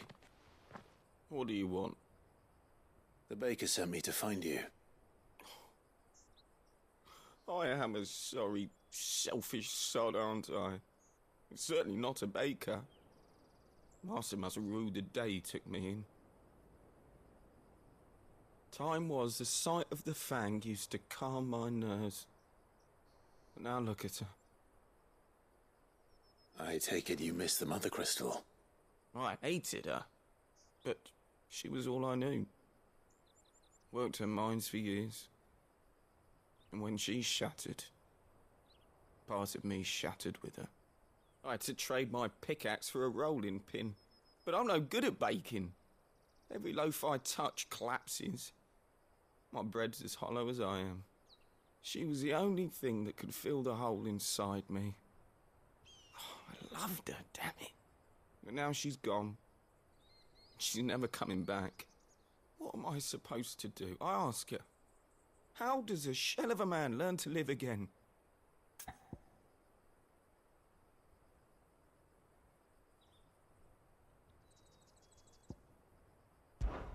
Try to remember the good times. Do that, and the Mothercrystal will be with you no matter where you are. Even in the bakery? What a fool I've been. Thank you, my friend, thank you. You've opened my eyes. I have to get back there right away. Farewell! Wait.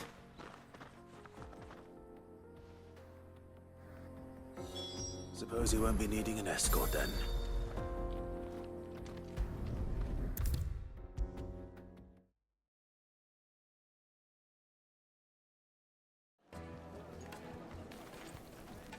Ah, there you are. The man who lit a fire under my wayward apprentice. Though I worry you might have stoked the flames a little too high. He damn near ran me down trying to get to my oven. Master, it's ready. Behold the Drake's Balm. A truly unique creation.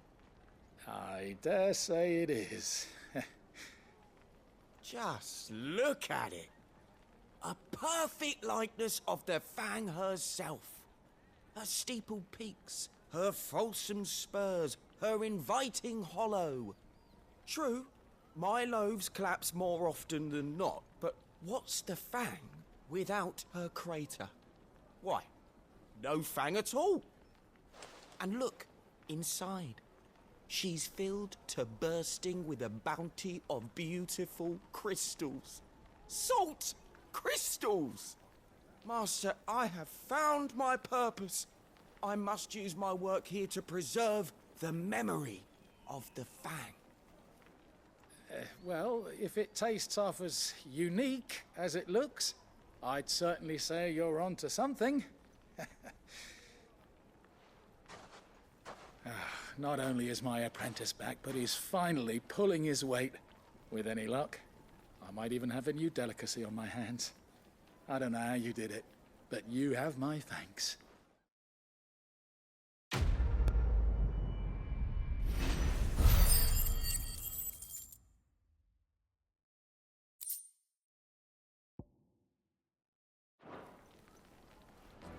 The most fragrant herbs and spices. The finest fabrics. They're saying Drake's Fang is gone. The whole Mothercrystal gone. What are we gonna do? Calm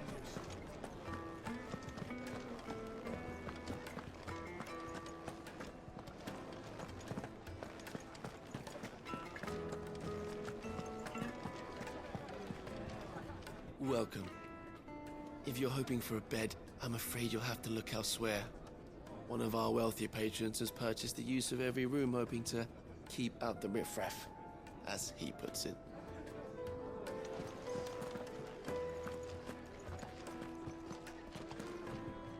Here, you. Listen, I've got this theory. The Fallen, I don't think they all fell. Some of them are still living among us. You could be one of them. I could be one of them. Back again, are you? Any more trouble and you'll be barred for life, however deep your friends' pockets might be.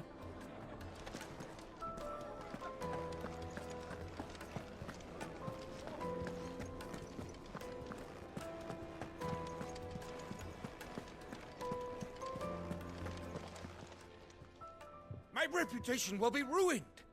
Ruined! Calm yourself, Lord Ignac, I beg of you, before you do yourself a mischief. Pardon the intrusion, but... Out! Get out!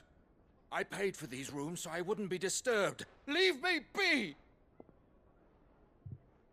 Please, allow me to apologize. His lordship is going through a difficult time, and he's never been fond of guests arriving unannounced. Radim! Get rid of the filthy oaf this instant! Very good, Lord Ignac. Would you mind stepping outside for a moment?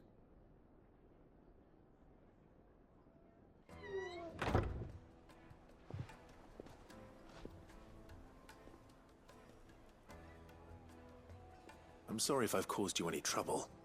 That? No. That's just how his lordship is. Though the morning's events have left him somewhat fractious. He has been dispossessed of his luggage, you see. The thieves also made away with a considerable amount of coin. Coin the innkeeper will soon be keen to collect. I don't suppose a certain blade was among the stolen items. A single-edged sword. It was purchased from a merchant friend of mine. Ah, you know Lady Karen. Yes, I'm afraid it was. Then I'll retrieve Lord Ignac's luggage. But I have one condition. You have but to state it. You are welcome to anything that is within my power to grant. I want an audience with Lord Ignac. A few minutes should be enough. Then I'll be on my way. A condition I would be a fool to refuse. Of course, you shall have your audience. I don't suppose you saw where the thieves went? I did not, no. Though some discreet inquiries made on his lordship's behalf mean that I know where you might find them. The bandit's bed. Every ill-gotten coin in Dalamil is said to pass through that disreputable corner of the Valcroy. And that's where I'm heading. I shall speak to Lord Ignac in your absence, and arrange for an audience upon your triumphant return. That will be very kind of you. Farewell, and best of luck.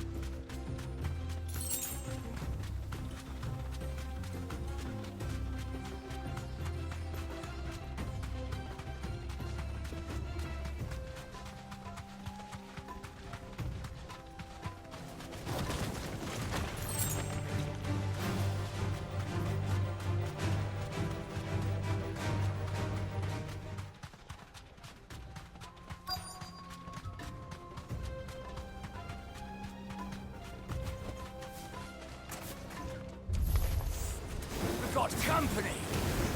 Come on, lads, let's tear the bastard's head off!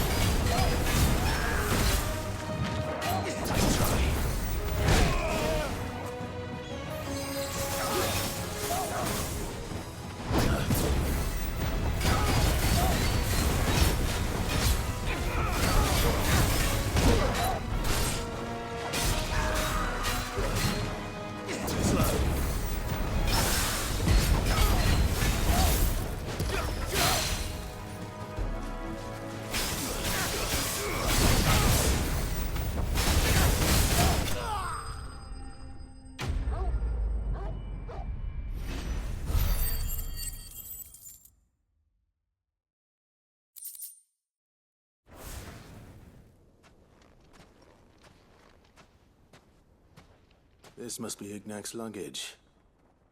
Nothing seems to be damaged. All right. Let's get it back to Dalamil.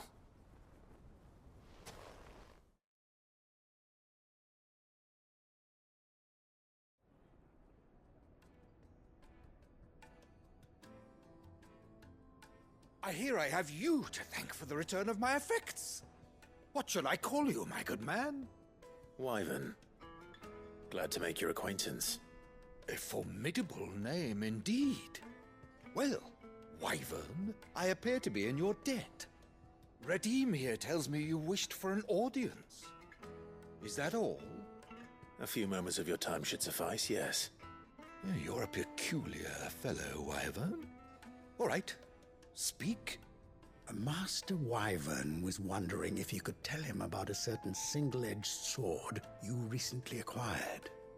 Oh, a true work of art, that one. Karen drove me hard on the price, but I would have sold her Radim here to get my hands on that sword. It was made in the Outer Isles, far beyond the Twins, and is used exclusively by the practitioners of a unique school of swordsmanship. They believe no combat should ever exceed a single strike, and hone their blades to such perfection that none ever does.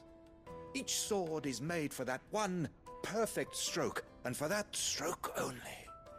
They crack upon a second blow. There's a brutal sort of beauty to it, really. But how do they hone such an edge? Fine question. Why, they use a whetstone, of course. Whetstones, rather. A whole array of them, ranging from the coarse to the fine. 10,000 licks with the sharpening stone, then 10,000 more. But it is the final stone which lends the blade its legendary sharpness. A mineral quite foreign to this great realm of ours. And that is the key. The secret ingredient. Wyvern, it occurs to me that my little lecture is hardly equal to services rendered. Take this, together with my regards. The very stone of which I spoke, far rarer among collectors than even the blade itself, and a far more fitting payment. Thank you. Pardon the intrusion, my lordship. However, it is long past time we prepared ourselves to depart. So it is. I am locked in bitter competition with a rival collector of curiosities. I am one step ahead of the unscrupulous scoundrel, but he is hard at my heels. Are there many other collectors out there? Too many to count, but only one do I consider my nemesis. Lord Byron Rosfield. And is a perennial thorn in my side. I can imagine. Farewell, Wyvern. May our paths cross again. Radim, we mustn't dawdle.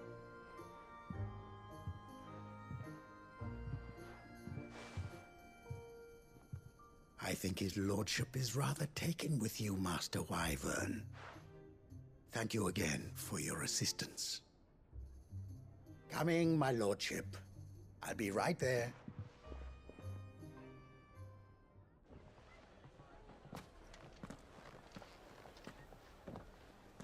Trust Uncle Byron to find such an interesting rival. Now, let's see what Blackthorn makes of this whetstone, shall we?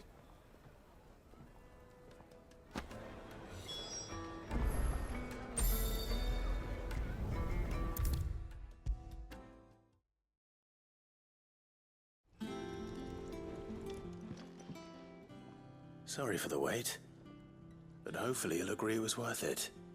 You learned something about that sword, then? I did better than that.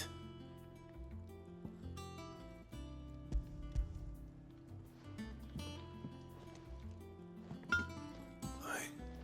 whetstone? Yes. But not one you'll find anywhere in Valisthea.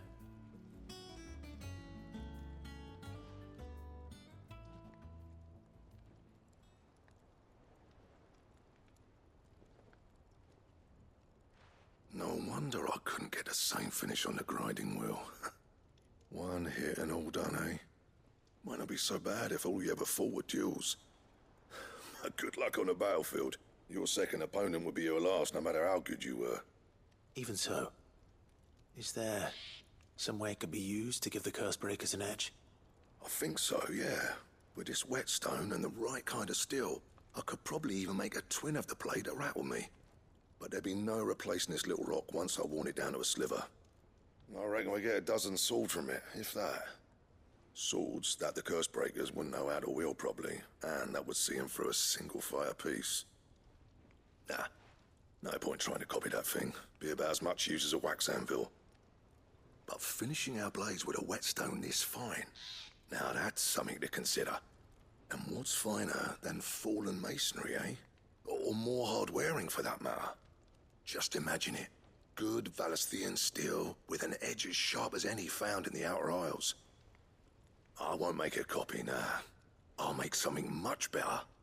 I'm sure the Cursebreakers will be delighted. Just don't push yourself too hard. Don't you worry about me, sunshine. I've been working day and night since I was half your age, and I'll still be here when you're long gone. Hey, thanks, Clive. I mean it. I owe you one, August too. It's good to know someone's looking out for me.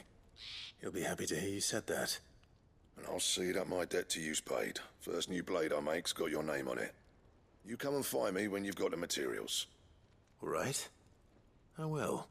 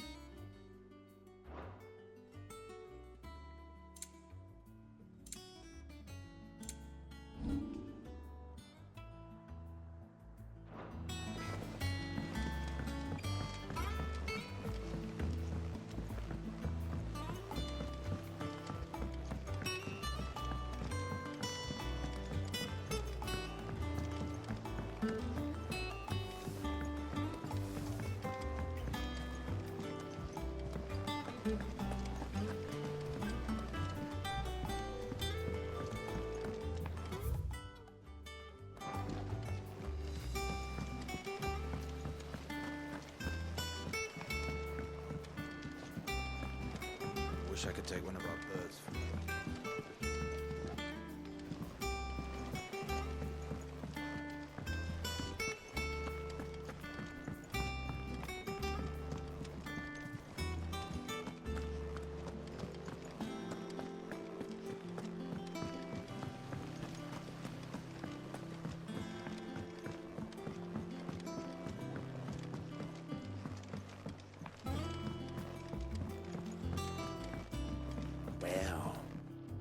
That's it then. Here, Sid. Reckon you might be just the man to help me out of a bit of bother, if you wouldn't mind to. Let's hear it. Well, it's about this alembic the chief's got me making. Lovely bit of kit it is. Bung in a solution you want splitting, and it will separate it out, just like that. Problem is, it won't always get rid of all the impurities. And with some of the stuff we need it for, that ain't good enough. Which is why I've been looking for something to filter the liquid we'll be cooking off. And that's where I was hoping you could help me out. I imagine Ty could get some use out of this alembic too. Distilling medicines and the like. All right. Why not? Proper job! So what exactly do you need for this filter? Nothing but bomb ash'll do, says the chief. Gave me a sample she'd obtained from the university stores. Couldn't believe my eyes.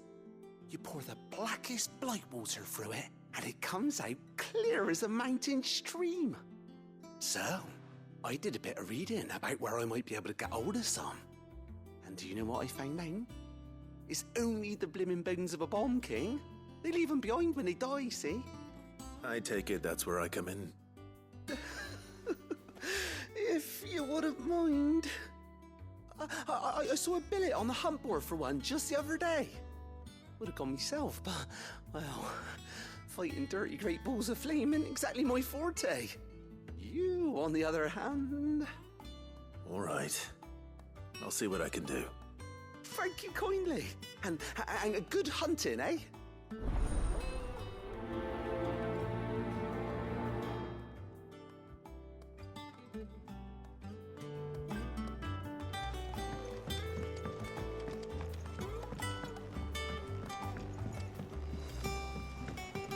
Think mid might need some help.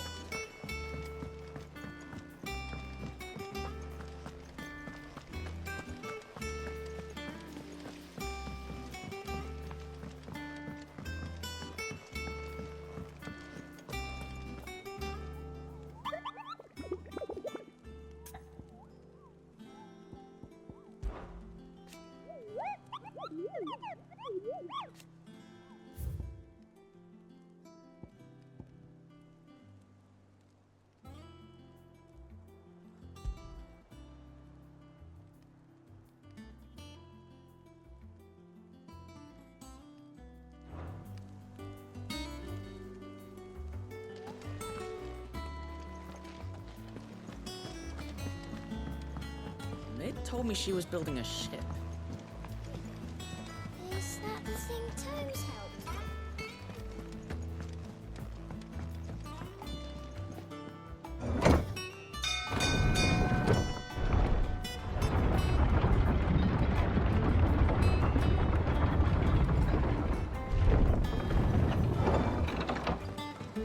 Welcome home, Sid. Didn't know you had that many.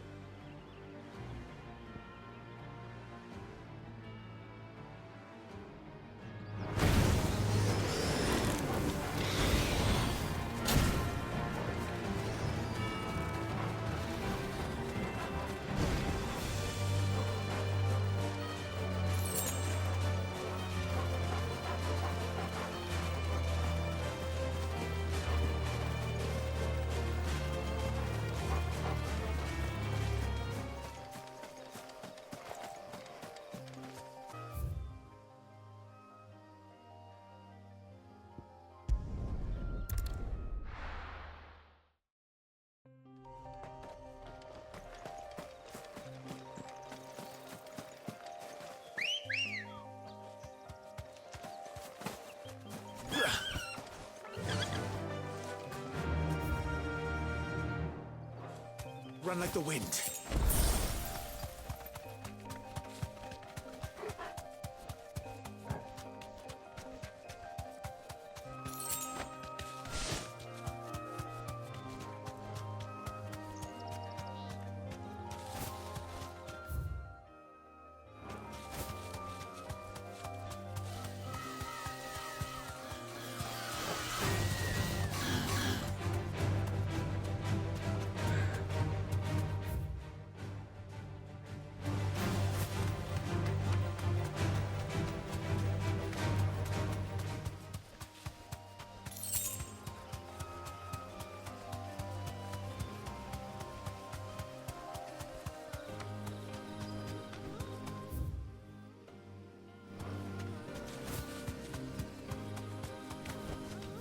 I can walk from here.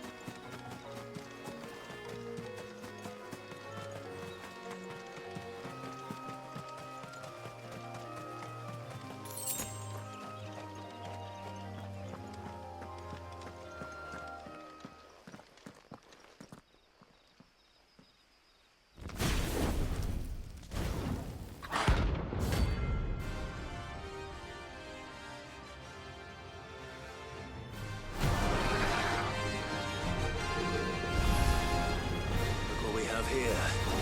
Greetings, Your Majesty.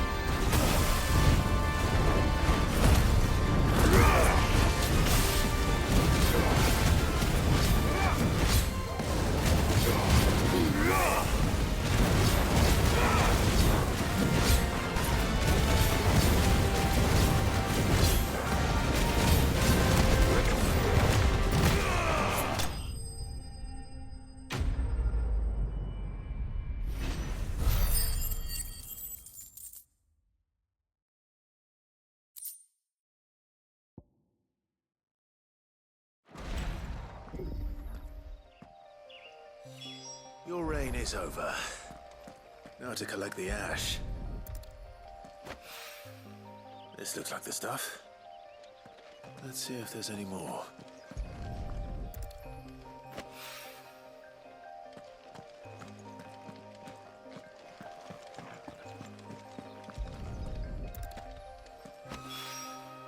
That should do it. If a wine needs more than this, he can fetch it himself.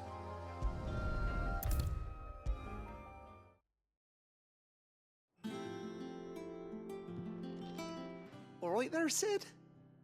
How's that hunt for the bomb ash going? I have it here.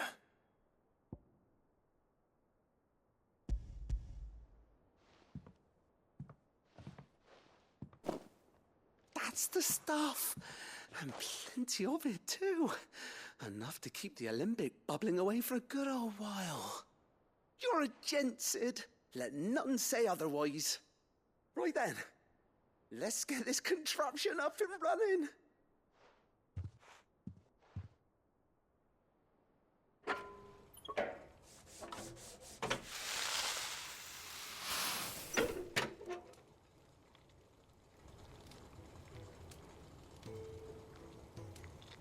There we have it. The Telemon Alembic. And it works just like the chief said it would. Very impressive. Says the man who cut down a burning boulder. Speaking of which, I still haven't returned the favor. There's no need. The good it will do for the hideaway is reward enough. Don't be silly. Why don't you let me take a look at that bag of yours? The one you keep your potions in. Reckon I could work some magic on that, huh? What kind of magic? Well, we happen to have isolated a substance in our test run of the alembic that I reckon will make even the toughest lever supple as anything. Thought we might use it to breathe new life into old boots and the like. Save the hideaway a few gil. Ah, I reckon if we slap a bit on your bag, it'll loosen it up enough for you to squeeze in a bottle or two more. Well, it can't hurt to try, I suppose. That's the spirit. Leave it with me. I'll only be a mo.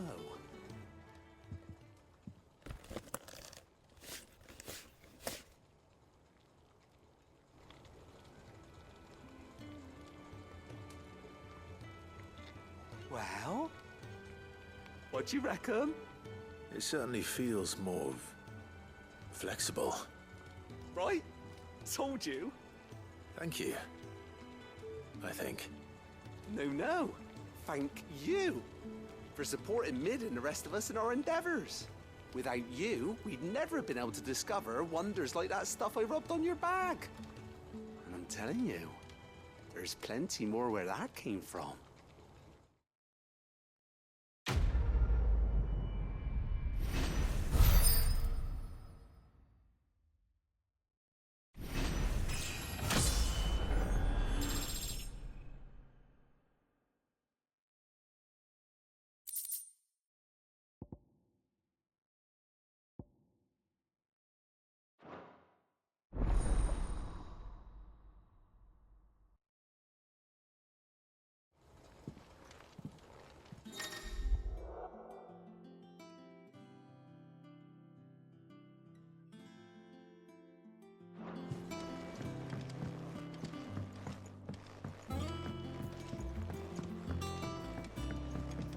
Think Mid might need some help.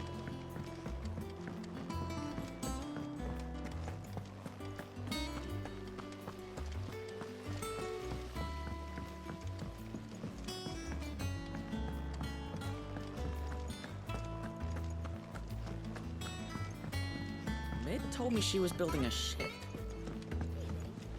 Is that the thing Tomes helped?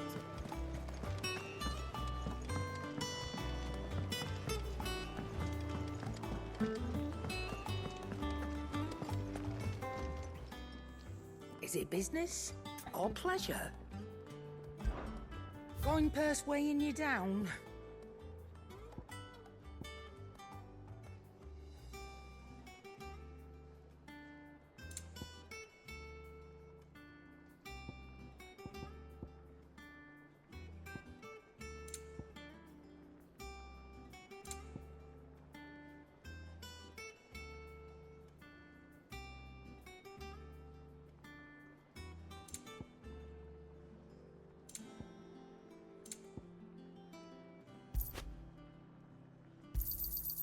It'd better all be here. You'll not find a better price than that. You're rubbing me blind, you know. Come again. Or don't. I'm not much bothered either way.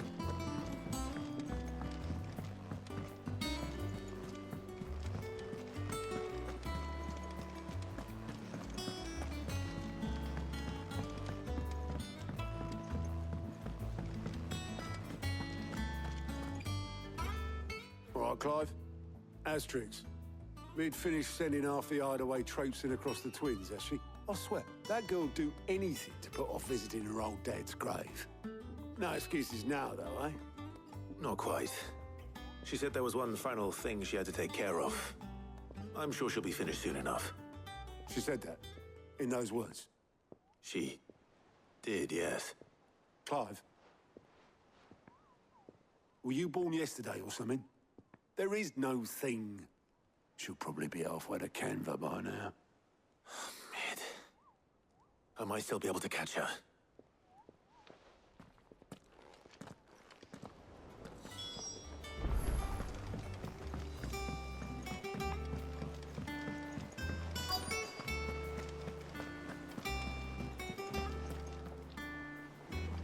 Obelith, have you seen Mid? Yep. In a boat, going that way. Then I'm too late. You in a hurry at all, are you? Oh, I offered to take her across, but she wouldn't wait. Just paid for a dinghy and rowed off. Oars going like the clappers. Got some life in her, ain't she? But anyway, I was on my way up to see you, as it happens. Got a letter for you. Urgent, by the sound of it. One of your uncle's men said I was to hand it to you in person, post-bleeding haste. And you're here now. Thank you, Obelith. Don't mention it.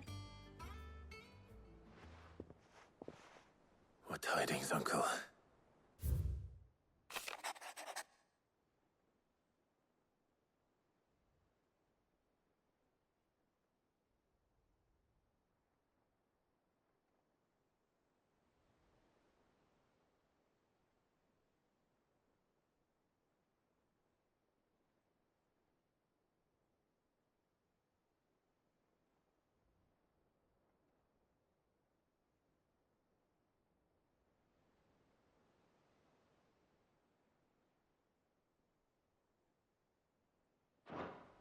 Trouble in Canva.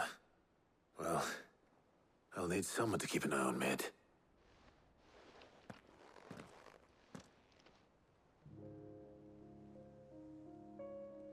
So what? Mid got us to do all the dirty work and then just sailed off into the sunset? It, seems that way. Well, nothing we can do about it now. But next time you plan on visiting Sid, you might want to tie her to something before you suggest it. Ah, don't be so hard on her. Got to admit, the dirty work was kind of fun. Everyone pitching in and all that bollocks. Just like when we built this place. You're right. Anyway, we all set to head to the old hideaway. I could do with getting to Canva pretty sharpish. Wouldn't do to keep Lord Rosfield of the Seven High Houses waiting now, would it? Not after he asked for me personally. Gav will be leaving with me. Will you mind the place while we're gone? You can count on me. Just be sure to give Sid and the others my regards. All right. Oh, by the way, Jill will be joining us too. She's got some things to take care of, but she'll meet us there.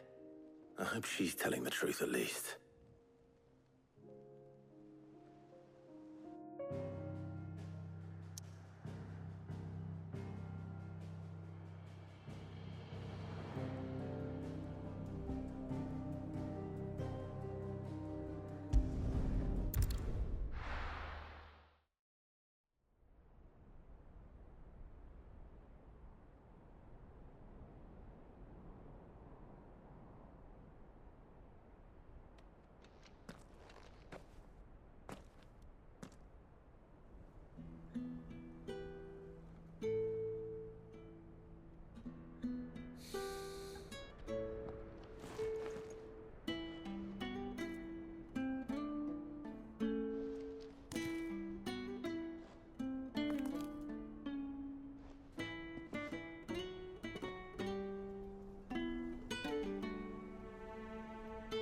well, Sid. I remember what you told me. But if no one is listening to what you have to say, you may as well not say it.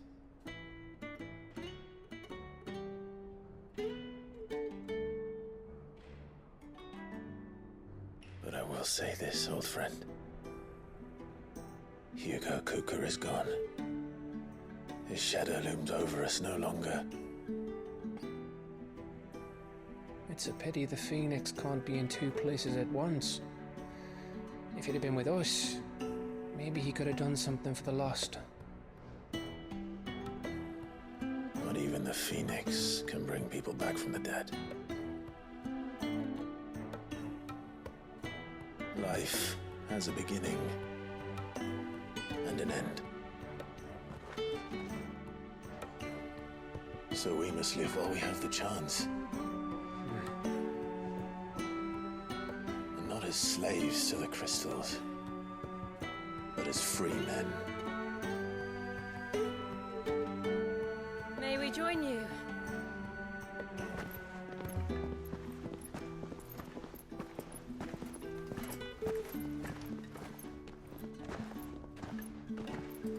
Lady Karen, what a pleasant surprise. I thought I'd drop by and see how you were all doing before heading off to restock my supplies.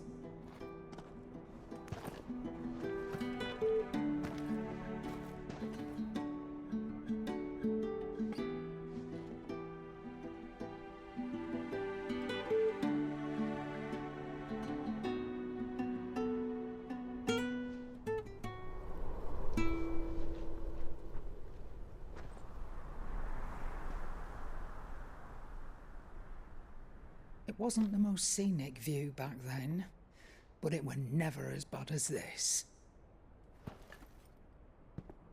I know. The Blight marches on. And soon, there will be no escaping sights like these.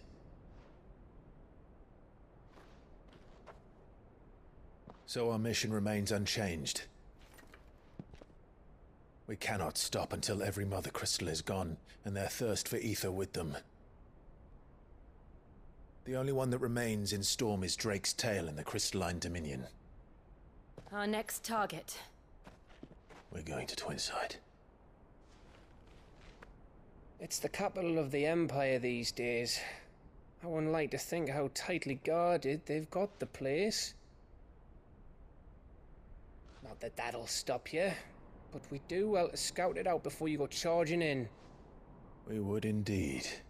If you're off to the Dominion, you can take this great lump with you. Goods. Oh, I am sorry. Have you forgotten you're the most wanted man in the Twins? I thought you might like to disguise yourselves as the attendants of a travelling trader, assuming you've no better ideas. You wanted to buy yourself some tools, didn't you? Well, now's your chance.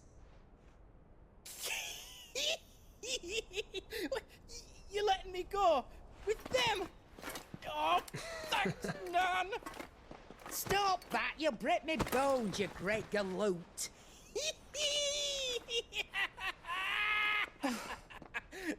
There's a caravan that runs back and forth between the Dominion and the Bocklad markets. It's managed by the Merchants Guild. Just show them Goots' traders pass and you'll be on your way. It'll be a damn sight less risky than footing it the length of the Crystal Road. That's for sure. Thank you, Karen. And glad to have you with us, Goots. Okay then. I'll get me things and I'll meet yous there. See yous down in Bocklad. Get off! Me poor fingers! Jill, you're with me. Understood. And Gav? Already on my way, Captain. Be careful. Aren't I always?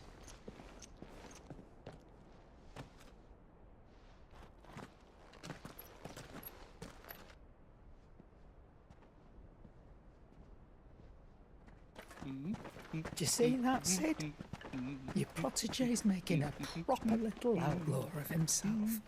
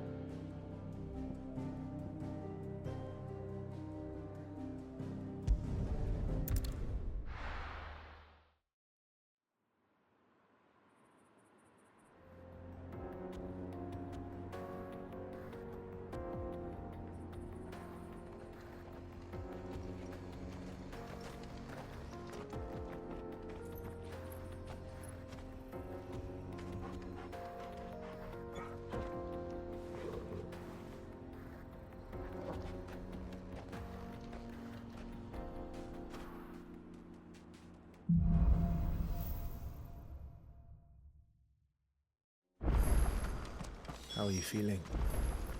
Better. Thanks to Talia. I'm glad to hear it. And Torgal helped too. Didn't you, boy?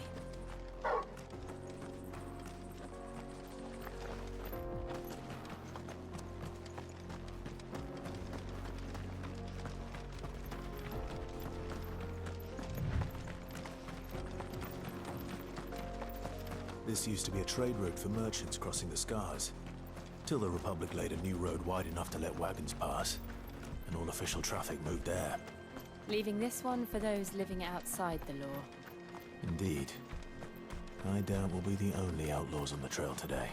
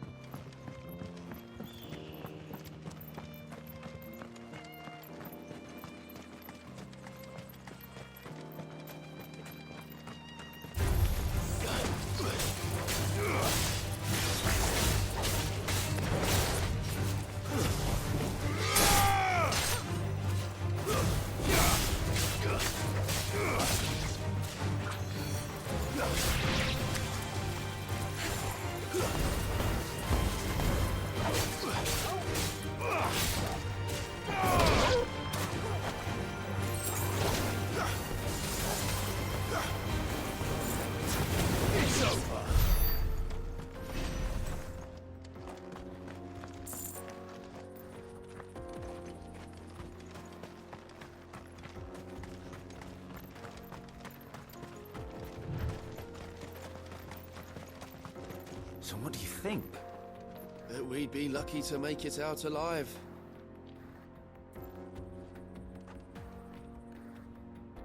Really? It's as bad as that? Oh, aye. There's trouble up ahead. And too much of it for us to handle. I take it there's danger on the road. Oh, what about this fearsome-looking fellow? You think he'd be equal to the task? Well, no doubt. Assuming he's willing to hear us out. Well met, friend. My brother and I have been tasked with finding a merchant's missing cart. You seen it by any chance? How does a merchant misplace his cart? Oh, the man's a coward. When he thought goblins might come a-snarling, he ran, leaving his livelihood abandoned in the pass. He sent the two of us to fetch it, but it's gone. Now, I'm not much of a thinker, but I know the work of thieves when I see it. My brother's right on all accounts. And by my estimation, the bastards are lying in wait just down the road. We may have seen our share of action, true, but we've not got the skill in arms to boldly brave an ambush. You, however, have the look of a man who needn't fear a band of backwater ruffians. What do you say? Will you help us out? Chances are they'll come for you either way. But if you promise to lend us a hand, at least you'll pocket a reward for your troubles. Well, if I'm going to have to deal with them anyway. You've clearly got a fine head on those broad shoulders. We're lucky you came along. Now, hoping to make a heavy purse in Bocklad, our merchant friend loaded his cart with as much as it would carry. Reckon he won't be forking over the rest of our fee if we don't find those goods. So, while you're seeing to those bandits, you keep your eyes open. All right. Just don't expect me to drag the cart out of there myself. No. You can leave the cart to us. You just put an end to those bandits and point us in the right direction. You do that, we'll take care of the rest.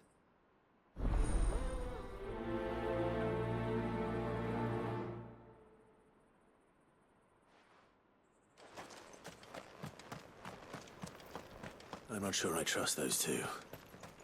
But if there are bandits lying in wait, I should probably take care of them. Look lively, you lot! We've got guests! These must be our bandits. And if you ever want to see it again...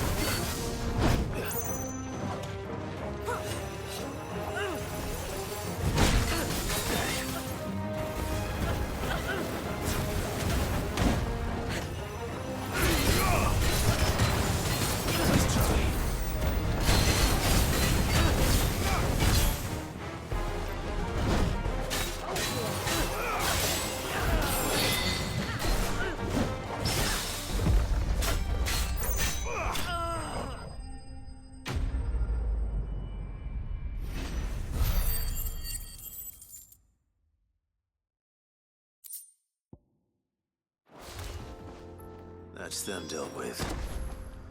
Now, where's that cart?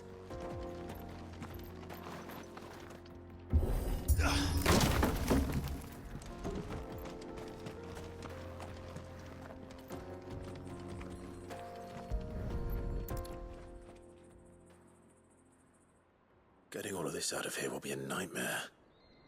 Seems we've found ourselves the right man for the job, wouldn't you say? Found the cart and didn't leave a single bastard breathing. Our merchant friend will be delighted. And how exactly will he be getting his goods out of here? You leave that to us. After all, it'd be wrong to make such a fine warrior haul cabbages to market. You've done your part. And that's all you need to worry about. Here.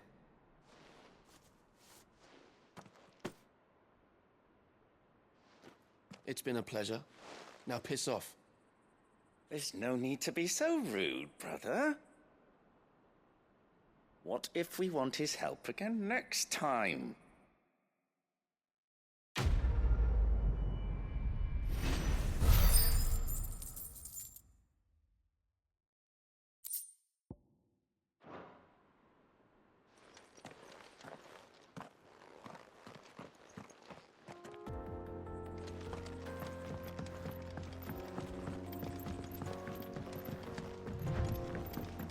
I see the Dalmex lag behind Rosaria when it comes to bridge building. The fallen ruin should hold, at least. The path continues on the other side.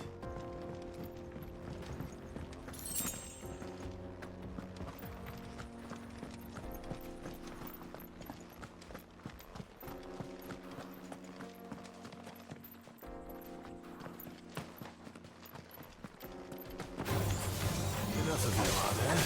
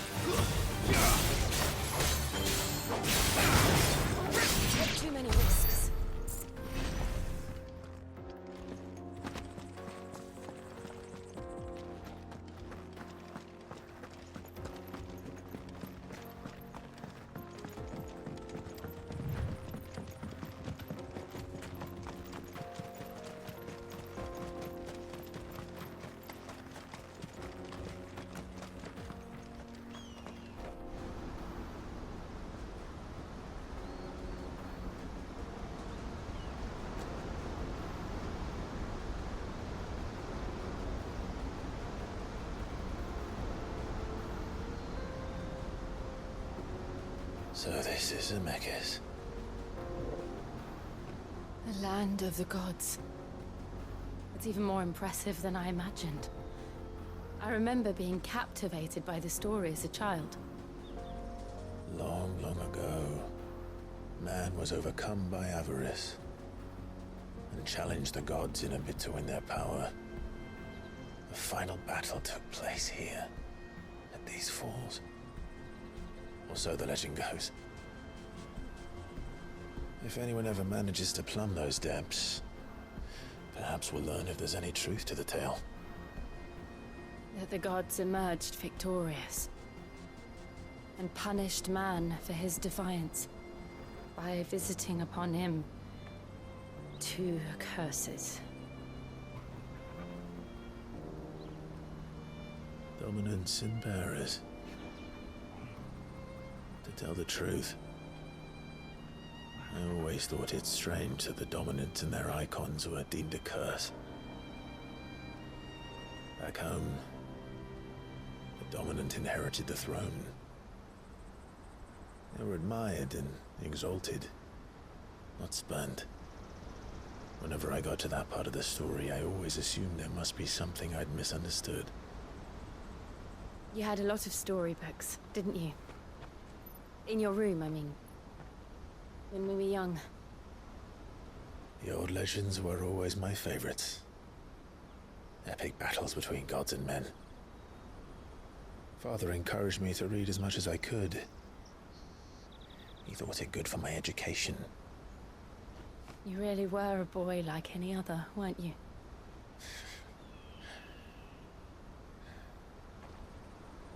Just look at this place. It's enough to make you believe the legends are true. I know.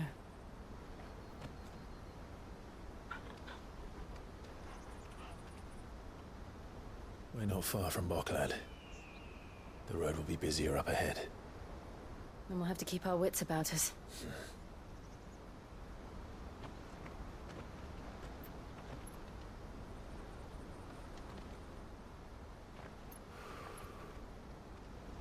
Clive?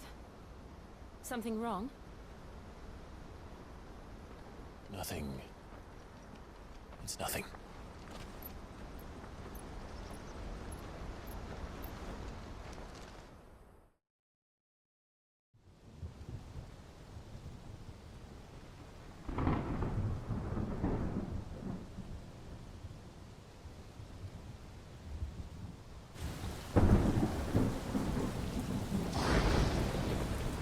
I see the reports are true, Father.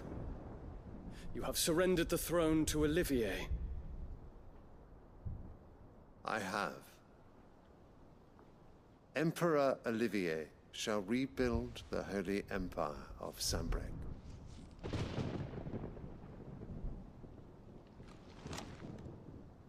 How is he to rule an empire? He is but a boy. I shall advise him until he comes of age. Father, please. Or for as long as I am able. The empire we seek to build needs young blood to rule it, and I can think of none better suited to the task.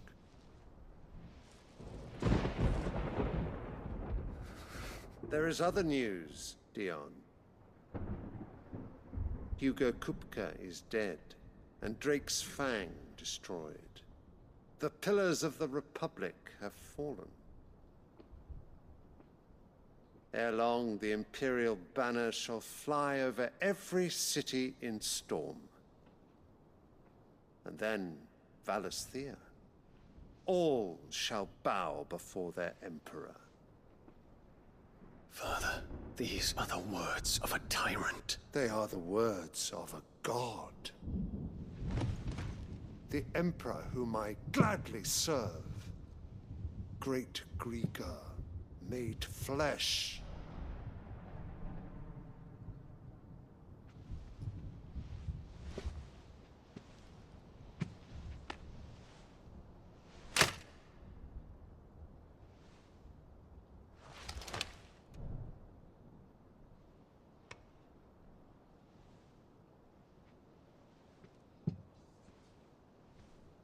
Return to your camp, Dion, and ready your forces.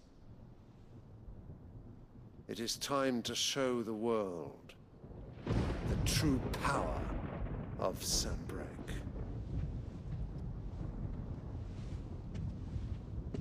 Father. I find you much changed. Is this truly the path you wish to tread?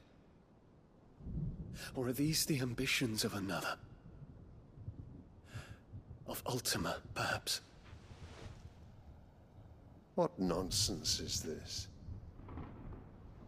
I speak my mind, and my mind only. Though I do owe Annabella thanks for reminding me of certain truths regarding the nature of nations, of rulers, and of the divine. You would trust the words of this traitress? She betrayed her country. She slew her husband. You have ever been an invaluable servant to Sanbreque, Prince Dion. I trust you will continue to serve your Emperor in the wars to come. The canker! Silence! Insolent wretch! You will bend the knee. All else is heresy. Sire, forgive me. This audience is over. Come, your Radiance. The Rowena Syndicate awaits your pleasure. Oh, not another meeting with silly old men. They're so boring. I'm hungry, Father. Can't we have luncheon instead?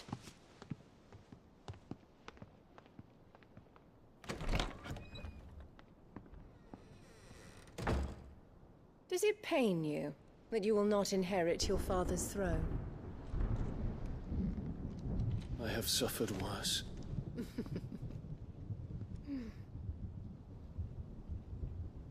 Count your blessings, Dion. For a base-born child to be chosen by Bahamut is miracle enough. You have risen high on his wings, but you shall rise no higher, lest your impure blood stain the throne. What do you know of my blood?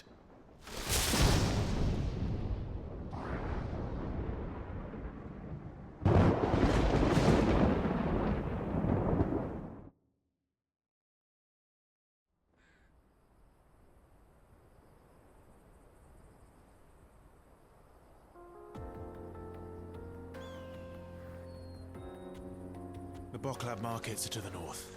We just need to hug the coast.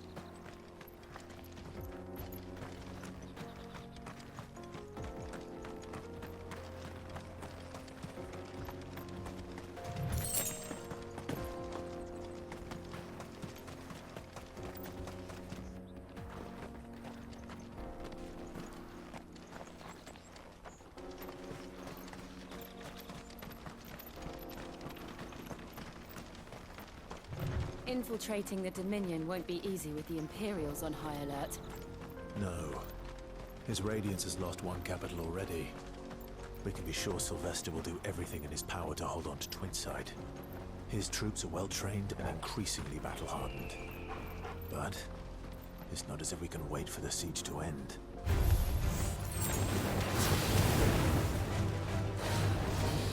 Nice try.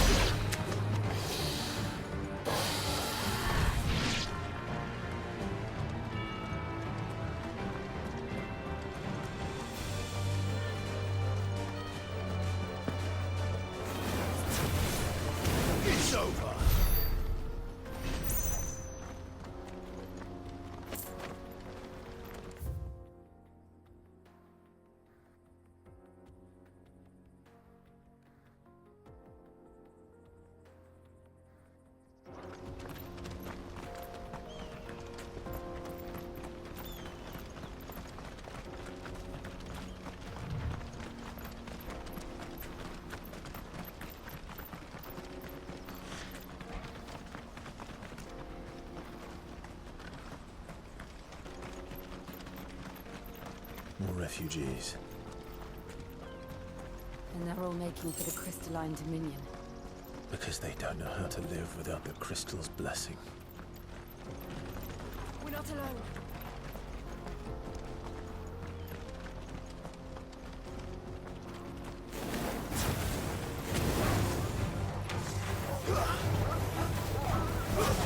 Stay down!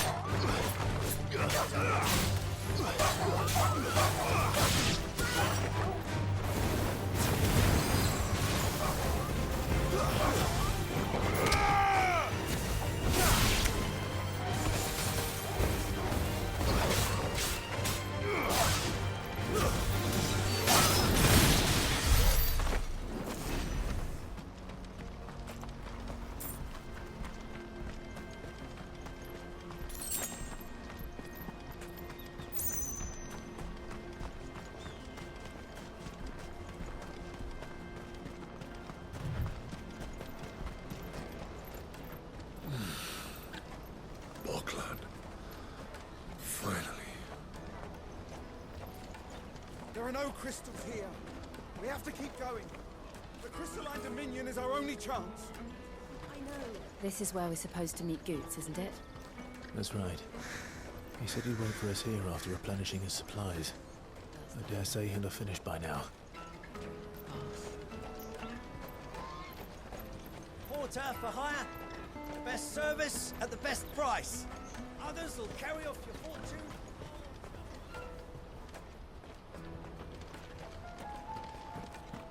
This is everything.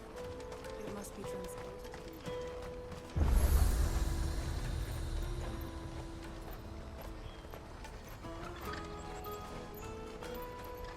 What are you looking for?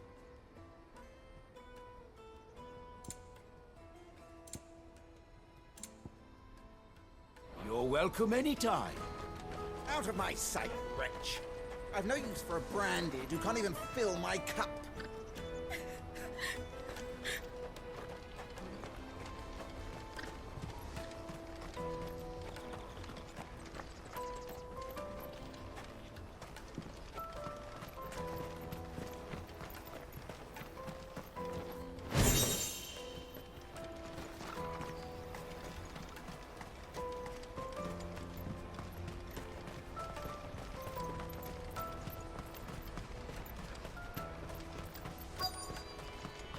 Peaches and pears.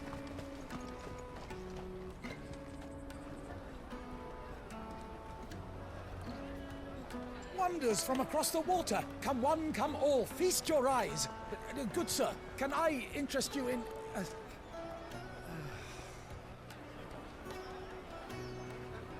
How much? For a measly crust of bread? You won't find any cheaper. Not nowadays. But you're more than welcome to look.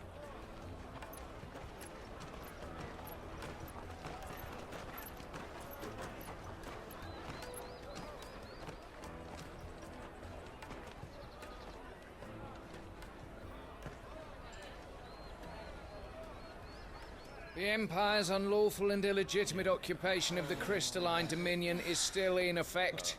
Only those whose business in Twinside has been officially approved by the Republican Army will be permitted to cross the border. All who seek entry are to form a line and ready their documents for inspection. It looks like we aren't the only ones who are eager to leave. And they're checking everyone. Can't you make an Not for the likes of you. We won't get through without that pass. Let's go and find Good, shall we?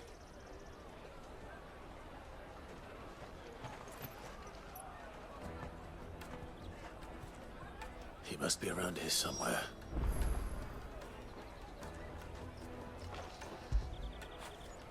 After it. Come taste my peaches. They're sweet as nectar.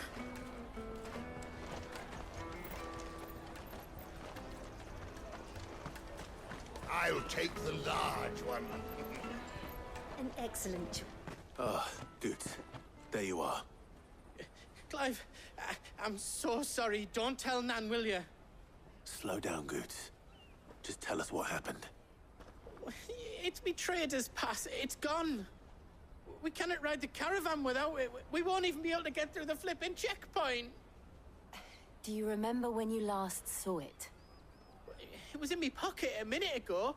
Then a band bumped into me and... Yeah. You don't think that they might have nicked it, do you? It wouldn't surprise me. A busy market like this is prime territory for pickpockets. So, to get the pass back, we need to find this child. Where would we even start? I know where! I've got a pal in Bock lad who might be able to help us. No one knows more about what goes on round here than she does. Where do we find her? She's the owner of the Crimson Caravans, up that way. Sign's got a red chocobo on it. No time like the present. You two go on ahead. I'm gonna check the rest of my stuff, make sure naught else is missing. All right. We'll meet you there.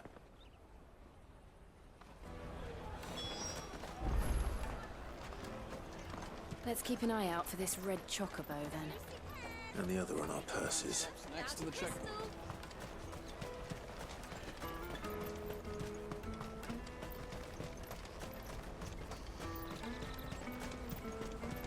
Peaches and pears.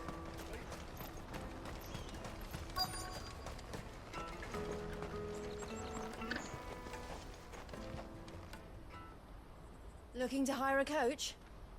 It's 10 million for a two-birder to the Crystalline Dominion. Take it or leave it. Oh, we're not here for that.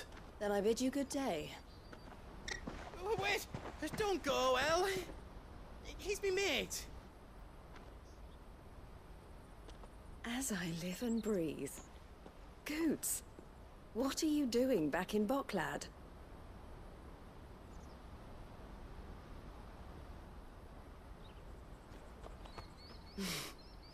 I gather Lady Karen didn't send you.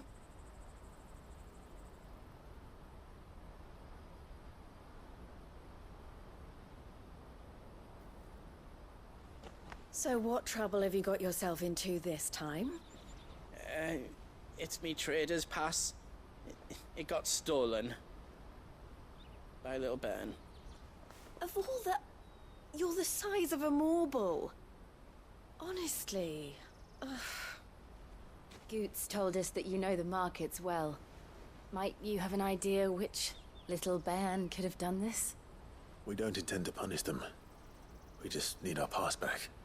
Then, we can be on our way. I see. So neither of you has a trader's pass either. Not that anyone would take you for traders, but I suppose that's why you came to me, correct? Now, I can't say for sure who took your pass, but I suspect I know why they did it. Let me explain.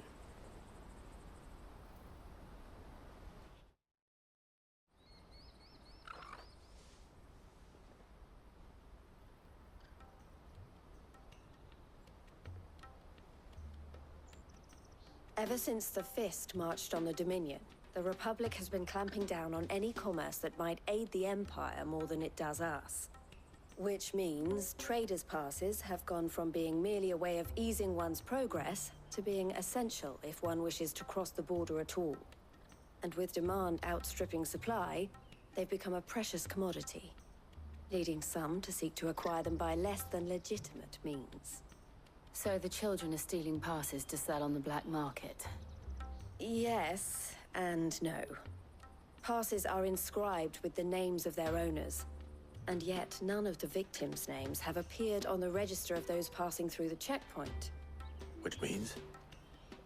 That someone is doctoring the stolen passes. The same someone who is encouraging the children to steal them. And the same someone who has Goots' pass, no doubt. Whoever they are, they're ruining the livelihoods of honest merchants, which is why we've decided to take a stand. Will you stand with us? You want to get your pass back, and we want to ensure that no more are stolen. Catch whoever's behind it all, and 2 birds shall be slain with a single stone. Is there any other way of getting to the Crystalline Dominion goods? They won't let you in if you're not with the caravan. It's that, I don't know, try swimming across the strait. But the guards will definitely spot you if you try and do that. Like, we don't want to get spotted, right? So either we find the people who took the pass, or give up all hope of entering the Dominion. All right. We'll help. Thank you kindly. But I don't know your name. Eloise at your service. Clive. A pleasure doing business with you, Clive.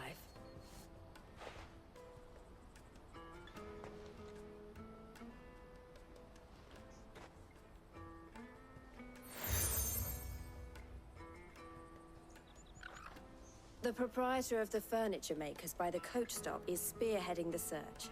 Wear that, and he will know you for a friend. I suggest that you speak with him first. The furniture makers. Understood.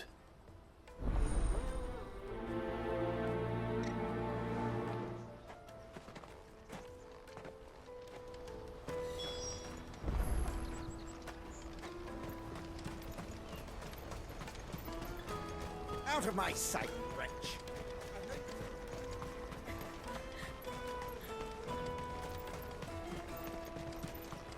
Come on, come on! Jug of snake spit for the road?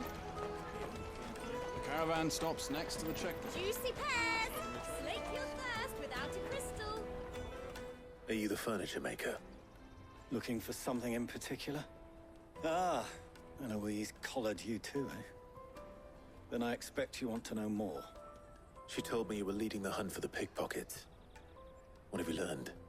For one, that they're targeting the traders carrying the biggest packs. Harder to watch your back, see? And less chance of the mark giving chase if they're spotted. Not that they'd be likely to catch them. Those imps know every inch of this warren like the backs of their hands. Their eyes must have lit up when they saw Goots. The fishmonger round by the gate's been trying to track down the children involved. You should go and have a word with her. Thank you. We will.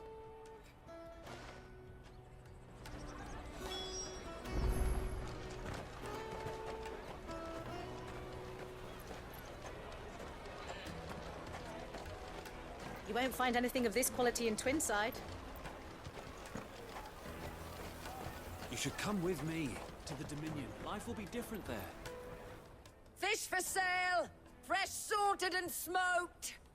Can I interest you? Ah, sorry. Message from Eloise, is it? She's asked me to help her. To help you find the pickpockets. Is that so? Suppose I better tell you what I know, then. For one, this isn't a family operation. All the traders say the children who stole their passes were dirty, dressed in rags. Street urchins, by the sound of it. We get a lot around here. Orphans from the wars. A few, perhaps. You saw the refugees gathered by the entranceway? They're all looking for a new start in the Dominion and beyond. Some of them take it as an opportunity to rid themselves of unwanted baggage. The shame of it. Whoever's behind this would have to have made themselves known to the children at some point. And so should we. You should start with the children around here, then. I doubt they're the ones involved, but they might have heard something. It's worth a try. All right, then. Questioning children. How hard can that be? Remember when half the people coming through here were traders from here? Come taste my peaches. They're sweet as nectar. The finest earthenware from the free cities, all but unbreakable.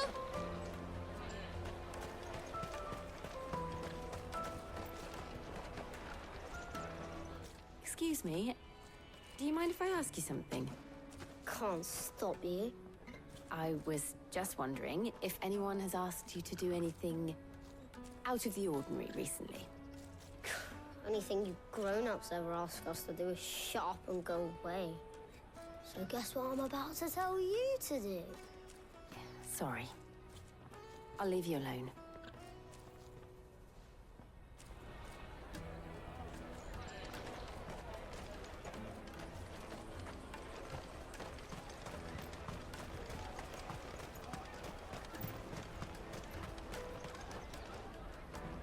Do you have a moment? What do you want? What I want is to know who's asking children like you to pick pockets. I don't know. Nobody's asked me. What's picking pockets? Do you get paid for it? No, you get in trouble for it. So if they come calling, you know what to tell them.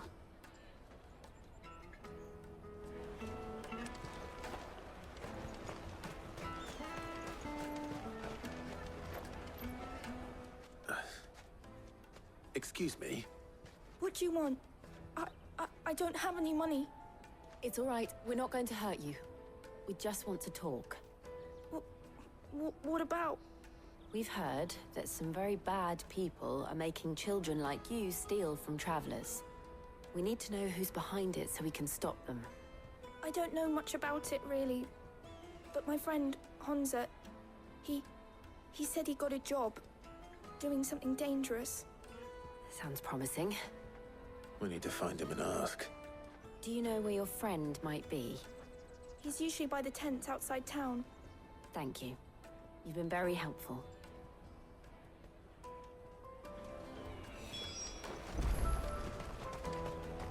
Come on, come on!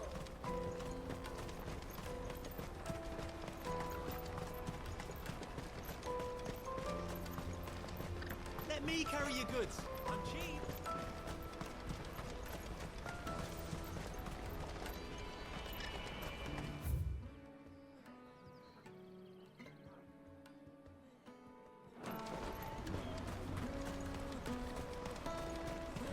She must have meant the refugee camp.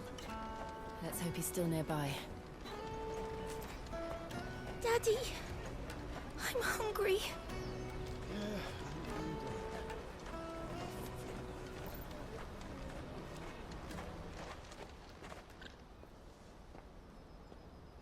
That big fat donkey was easy pickings.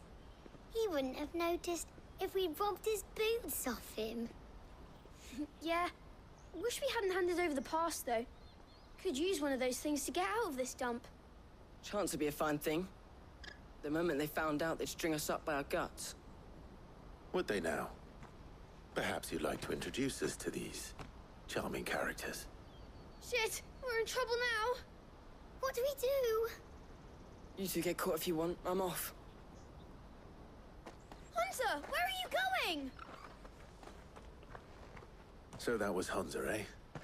Jill, you watch these two. I'm going after him. All right.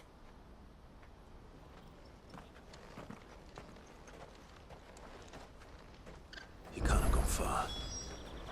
I need to find him before his employers do. Daddy, I'm hungry. That's that, then. Did you see a boy run past? He stole something from a friend of mine. There was a boy ran back there towards the chocobo pen, but... Thank you.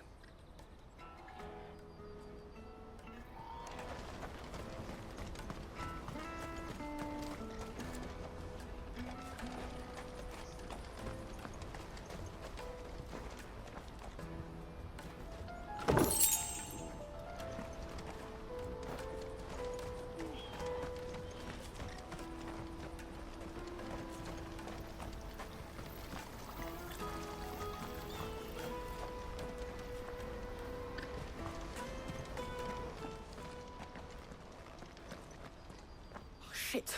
Cornered. It's all right, Hunter. I'm not going to hurt you. I just want to ask you some questions. Fine. Not like I've got a choice. I'm looking for the people who are making you steal for them. Who are they? Call themselves the Carstones. They said they'd give me good gill if I did what they told me. I knew they were bad, but bread doesn't come for free. Didn't come at all half the time, before I started buzzing for them. You know, if I didn't do it, they'd just pick on someone else. Someone they could push around easier. Hunter. You found him, then? Jill. Where are the other two? Eloise is watching over them. She sent Goots and I to look for you. You're... him! I haven't got your pass anymore, if that's what you're after. I gave it to the cast stones. Whatever you do to me, I can't get it back. Not that I go against them anyway. If it weren't for their guild, me and my mates would have starved.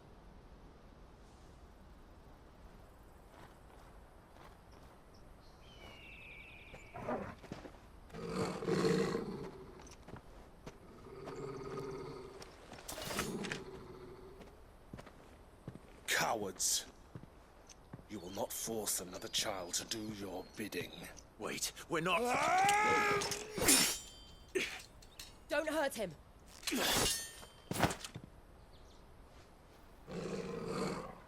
You're making a mistake. We're on the same side. Like hell we are. That brooch. Where did you get it? Master Theo? Goots. What are you doing with these people? Unless you're the ones my sister was talking about. Your sister?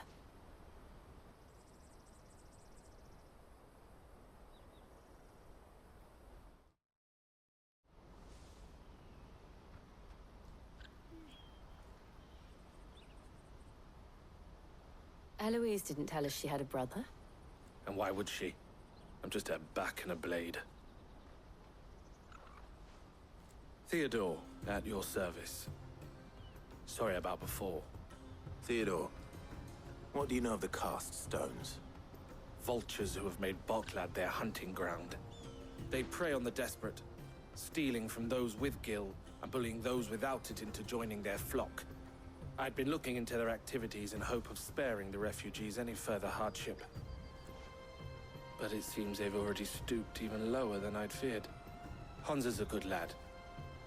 Don't blame him for what they've made him do. If he and his friends hadn't agreed to work for the stones, some other poor souls would have. On pain of death, most likely. Clive, was it? And my sisters asked you to help put an end to the pickpocketing. Then we all want the same thing.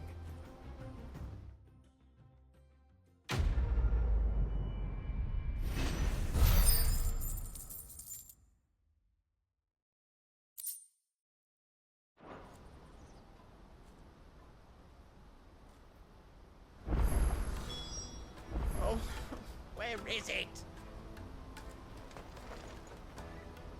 So, what's the plan? What else? We find the cast stones, and we crush them. You get your trader's pass back, and I make Boklad a safe place again.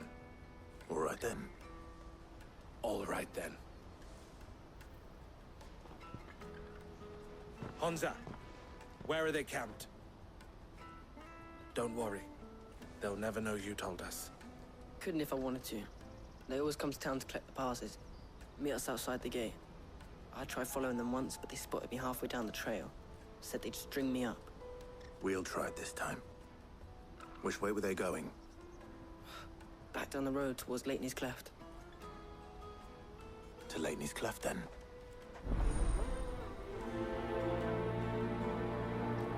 Leitney's Cleft is to the south, past the camp. No, you better not have scared any of my birds.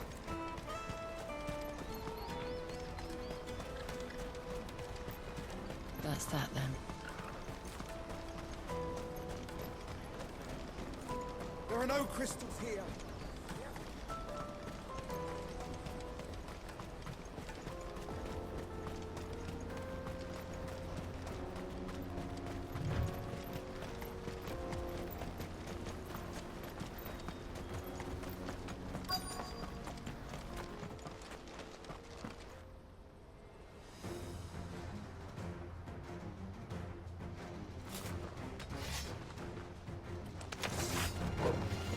The one who's been sticking his nose in our business.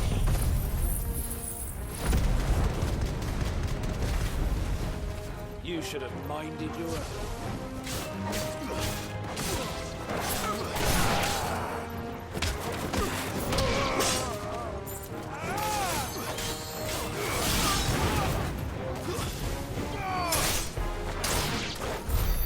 I doubt these were the ringleaders.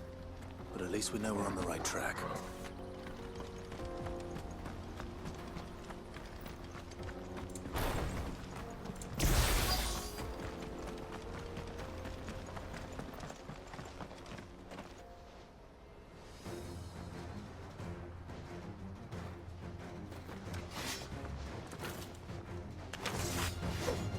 We got company! That's the lot.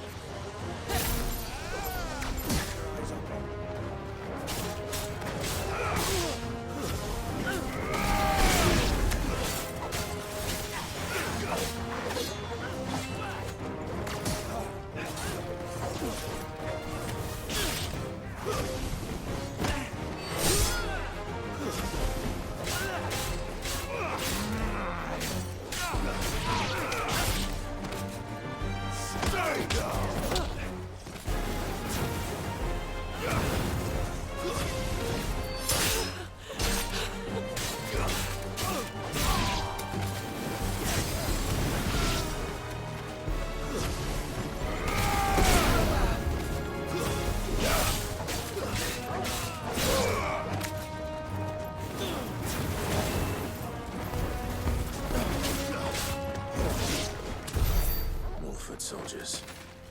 Fewer now.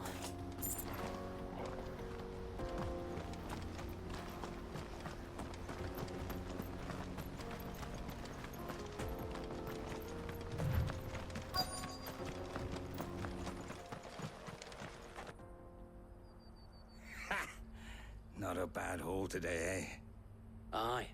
Some of our new recruits are natural-born ne'er-do-wells. Especially the little ones. That Hans has got nimble fingers, all right. It'll be a shame when they chop them off. But till then, let's make the most of it. Scum. The leaders of the cast stones, I take it. They don't deserve any mercy, Clive.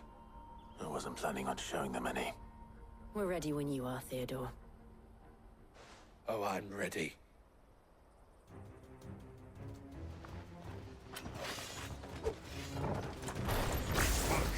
It's that guard from Boklat. Kill him! Kill them all!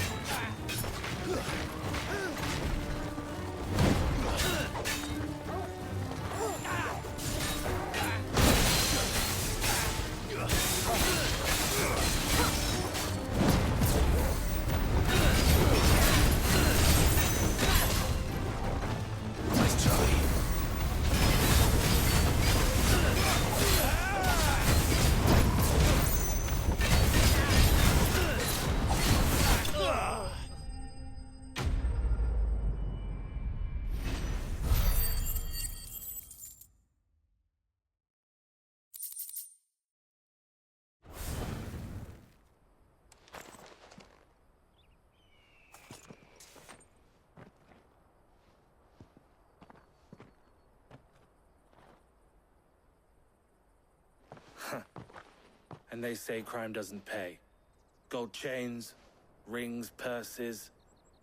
And traders' passes. Dozens of them.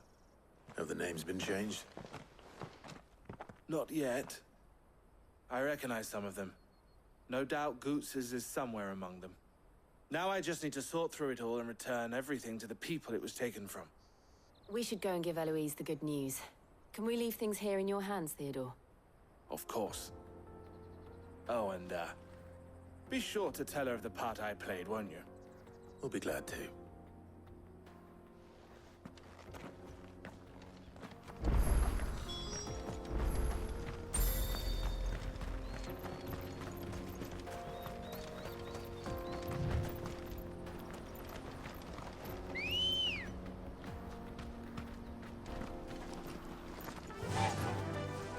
Run like the wind.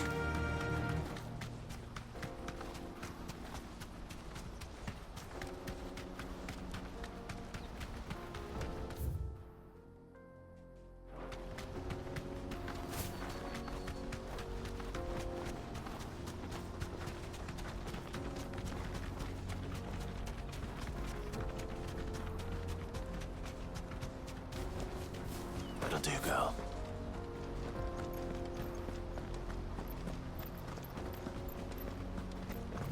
Oh, I'm done for.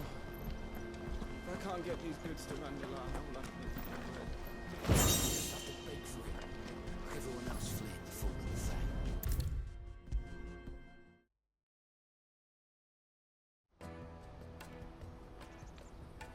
Ah, Clive. How goes the hunt? My brother isn't getting in your way, I trust? Quite the opposite.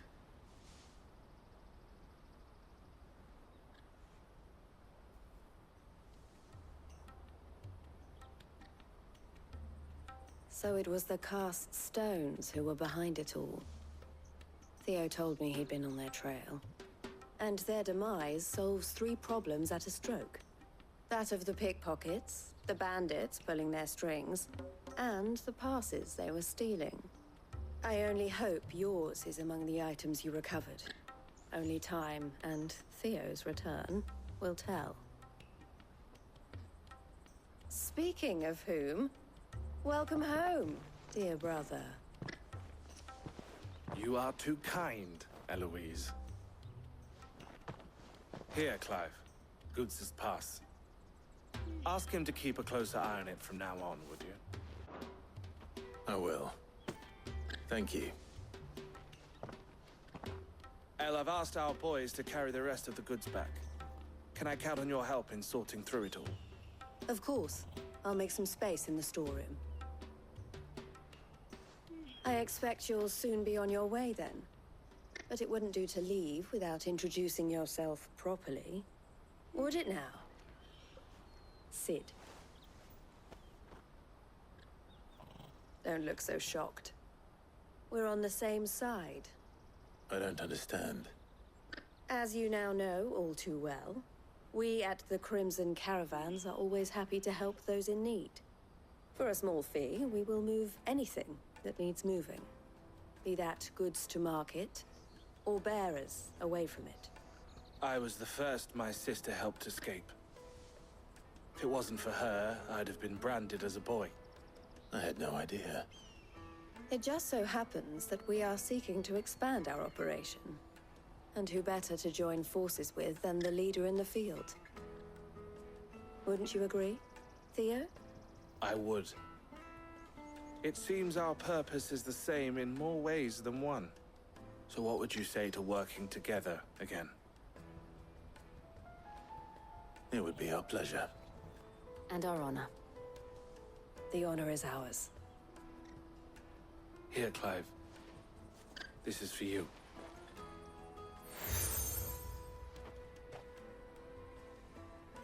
What is it? El has friends in high places, while I have associates in, lower ones. That mark is proof that you're a friend to us both.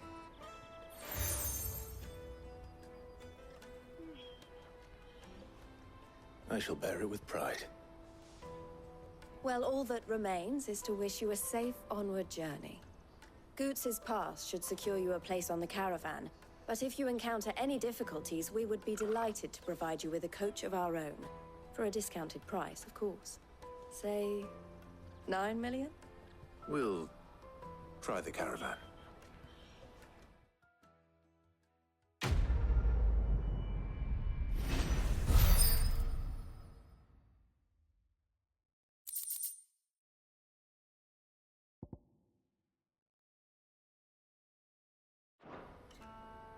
Right then.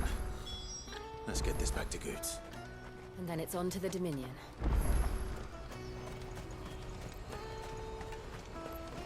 Let me carry your goods. Pardon me, but would you happen to be a fighting man? That well-notched steel and impressive physique. I have need of a sword for hire, and yours looks to be a weapon well worth the coin. Might you be convinced to offer me the use of those formidable arms? How exactly do you intend to use them? Well, being something of a scholar of Zamekian history, I wish to investigate the ruins near the city. And I require a rugged companion, lest I find myself waylaid by ne'er-do-wells or the beasts sent to roam the area. Should you accept, you will not only earn yourself material wealth, but partake of the true treasure that awaits us there. The rich and storied history of Zemekis. Well, were you ever party to a finer proposition? My arms are yours. Wonderful! Then come. We must away. But where are we going? Along the old Zemekis road, and from there, onward to discovery. Quickly! There is not a moment to lose. Wait. Good luck with your ne'er-do-wells.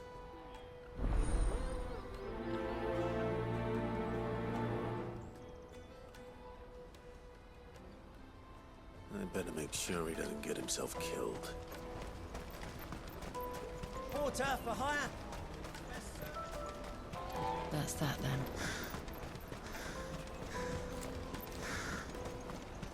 There are no crystals here.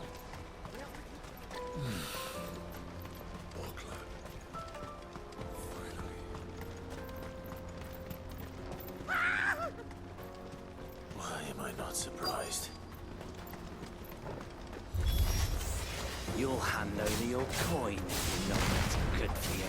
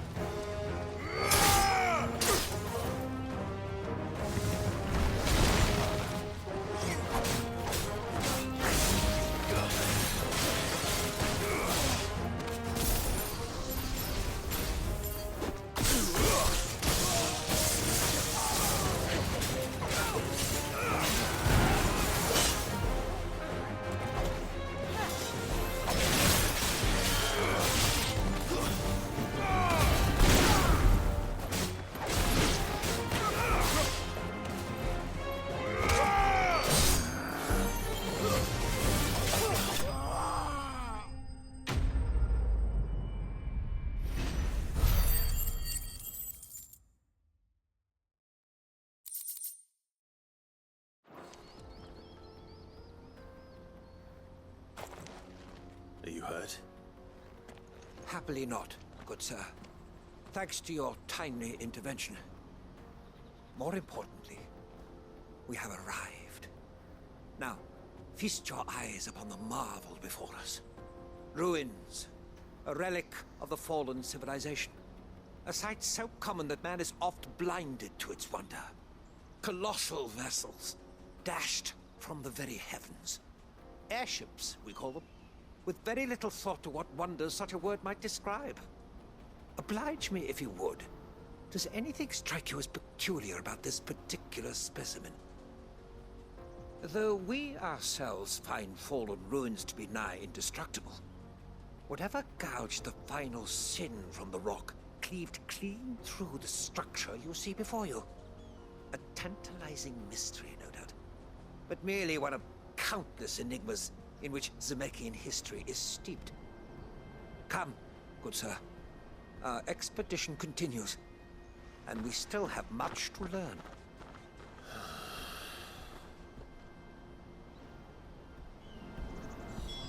He's passionate. I'll give him that.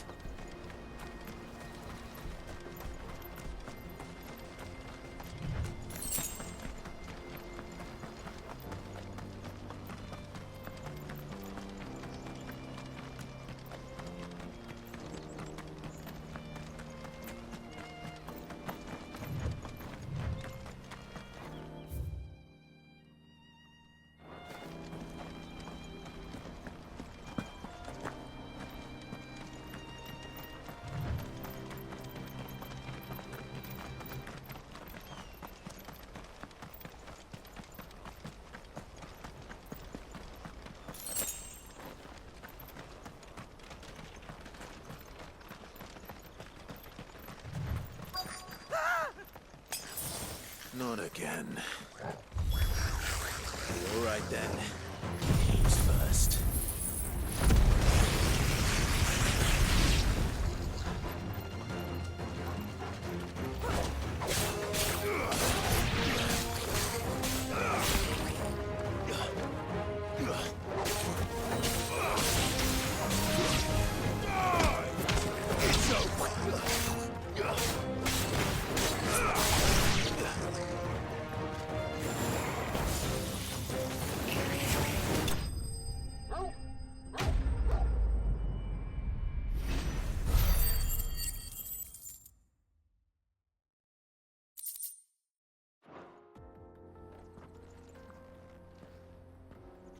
You're going to get yourself killed. Oh, that would not do. That would not do at all. Not when such majesty stretches out before us. Behold, the final sin in all its glory. As Moss tells us, a battle was fought here in ancient times. A battle of such ferocity that it tore a great crater in the very land upon which it was waged. In reaching for their holy sanctum, did man enrage the gods, and great was the vengeance that was rained down upon him. Alas, the full truth of the matter is lost to time, though I live in hope that I might see it discovered. But we must not dwell upon such things. There is more yet to see. Onward! History awaits!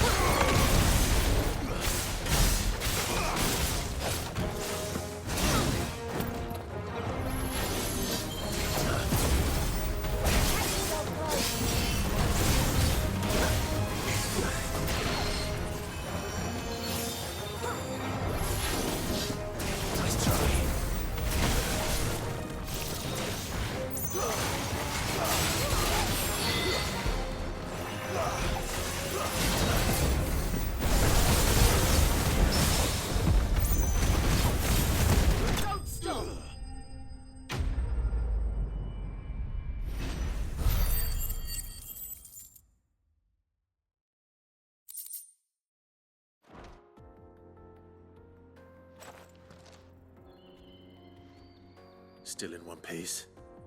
It would seem so. Once more, I am in your debt. And once more, you impress me with your prowess. These were no ordinary foes, but ones we in the field call echoes. Though Moss the Chronicler concurs with the legends in attributing the fall of Zemeckis to a wrath wrought upon mankind by the gods, he offers little in the way of explanation. Could the ruins we see before us here, in all their elaborate beauty, perhaps suggest an answer? Could the construction of such miraculous edifices have been considered an encroachment upon the province of the divine? Alas, all is mere speculation. But one day, perhaps, I will learn the truth. Not if you keep running headfirst into trouble. You are right, of course. And not only have you plucked me repeatedly from the jaws of death, you have proven yourself a willing audience to my ramblings. Glad to help, but didn't you say you came here to investigate something? I fear I may have rather overstated the case on that front. In truth, a captive ear was all I really desired. You see, even my fellow scholars have grown somewhat weary of my musings of late. And so I came upon the idea of purchasing a companion. A captive audience, if you will. That's what this was all about. I am afraid so. And now, my good man, it is high time we returned whence we came. Fine. Just don't go running off this time.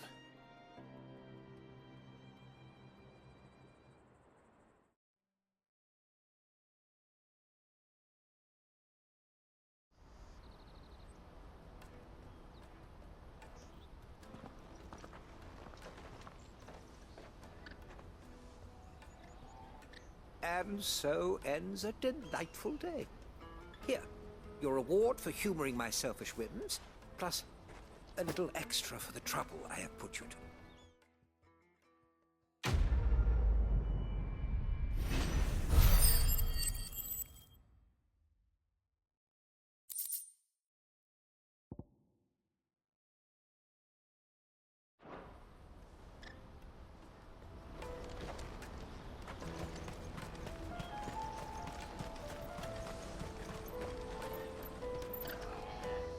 I see you've been of some assistance to Eloise. Perhaps you can extend me the same kindness? Perhaps. What would I be doing? Finding someone. You see, I've been having trouble with thieves, and despite the many pains I've taken, I can't stop them from rummaging through my packs. I was griping about my lot to a friend of mine a few days back, and he offered to track the culprits down.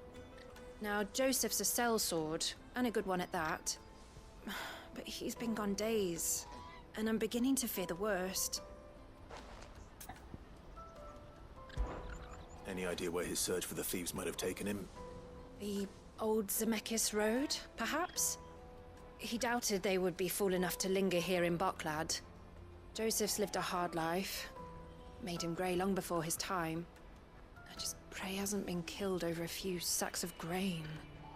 Can't imagine there are too many grey-haired sellswords around. Hopefully someone will have seen him.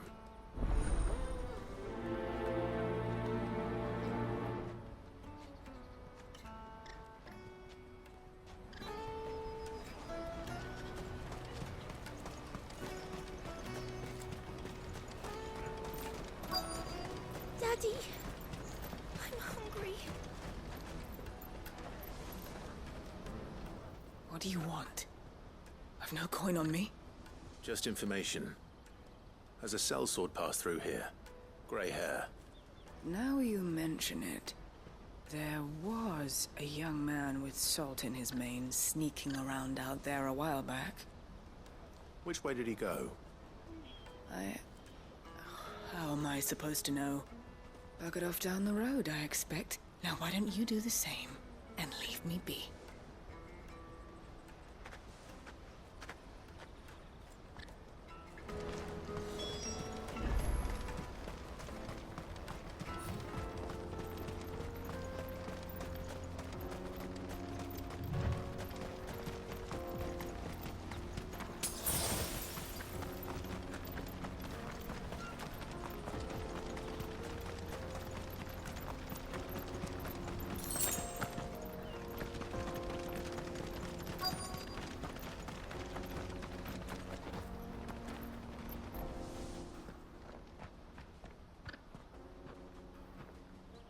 We don't want any trouble. Neither do I. I'm looking for someone. A grey-haired mercenary. Well, we haven't seen him. Yes, we have. We saw him climbing up the rocks. Those ones, over there. Maybe he found his thieves. Mum won't let me near them. She said there's goblins up there, and that they eat little boys for dinner. Shush now. You've said quite enough already. I only told him what you said. I'd listen to your mother if I were you.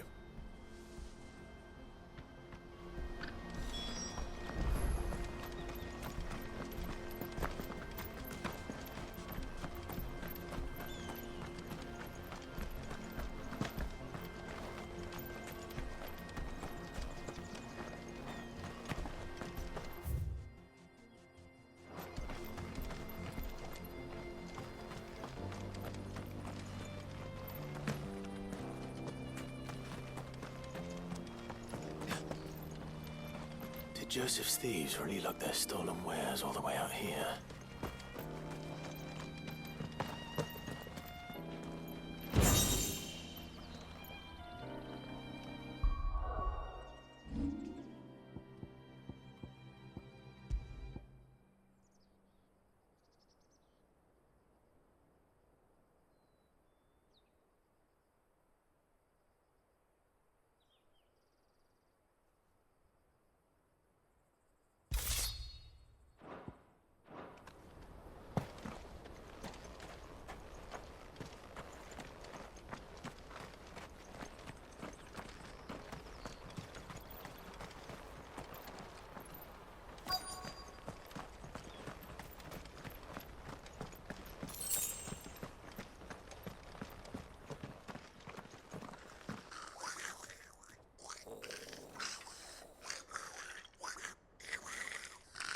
I think we found our thieves.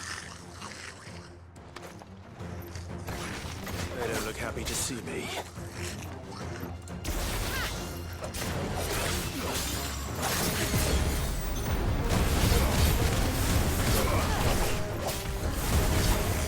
Too slow.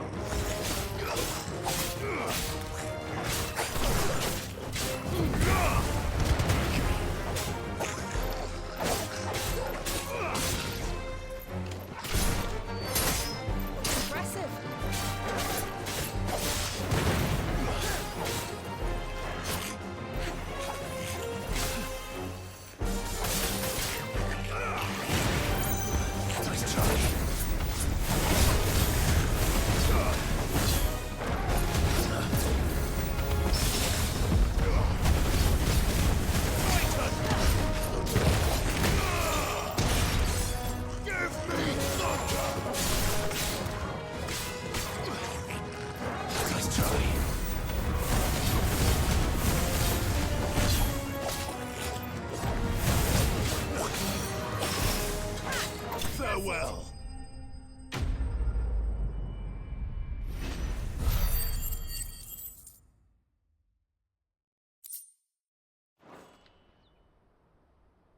Let's get this over with. Stop! Don't kill him, he's just protecting his home. Joseph?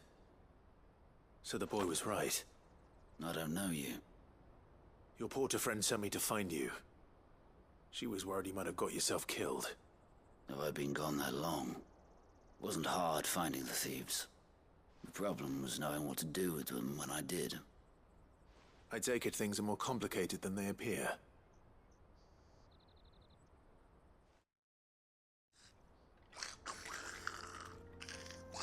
I'd all but ruled out bandits before I even left the market. You know why that is? Because our thieves had no interest in gold or gems, or anything they couldn't eat for that matter. Add to that the rumors of goblins in the area, and the mystery practically solved itself. I soon found their cozy little homestead, and all the missing food. I launched myself at them, full of righteous fury, but their leader was the only one who moved to meet me. The others, they huddled around that food, ready to die protecting it. They stole because it was that or starvation. I've been there myself, back when times were hard. So you spared them, and earned their trust into the bargain by the look of it. These goblins aren't native to the area. They don't know how to survive such barren lands, so I've been teaching them. And once they've learned to hunt and forage, they won't be fool enough to risk their necks in Boklad. I'm impressed. I didn't know goblins could be reasoned with. Do me a favor. Let the porter know I'm safe. I'll head back to the market once my work here is done. Oh, and don't mention the goblins. I don't want people coming here brandishing pitchforks. Not now this lot have sworn off thieving. Your secret's safe with me. I appreciate it. Thank you.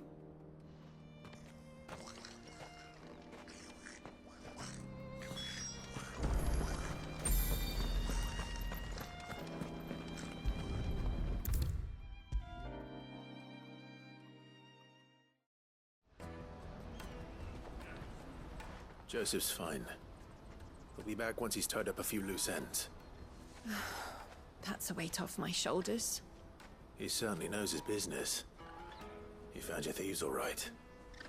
And I dare say they won't be coming back. A good man to have around, that Joseph. And if he says there'll be no more thieving, that's good enough for me. Thank you for putting my mind at ease.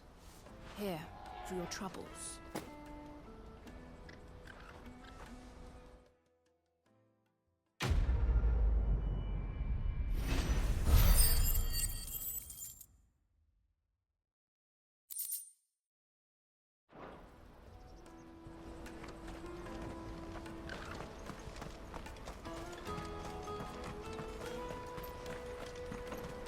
Hurry, man.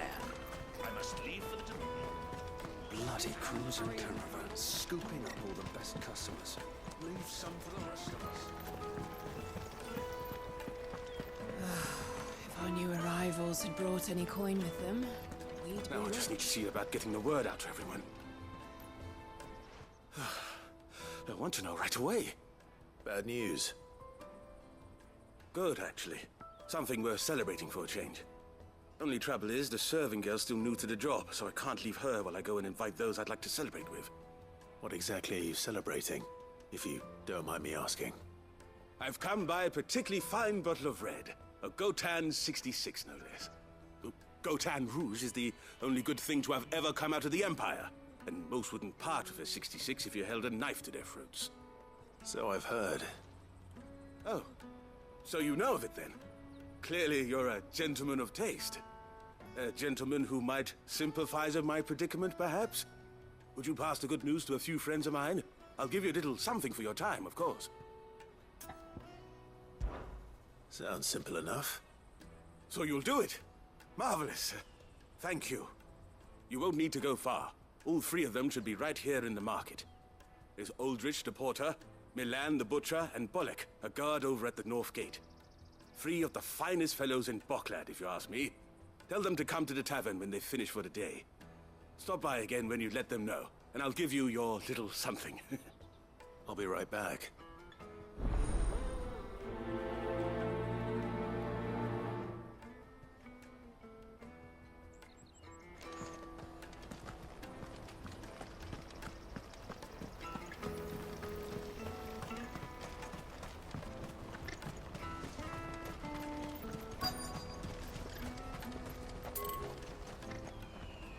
You won't find a finer array this side of the strait.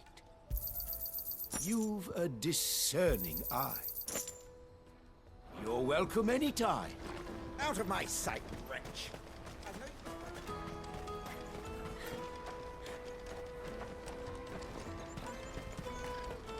Peaches and pears. Let me carry your goods. I'm cheap.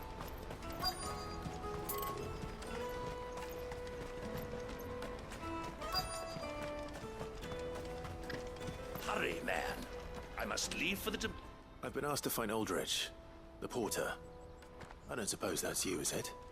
That's me right enough. You need something delivered? The innkeeper sent me. He said there's a cup of Gotan 66 with your name on it when you're done for the day. A 66? Look at me. If he's just got hold of it now, it must have been in the crates he had me carry down from Sanbreque. From the Empire to Boklad. He must be a braver man than most. That's a treacherous route to the best of times. Such is the porter's lot. There's not a patch of storm these feet haven't traipsed across. They'd Sorrowflam one day, then off to Canva the next. The farther you're willing to go, the fatter the purse.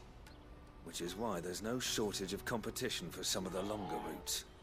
I'd say I've done enough for today to earn myself a cup of something tasty. Thanks for letting me know.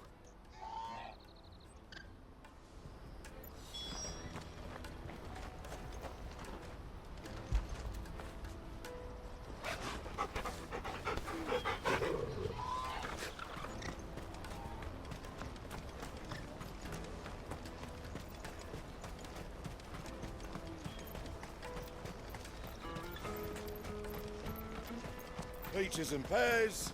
Peaches and meat. Come on, come on! The caravan stops next to the checkpoint. Are you Milan, the butcher? That's me. What can I do for you? The innkeeper's just had a special delivery. He thought you might like to join him for a cup of wine after you pack up for the day. He knows me only too well. And I've got a ham here that will go handsomely with a nice drop. Wine and ham to spare. Boklad clearly isn't suffering then. Comes with being the place everyone has to pass through to get to everywhere else. Those who travel the Crystal Road bring all manner of goods with them. We get meat from Sanbreque, herbs from Rosaria. Why, sometimes we even see curiosities from across the Narrow. My old man knew what he was about when he set up shop here all those years ago. Anyway, thanks for the good news. Oh, you know what? Maybe I'll shut up shop early. Wouldn't want to keep our friend waiting.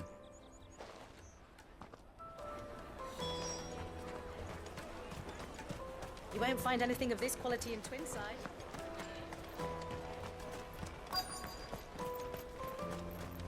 Let us through! I'm looking for Bolek. I was told he'd be guarding the gate. Well, you found him.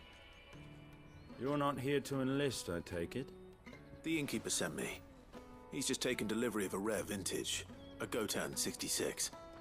He thought you might like a cup. I've never said no to a goat hand. I'm not about to start now. Thanks for letting me know. You must be a busy man. The market would be flooded with refugees if we weren't here to stem the flow.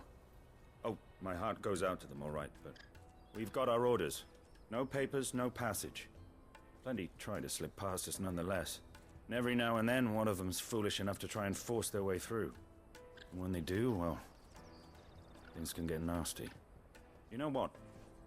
That wine's sounding better by the moment. Well done. I wonder if the innkeeper might spare a cup of that wine.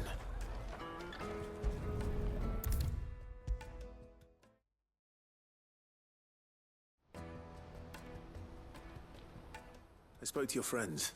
They'll be along soon. That's fantastic news. Thank you kindly. It's been a while since we all sat down together. And the way I see it, that wine is as much theirs as it is my own. How so? Well, I wouldn't be serving anything but slops without Aldrich to go and fetch the good stuff for me.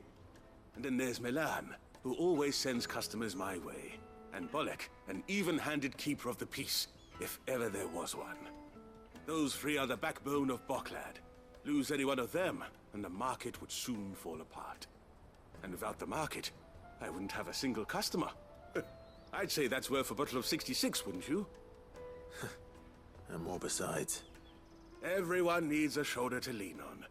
Be they world-weary innkeepers or brooding swordsmen. Right. I'd better prepare for my guest's arrival. I hear you had me carrying a bottle of Gotan 66. If I'd have known, I would have sold the thing and lived like a lord. I'll settle for a cup, though, if you're in a sharing mood. A Gotan 66. Just as well I had something special of my own set aside. A bottle between the four of us might not be enough to drown our sorrows. but it can't hurt. Here they are, the free pillars of Boklad. Sit yourselves down, gentlemen. The woes of the world may be monstrous and many, but there's nothing like a few good friends to keep the misery at bay. Never a truer word spoken.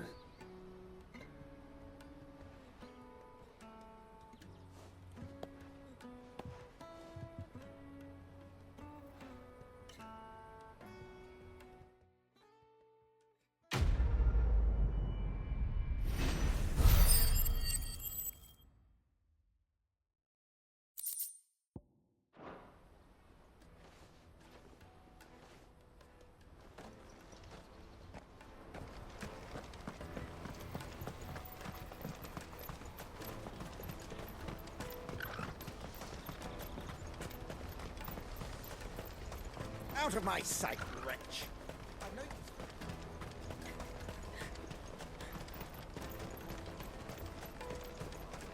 Come on, come on! The caravan stops next Juicy pears! Slake your thirst without a crystal. What I really want to be is a blacksmith. You gonna do an apprenticeship or something then? Here you are, good. Try not to lose it again. Me pass! You found it! Oh, thank you so much. Nan would have killed me if I'd come back without it. I'll have to say thanks to Elle and Theo, too. So should you, Honza. You and your friends don't have to steal anymore. If anyone threatens you again, you know who to turn to. We do. And we already have. Miss Elle's given us a job shifting the chocobo shit out the stables. It's hard work, and the pay isn't half what we got from the stones. But if we stick at it, we'll keep ourselves fit. You stick at it, then. And Goots, I'm sorry for stealing your path. That's all right. I've got it back now. And all's well that ends well, eh? You said you're trained to be a blacksmith, right? Well, I'm gonna be your first customer. I'm gonna save up all my gil and get you to make me a massive sword. I'll do me best. Till then, eh?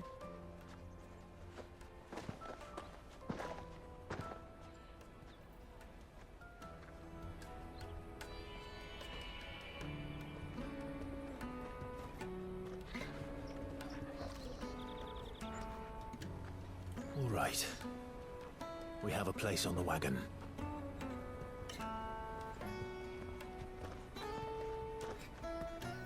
Remember, Goots, we're mercenaries. You hired us to protect you. Mercenaries. And you remember the plan? You're to ride all the way to Twinside. Jill and I will go with you as far as the outskirts, then find our own way in. I'll buy that stuff I need. Right. And we'll scout out the Imperial's defenses. There's a square with a big bell tower right in the middle of town. If you get lost, or out goes wrong, we can meet up there. Right. Let's go.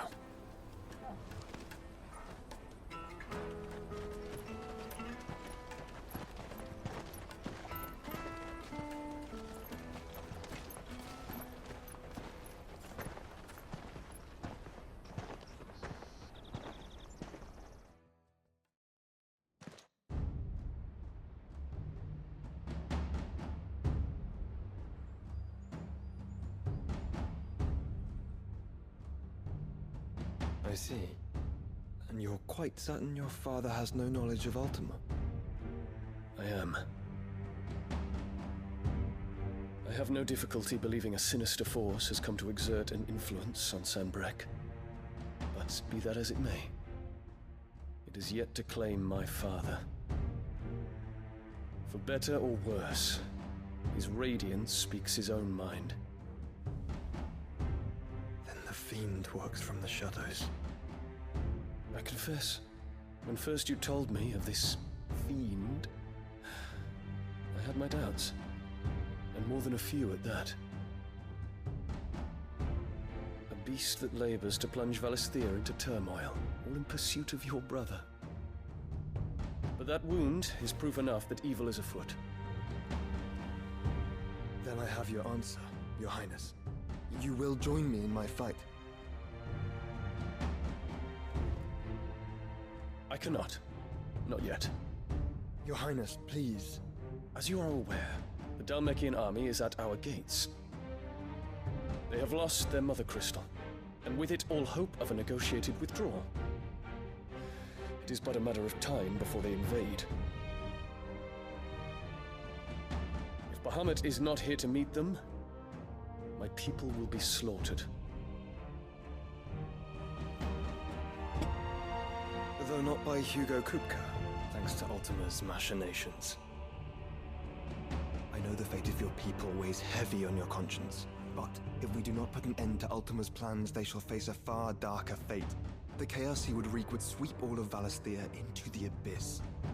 The lives of every man, woman, and child in the Twins are at stake. I believe what you say, Phoenix. But I have duties of my own, and I must discharge them. Come what may.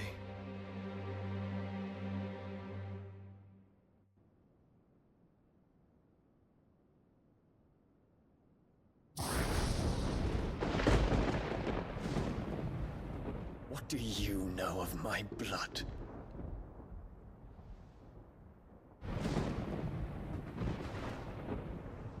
I know that it is wholly unworthy of the highest offices of state, which rightly belong to those of purer breeding. Alas. Your bloodline runs through the Oriflamme gutter, from a whore who weighed her child's worth in gil. Have you threatened my father? Of course not. I merely whispered in his ear that his mongrel son is plotting a rebellion. What? Sylvester listens to the words of his astrologers. And they have ears too. You have been feeding them your lies! Should you remain loyal to Emperor Olivier, his radiance may yet crown your head with laurel, and not with tar. Fork-tongued witch!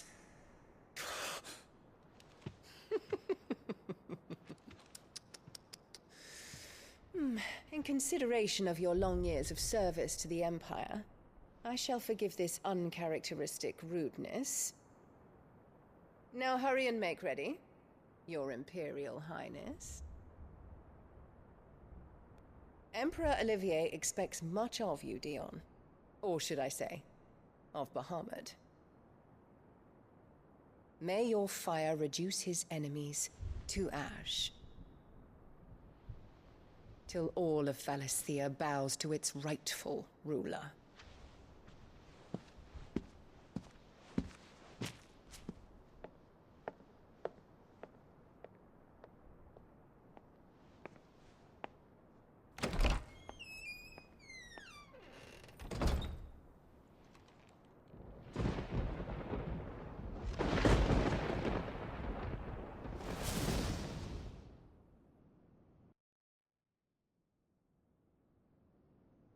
There is another darkness that has taken hold of Sanbreque. And until its grip is released, the flames of war shall spread ever wider, just as Ultima wishes. Forgive me. My family has caused you much grief. You are not her keeper, Phoenix. This is a matter for the Imperial household now, and as a member of that household, it falls to me to resolve it. At such time as that is done, what strength I have shall be yours.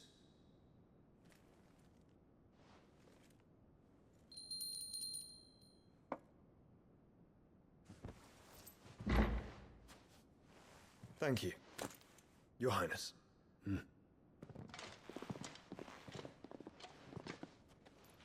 us take to the skies together, and bring a new dawn to Valisthea.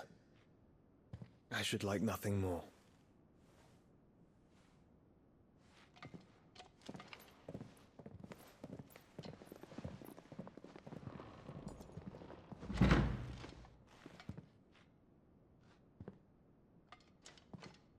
Terence. My prince. Tell me true. Do you believe what I'm about to do is wrong? We dragoons have but one leader, Your Highness. And we shall follow him unto the very end. Thank you. And this is my decree. For their crimes against the crown, the traitorous Annabella and her usurping son shall be put to death, and the Empire restored.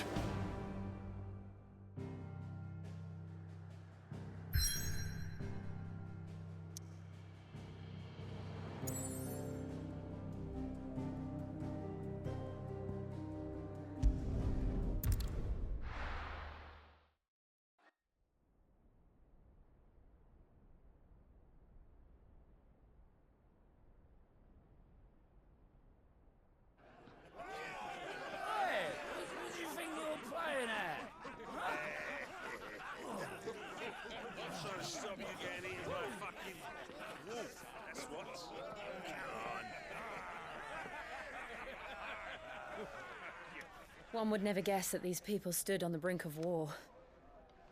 They're afraid. They turn to drink to forget their fears. Anything you want to forget?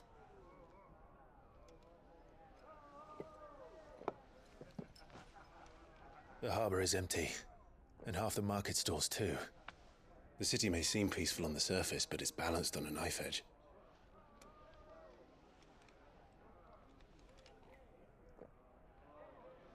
Were we to give it a nudge, it might be just the distraction we need to reach the Mothercrystal.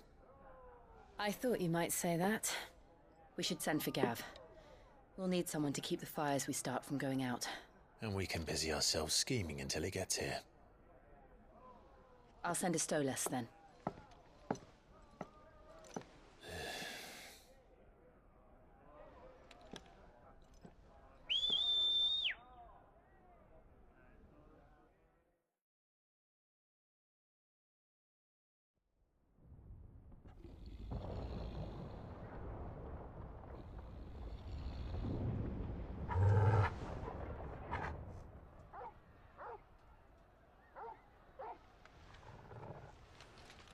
What is it, boy?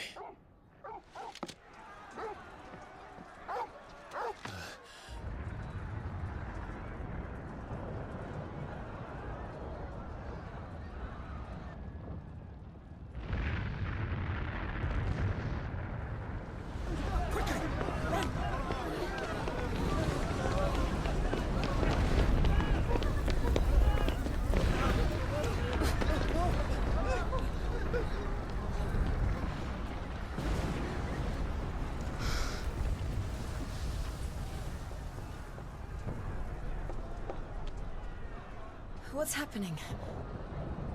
I don't know. Torgal!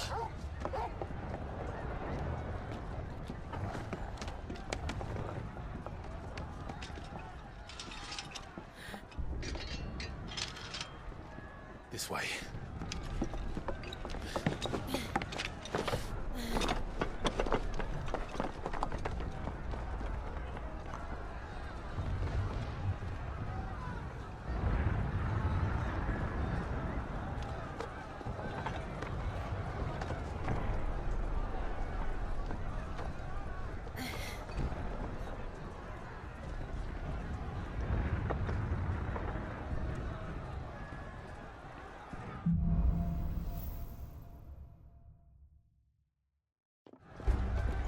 The city's on fire.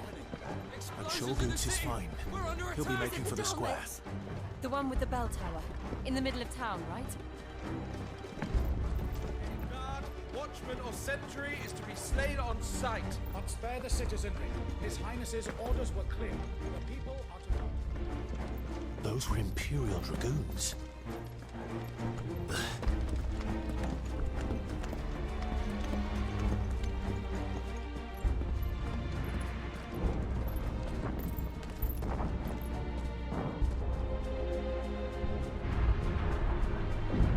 What in the hell is is going on? Let's go and see. Right.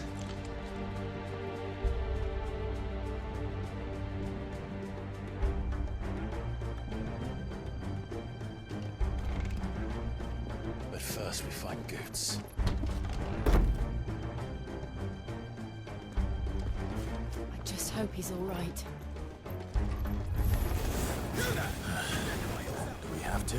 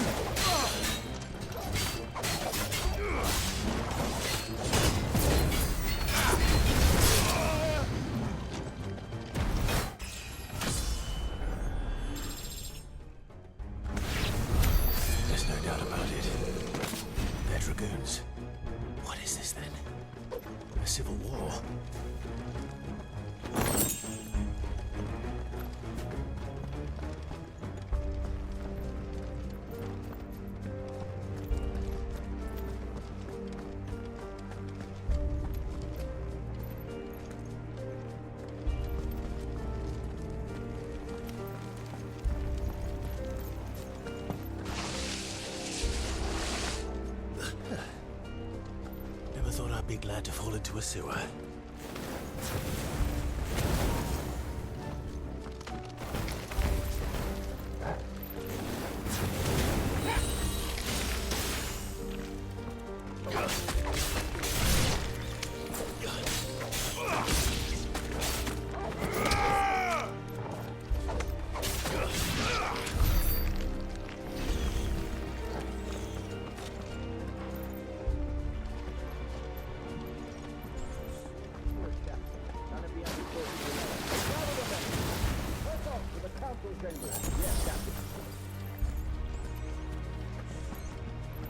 What of the men and women in the market district? The evacuation is complete, Captain. Good. Then all that remains is to dethrone the Pretender.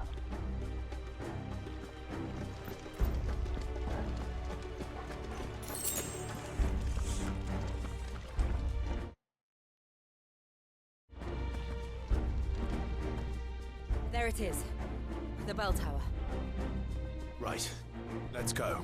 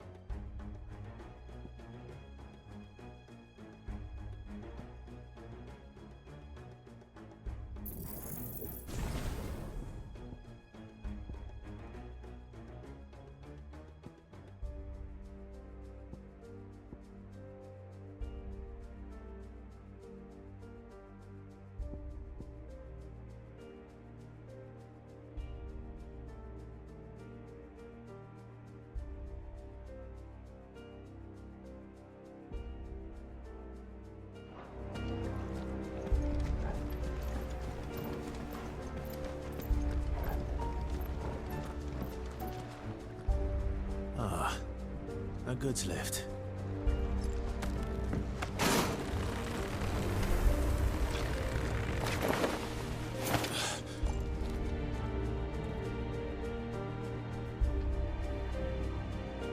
Where in Gringo's name did you come from?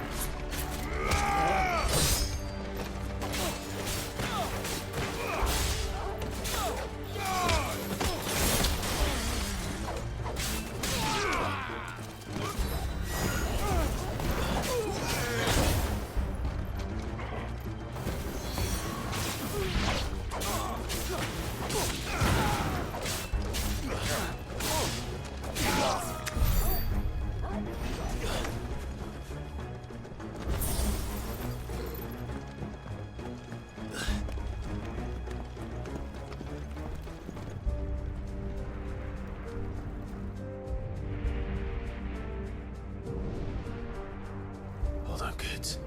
We're coming.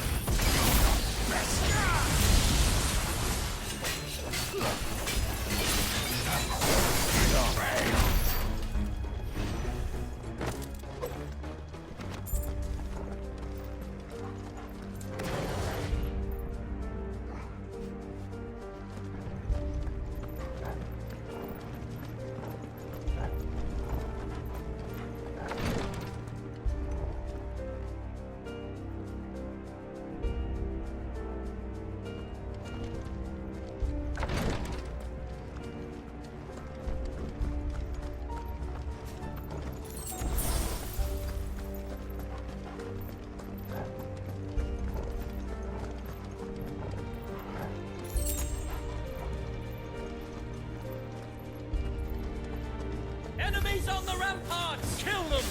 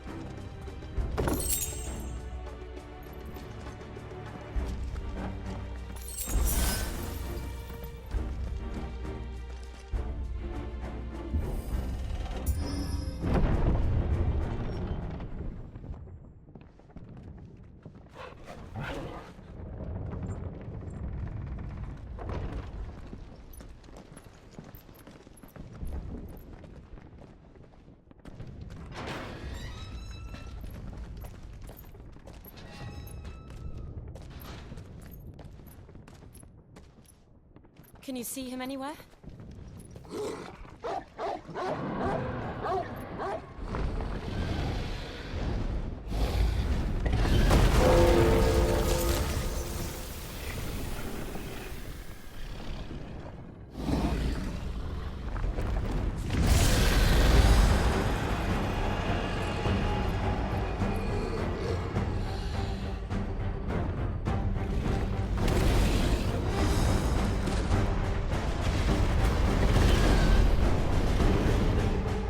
It must be one of the Dragoon's pets.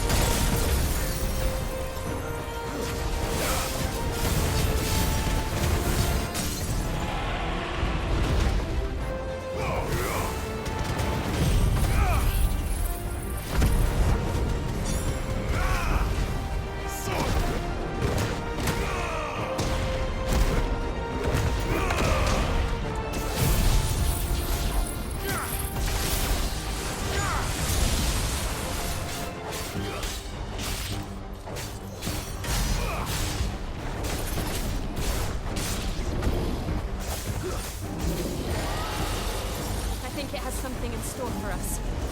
Get ready to move. Nice try.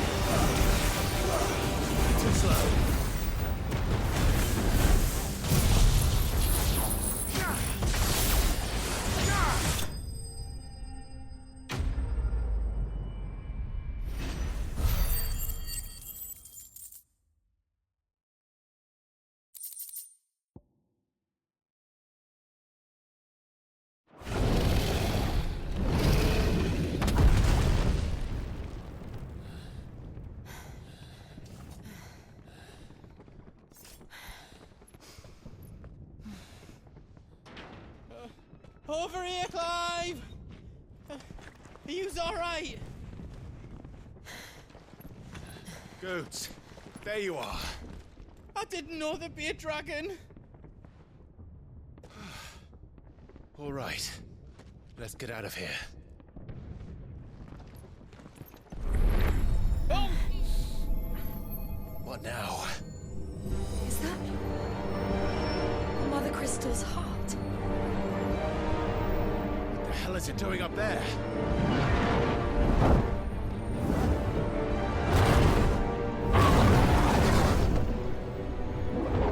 Bahamut.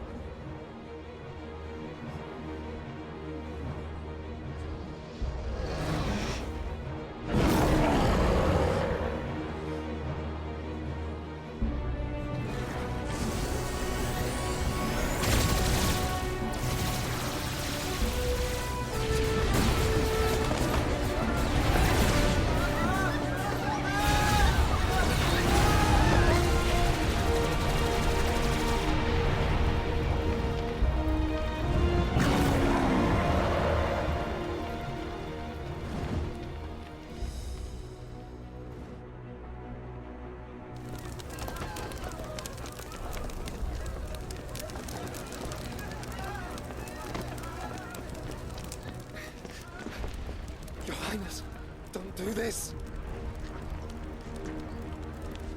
We must leave. Now, Your Grace, I beg of you. This is not what he wanted. Something's happened. Forgive me, Yod, but I must put a stop to this. Your Grace!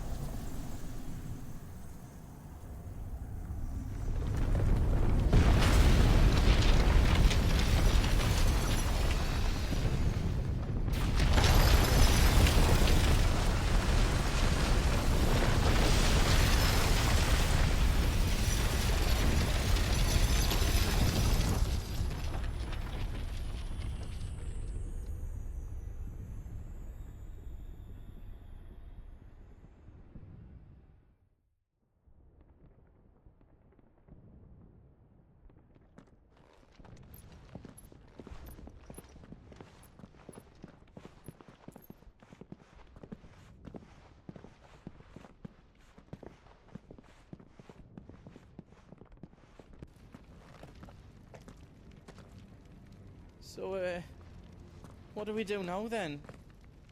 We destroy the heart. Well, you might come back!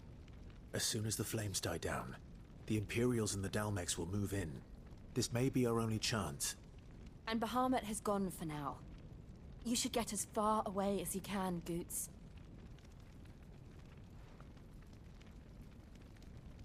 What? And leave you lot in the lurch?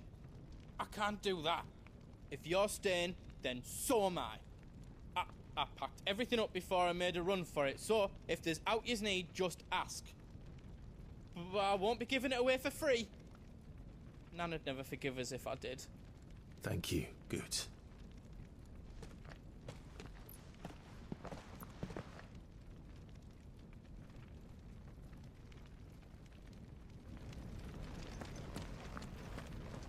What can I do for yous? I've got some good stuff for yous.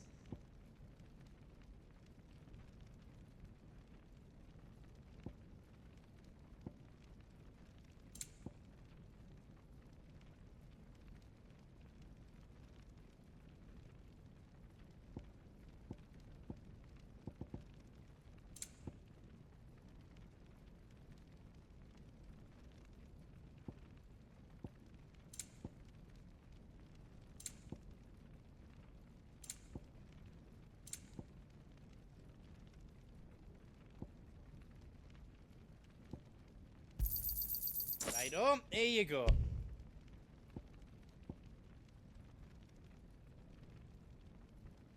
All done then? Whatever yous need, leave it to me.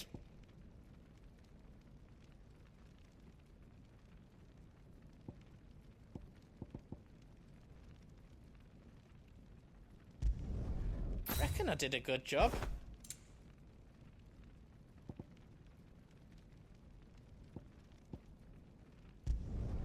Did I do it right?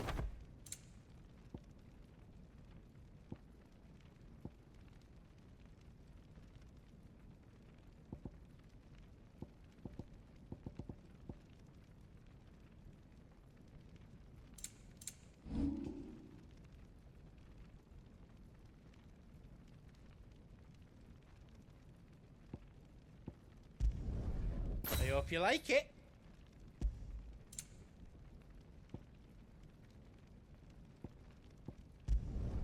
Ah, I did it.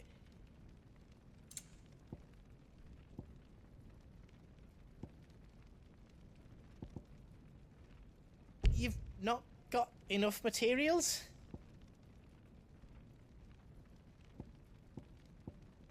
You don't want me to make yours out else?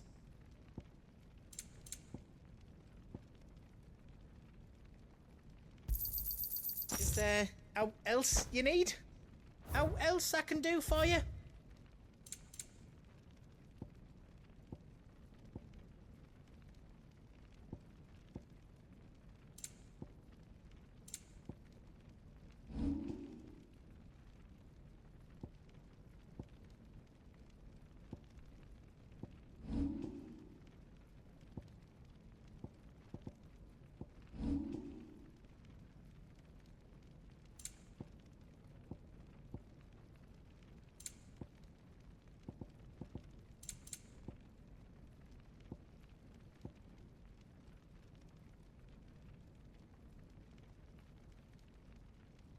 You don't want me to make yours out else?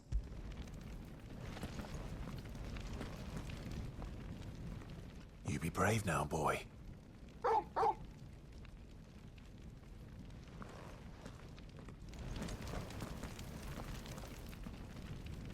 Drake's tail is right there, Clive.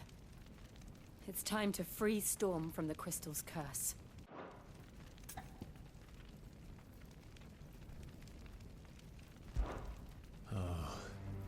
It's past time. But remember, Bahamut is still out there. And I dare say we'll be seeing him again before the night is done.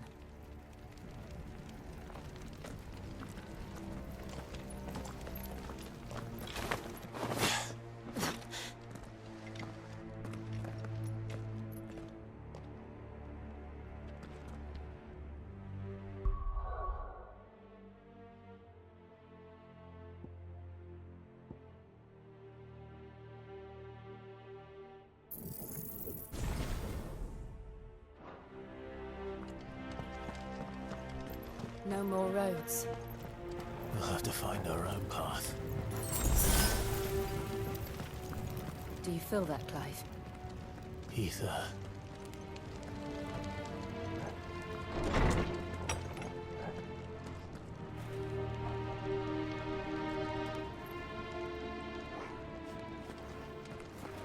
Just what we need. Another flood.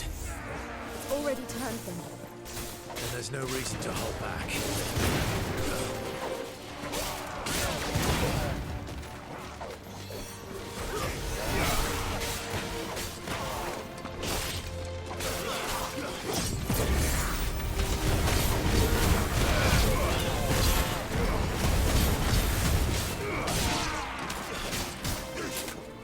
Nice try.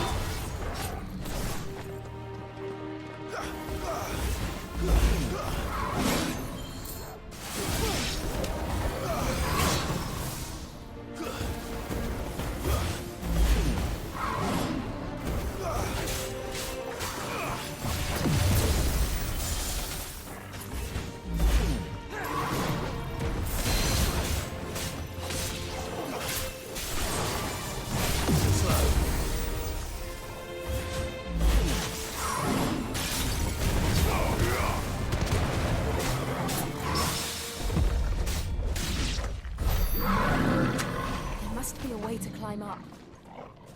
Better already.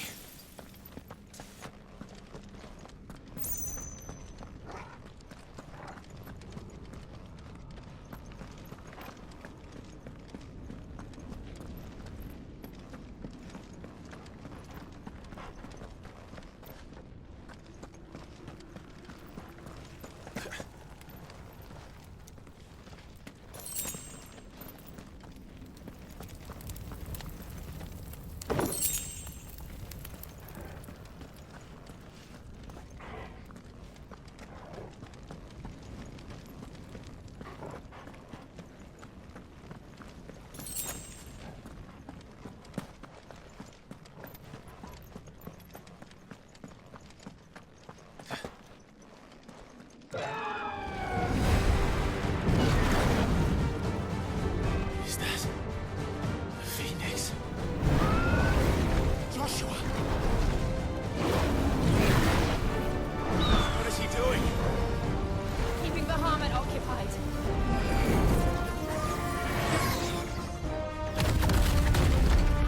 Joshua! Joshua!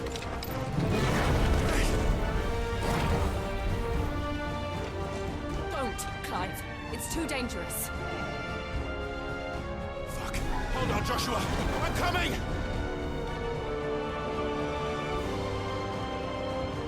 We have to save him. And we will. We just need to keep moving.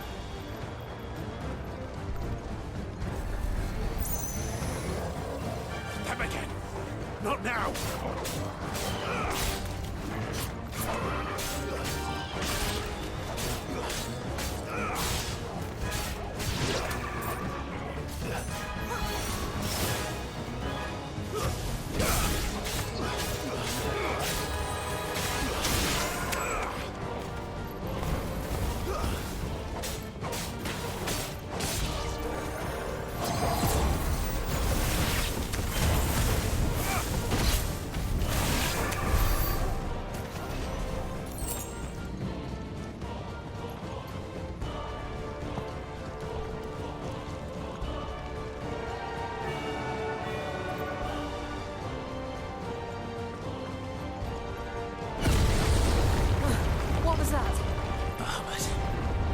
us all.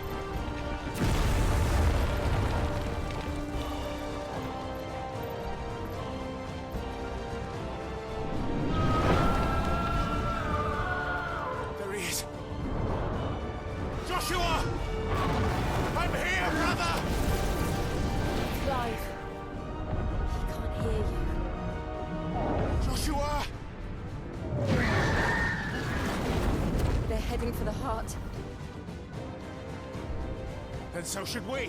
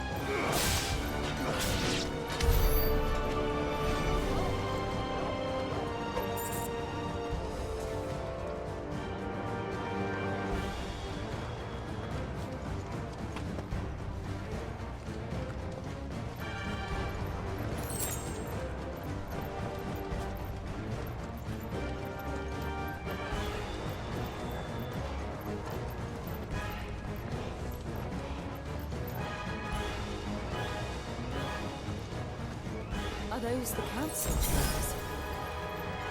How are they still standing? I don't know.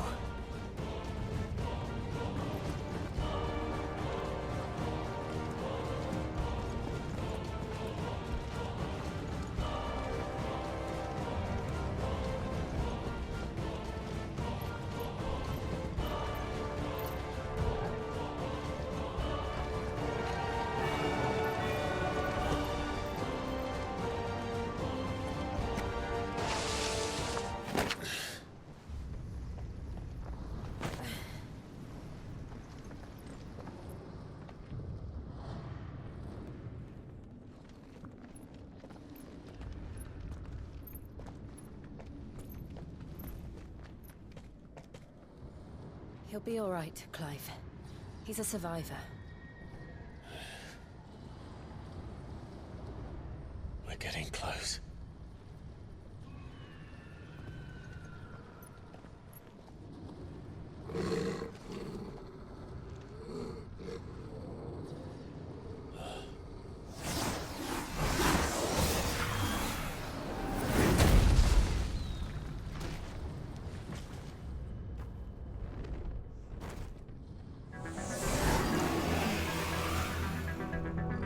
Looks like somebody doesn't want us getting any closer. I don't care what it wants. Neither do I.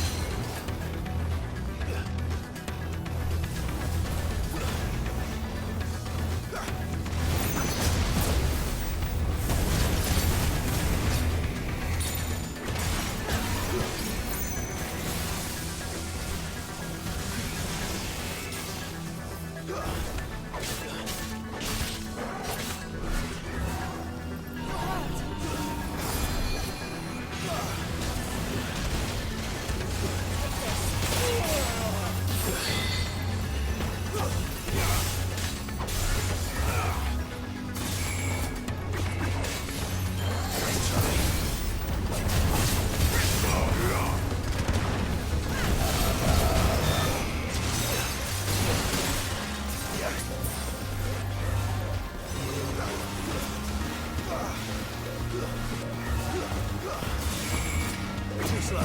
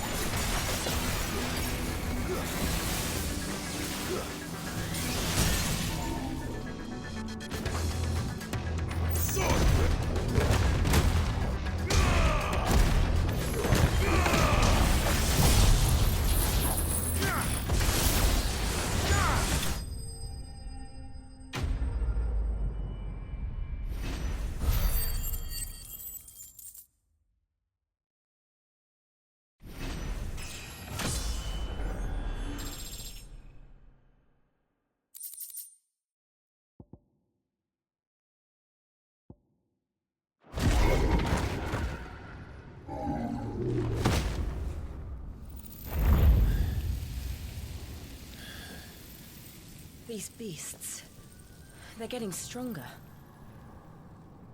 We can think about them later. Right now, there's only one thing we need to focus on. The heart.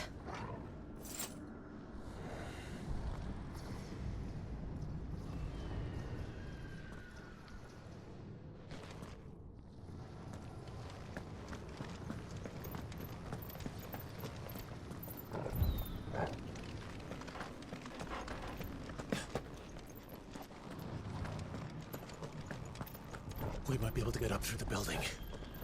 It's worth a try.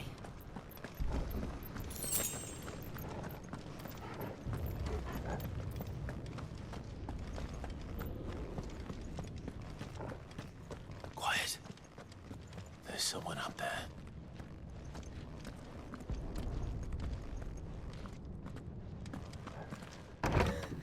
Is someone there? Mother. It's you.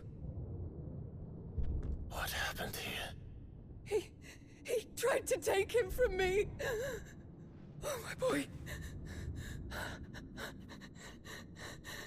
My darling boy. Is this the child you made with the Emperor? Why, Mother? Why did you betray us all? You have no right!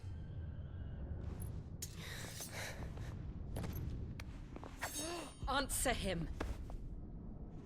We took you in, savage. Show some respect for those who raised you.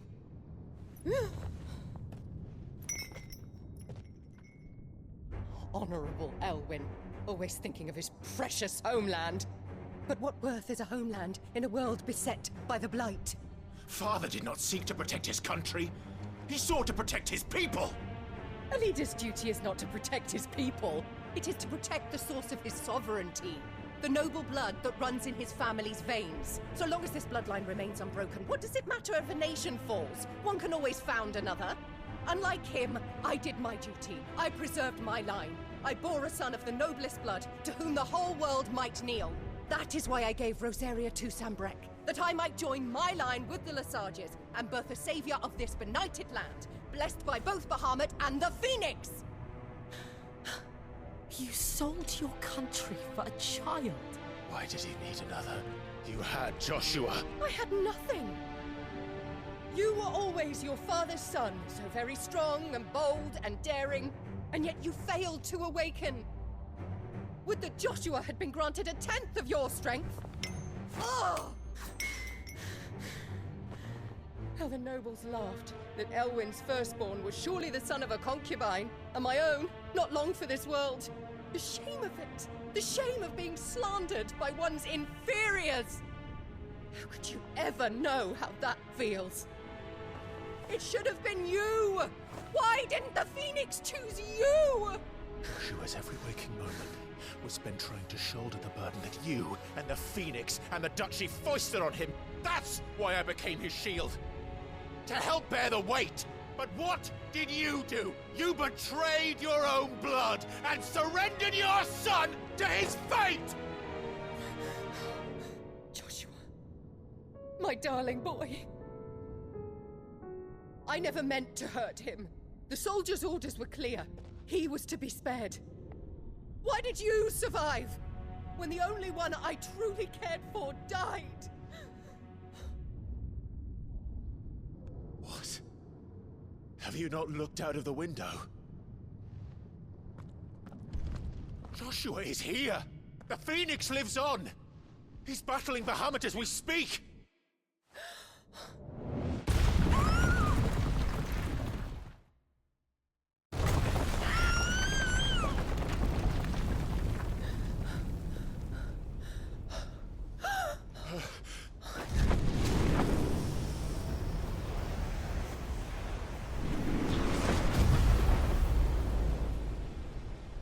Joshua! Wake up!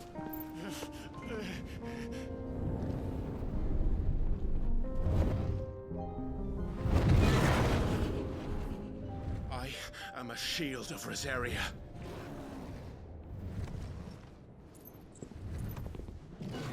And I will do my duty. What are you...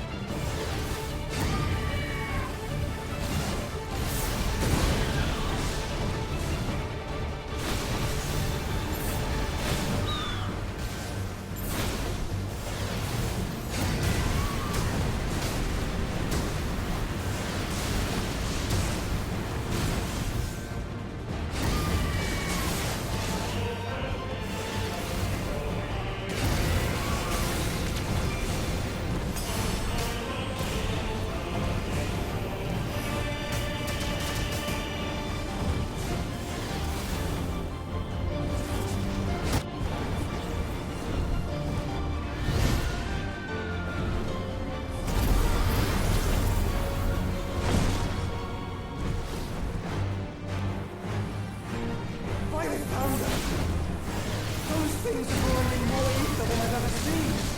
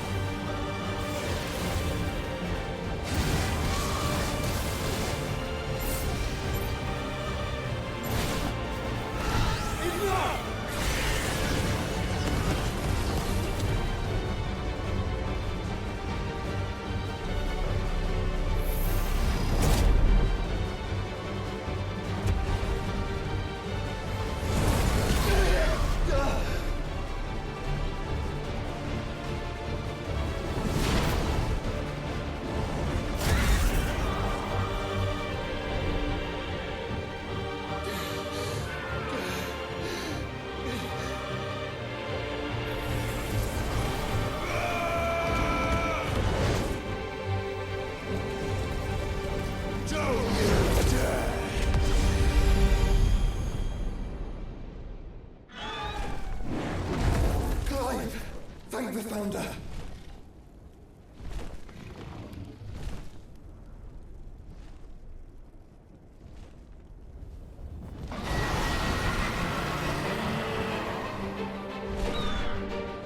It's now or never, Joshua.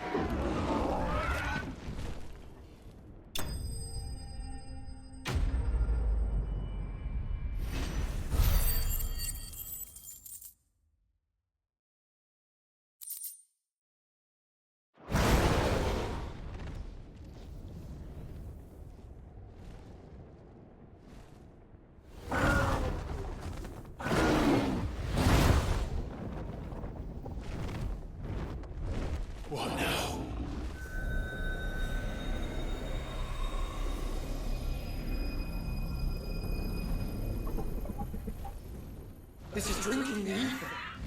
We have to stop him.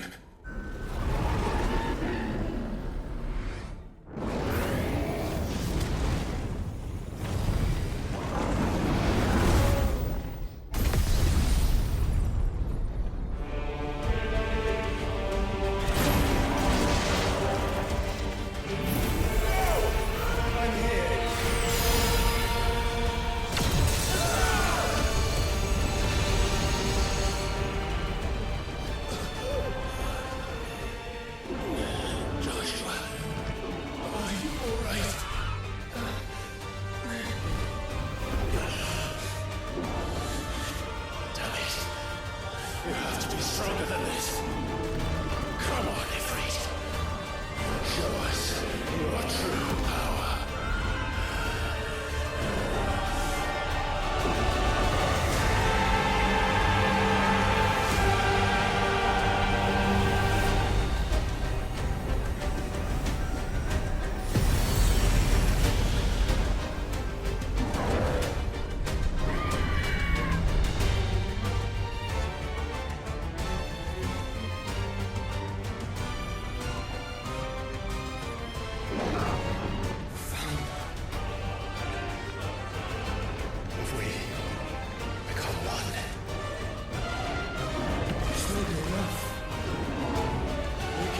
Clive.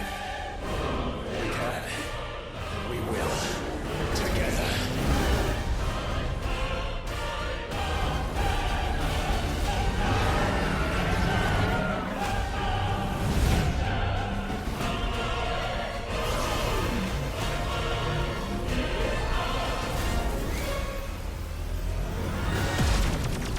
Are you ready? Ready!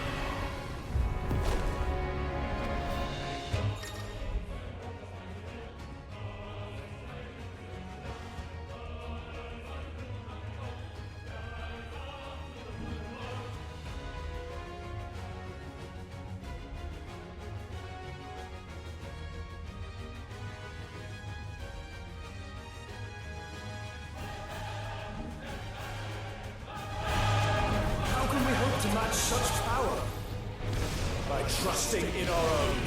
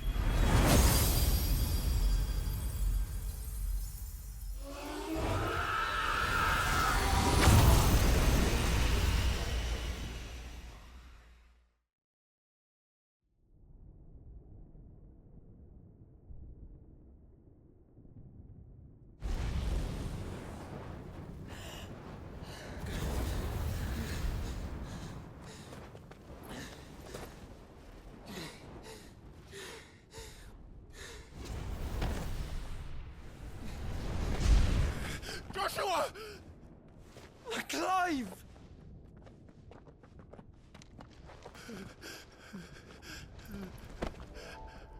My brother. I'm sorry. I'm so sorry. You're alive. We both are. Nothing else matters.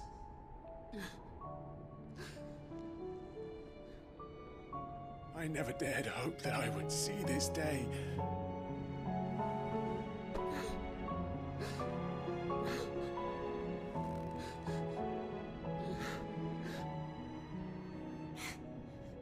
Reunited at last. Jill.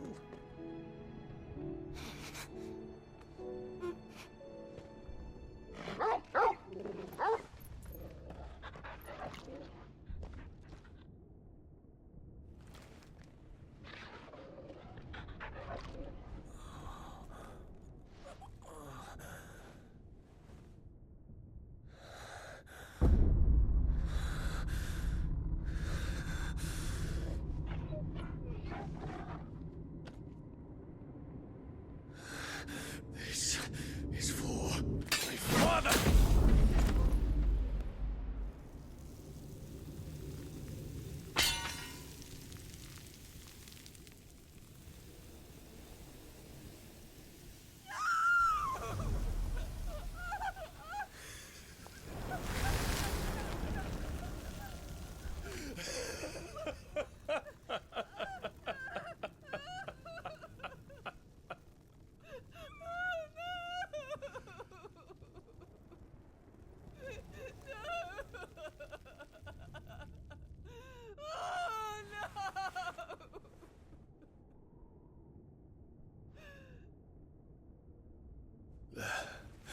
It is done. The demon that would tear our house apart is no more. Father.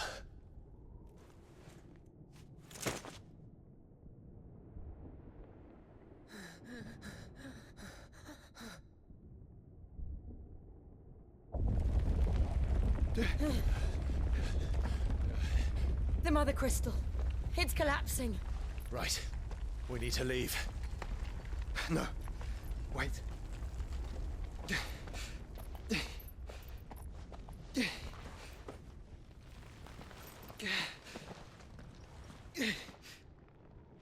I owe him a debt.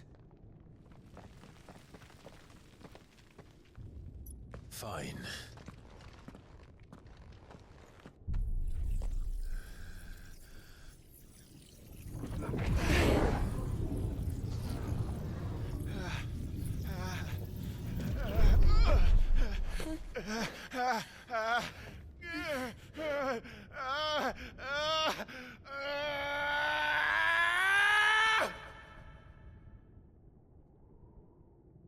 You there. Tell me what section. Don't reinforce the walls. Situation. Report, Captain. Can nothing be done to call them off? I regret not, Your Radiance. The Dragoons answer to none but His Imperial Highness. The Council is powerless to intervene. We're hearing reports of rebel Madness is this, Theon. throughout the neighboring districts. Focus all efforts on extinguishing the fires around the capital. The city can wait. Don't you dally, man. Go! Your Radiance. And I want you to find out our next move. By the light. Dion. Have you taken leave of your senses? Call off the Dragoons at once. Fear not. The populace will come to no harm at their hands.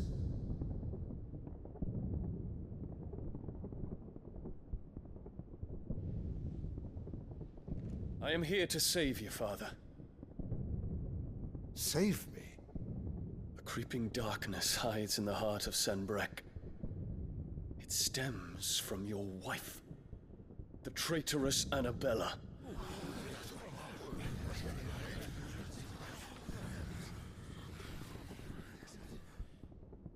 Not another word, Dion. Father, though you may not see it, The darkness has taken hold of you. It has made you forget yourself. But I bid you remember, there was a time when you ruled not with cruelty, but with compassion. Why now do you turn your back on your people? Why now do you seek to stoke the fires of war? You too have borne witness to this change, Your Eminences. And you know, as well as I, who is responsible for it. A puppet now sits upon the throne, but cut his strings, and the master loses the power! What? Dion, you bear steel before your emperor? Guards! Take him!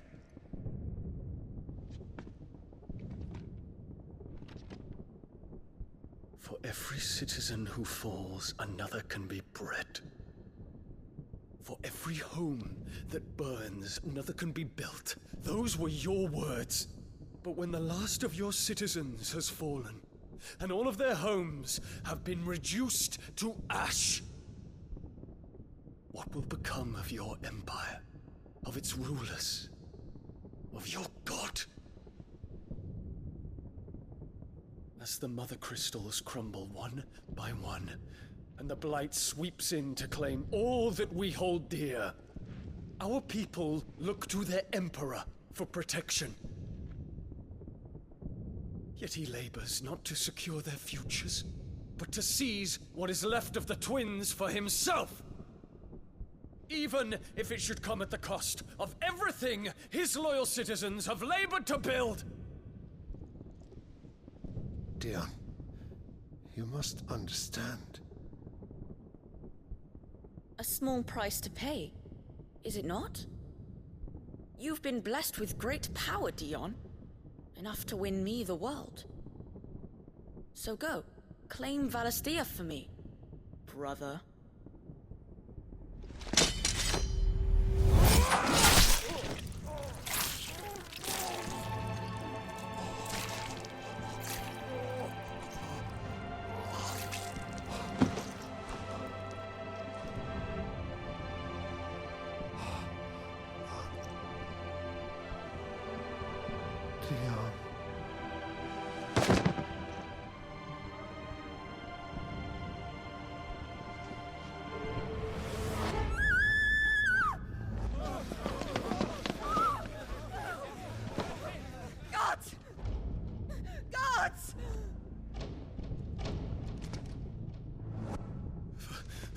Poor father. How he doted on his children. That he would die to protect me was plain. It was but a matter of when. You planned this? You did well to endure so long. But you broke in the end, as I knew you would. And now Muthos approaches. Put him to the proof. I would see if he breaks. Go, Bahamut. Kinslayer.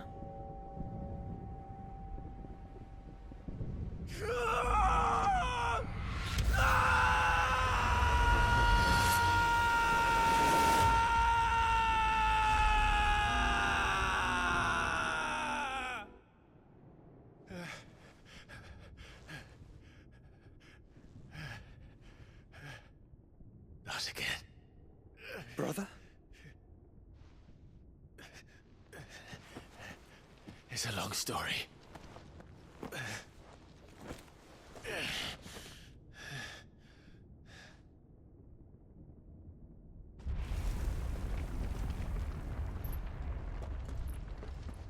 You cannot stay here, Mother. Come. Take my hand.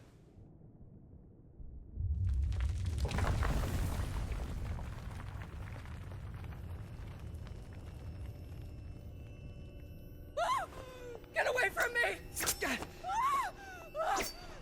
This is all just a dream, just a bad dream!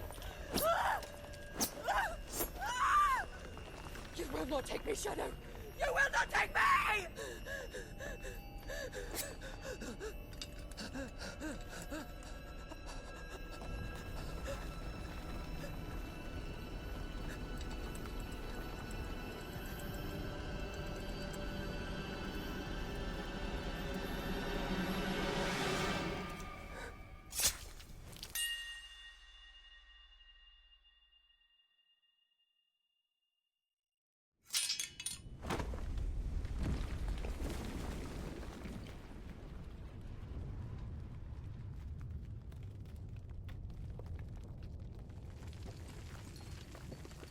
Mother.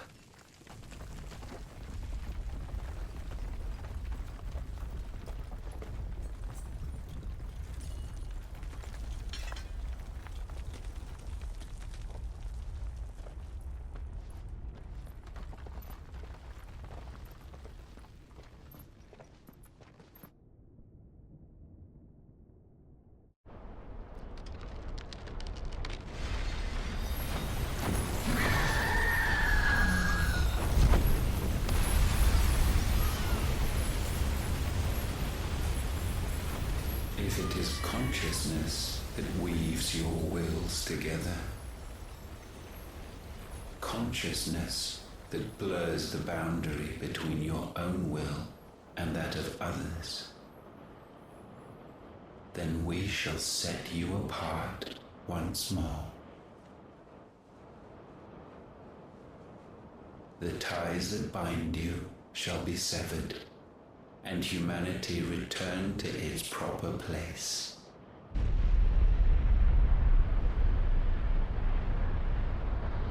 By primogenesis shall a new age of reason begin.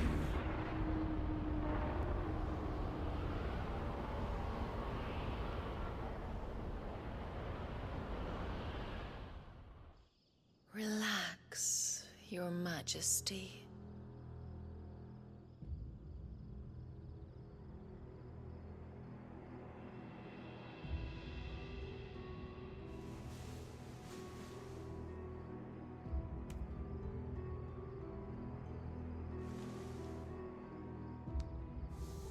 Don't you want to play?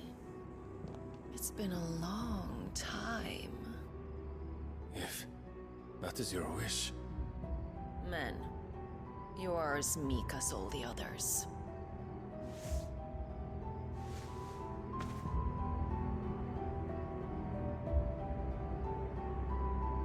Such feeble creatures.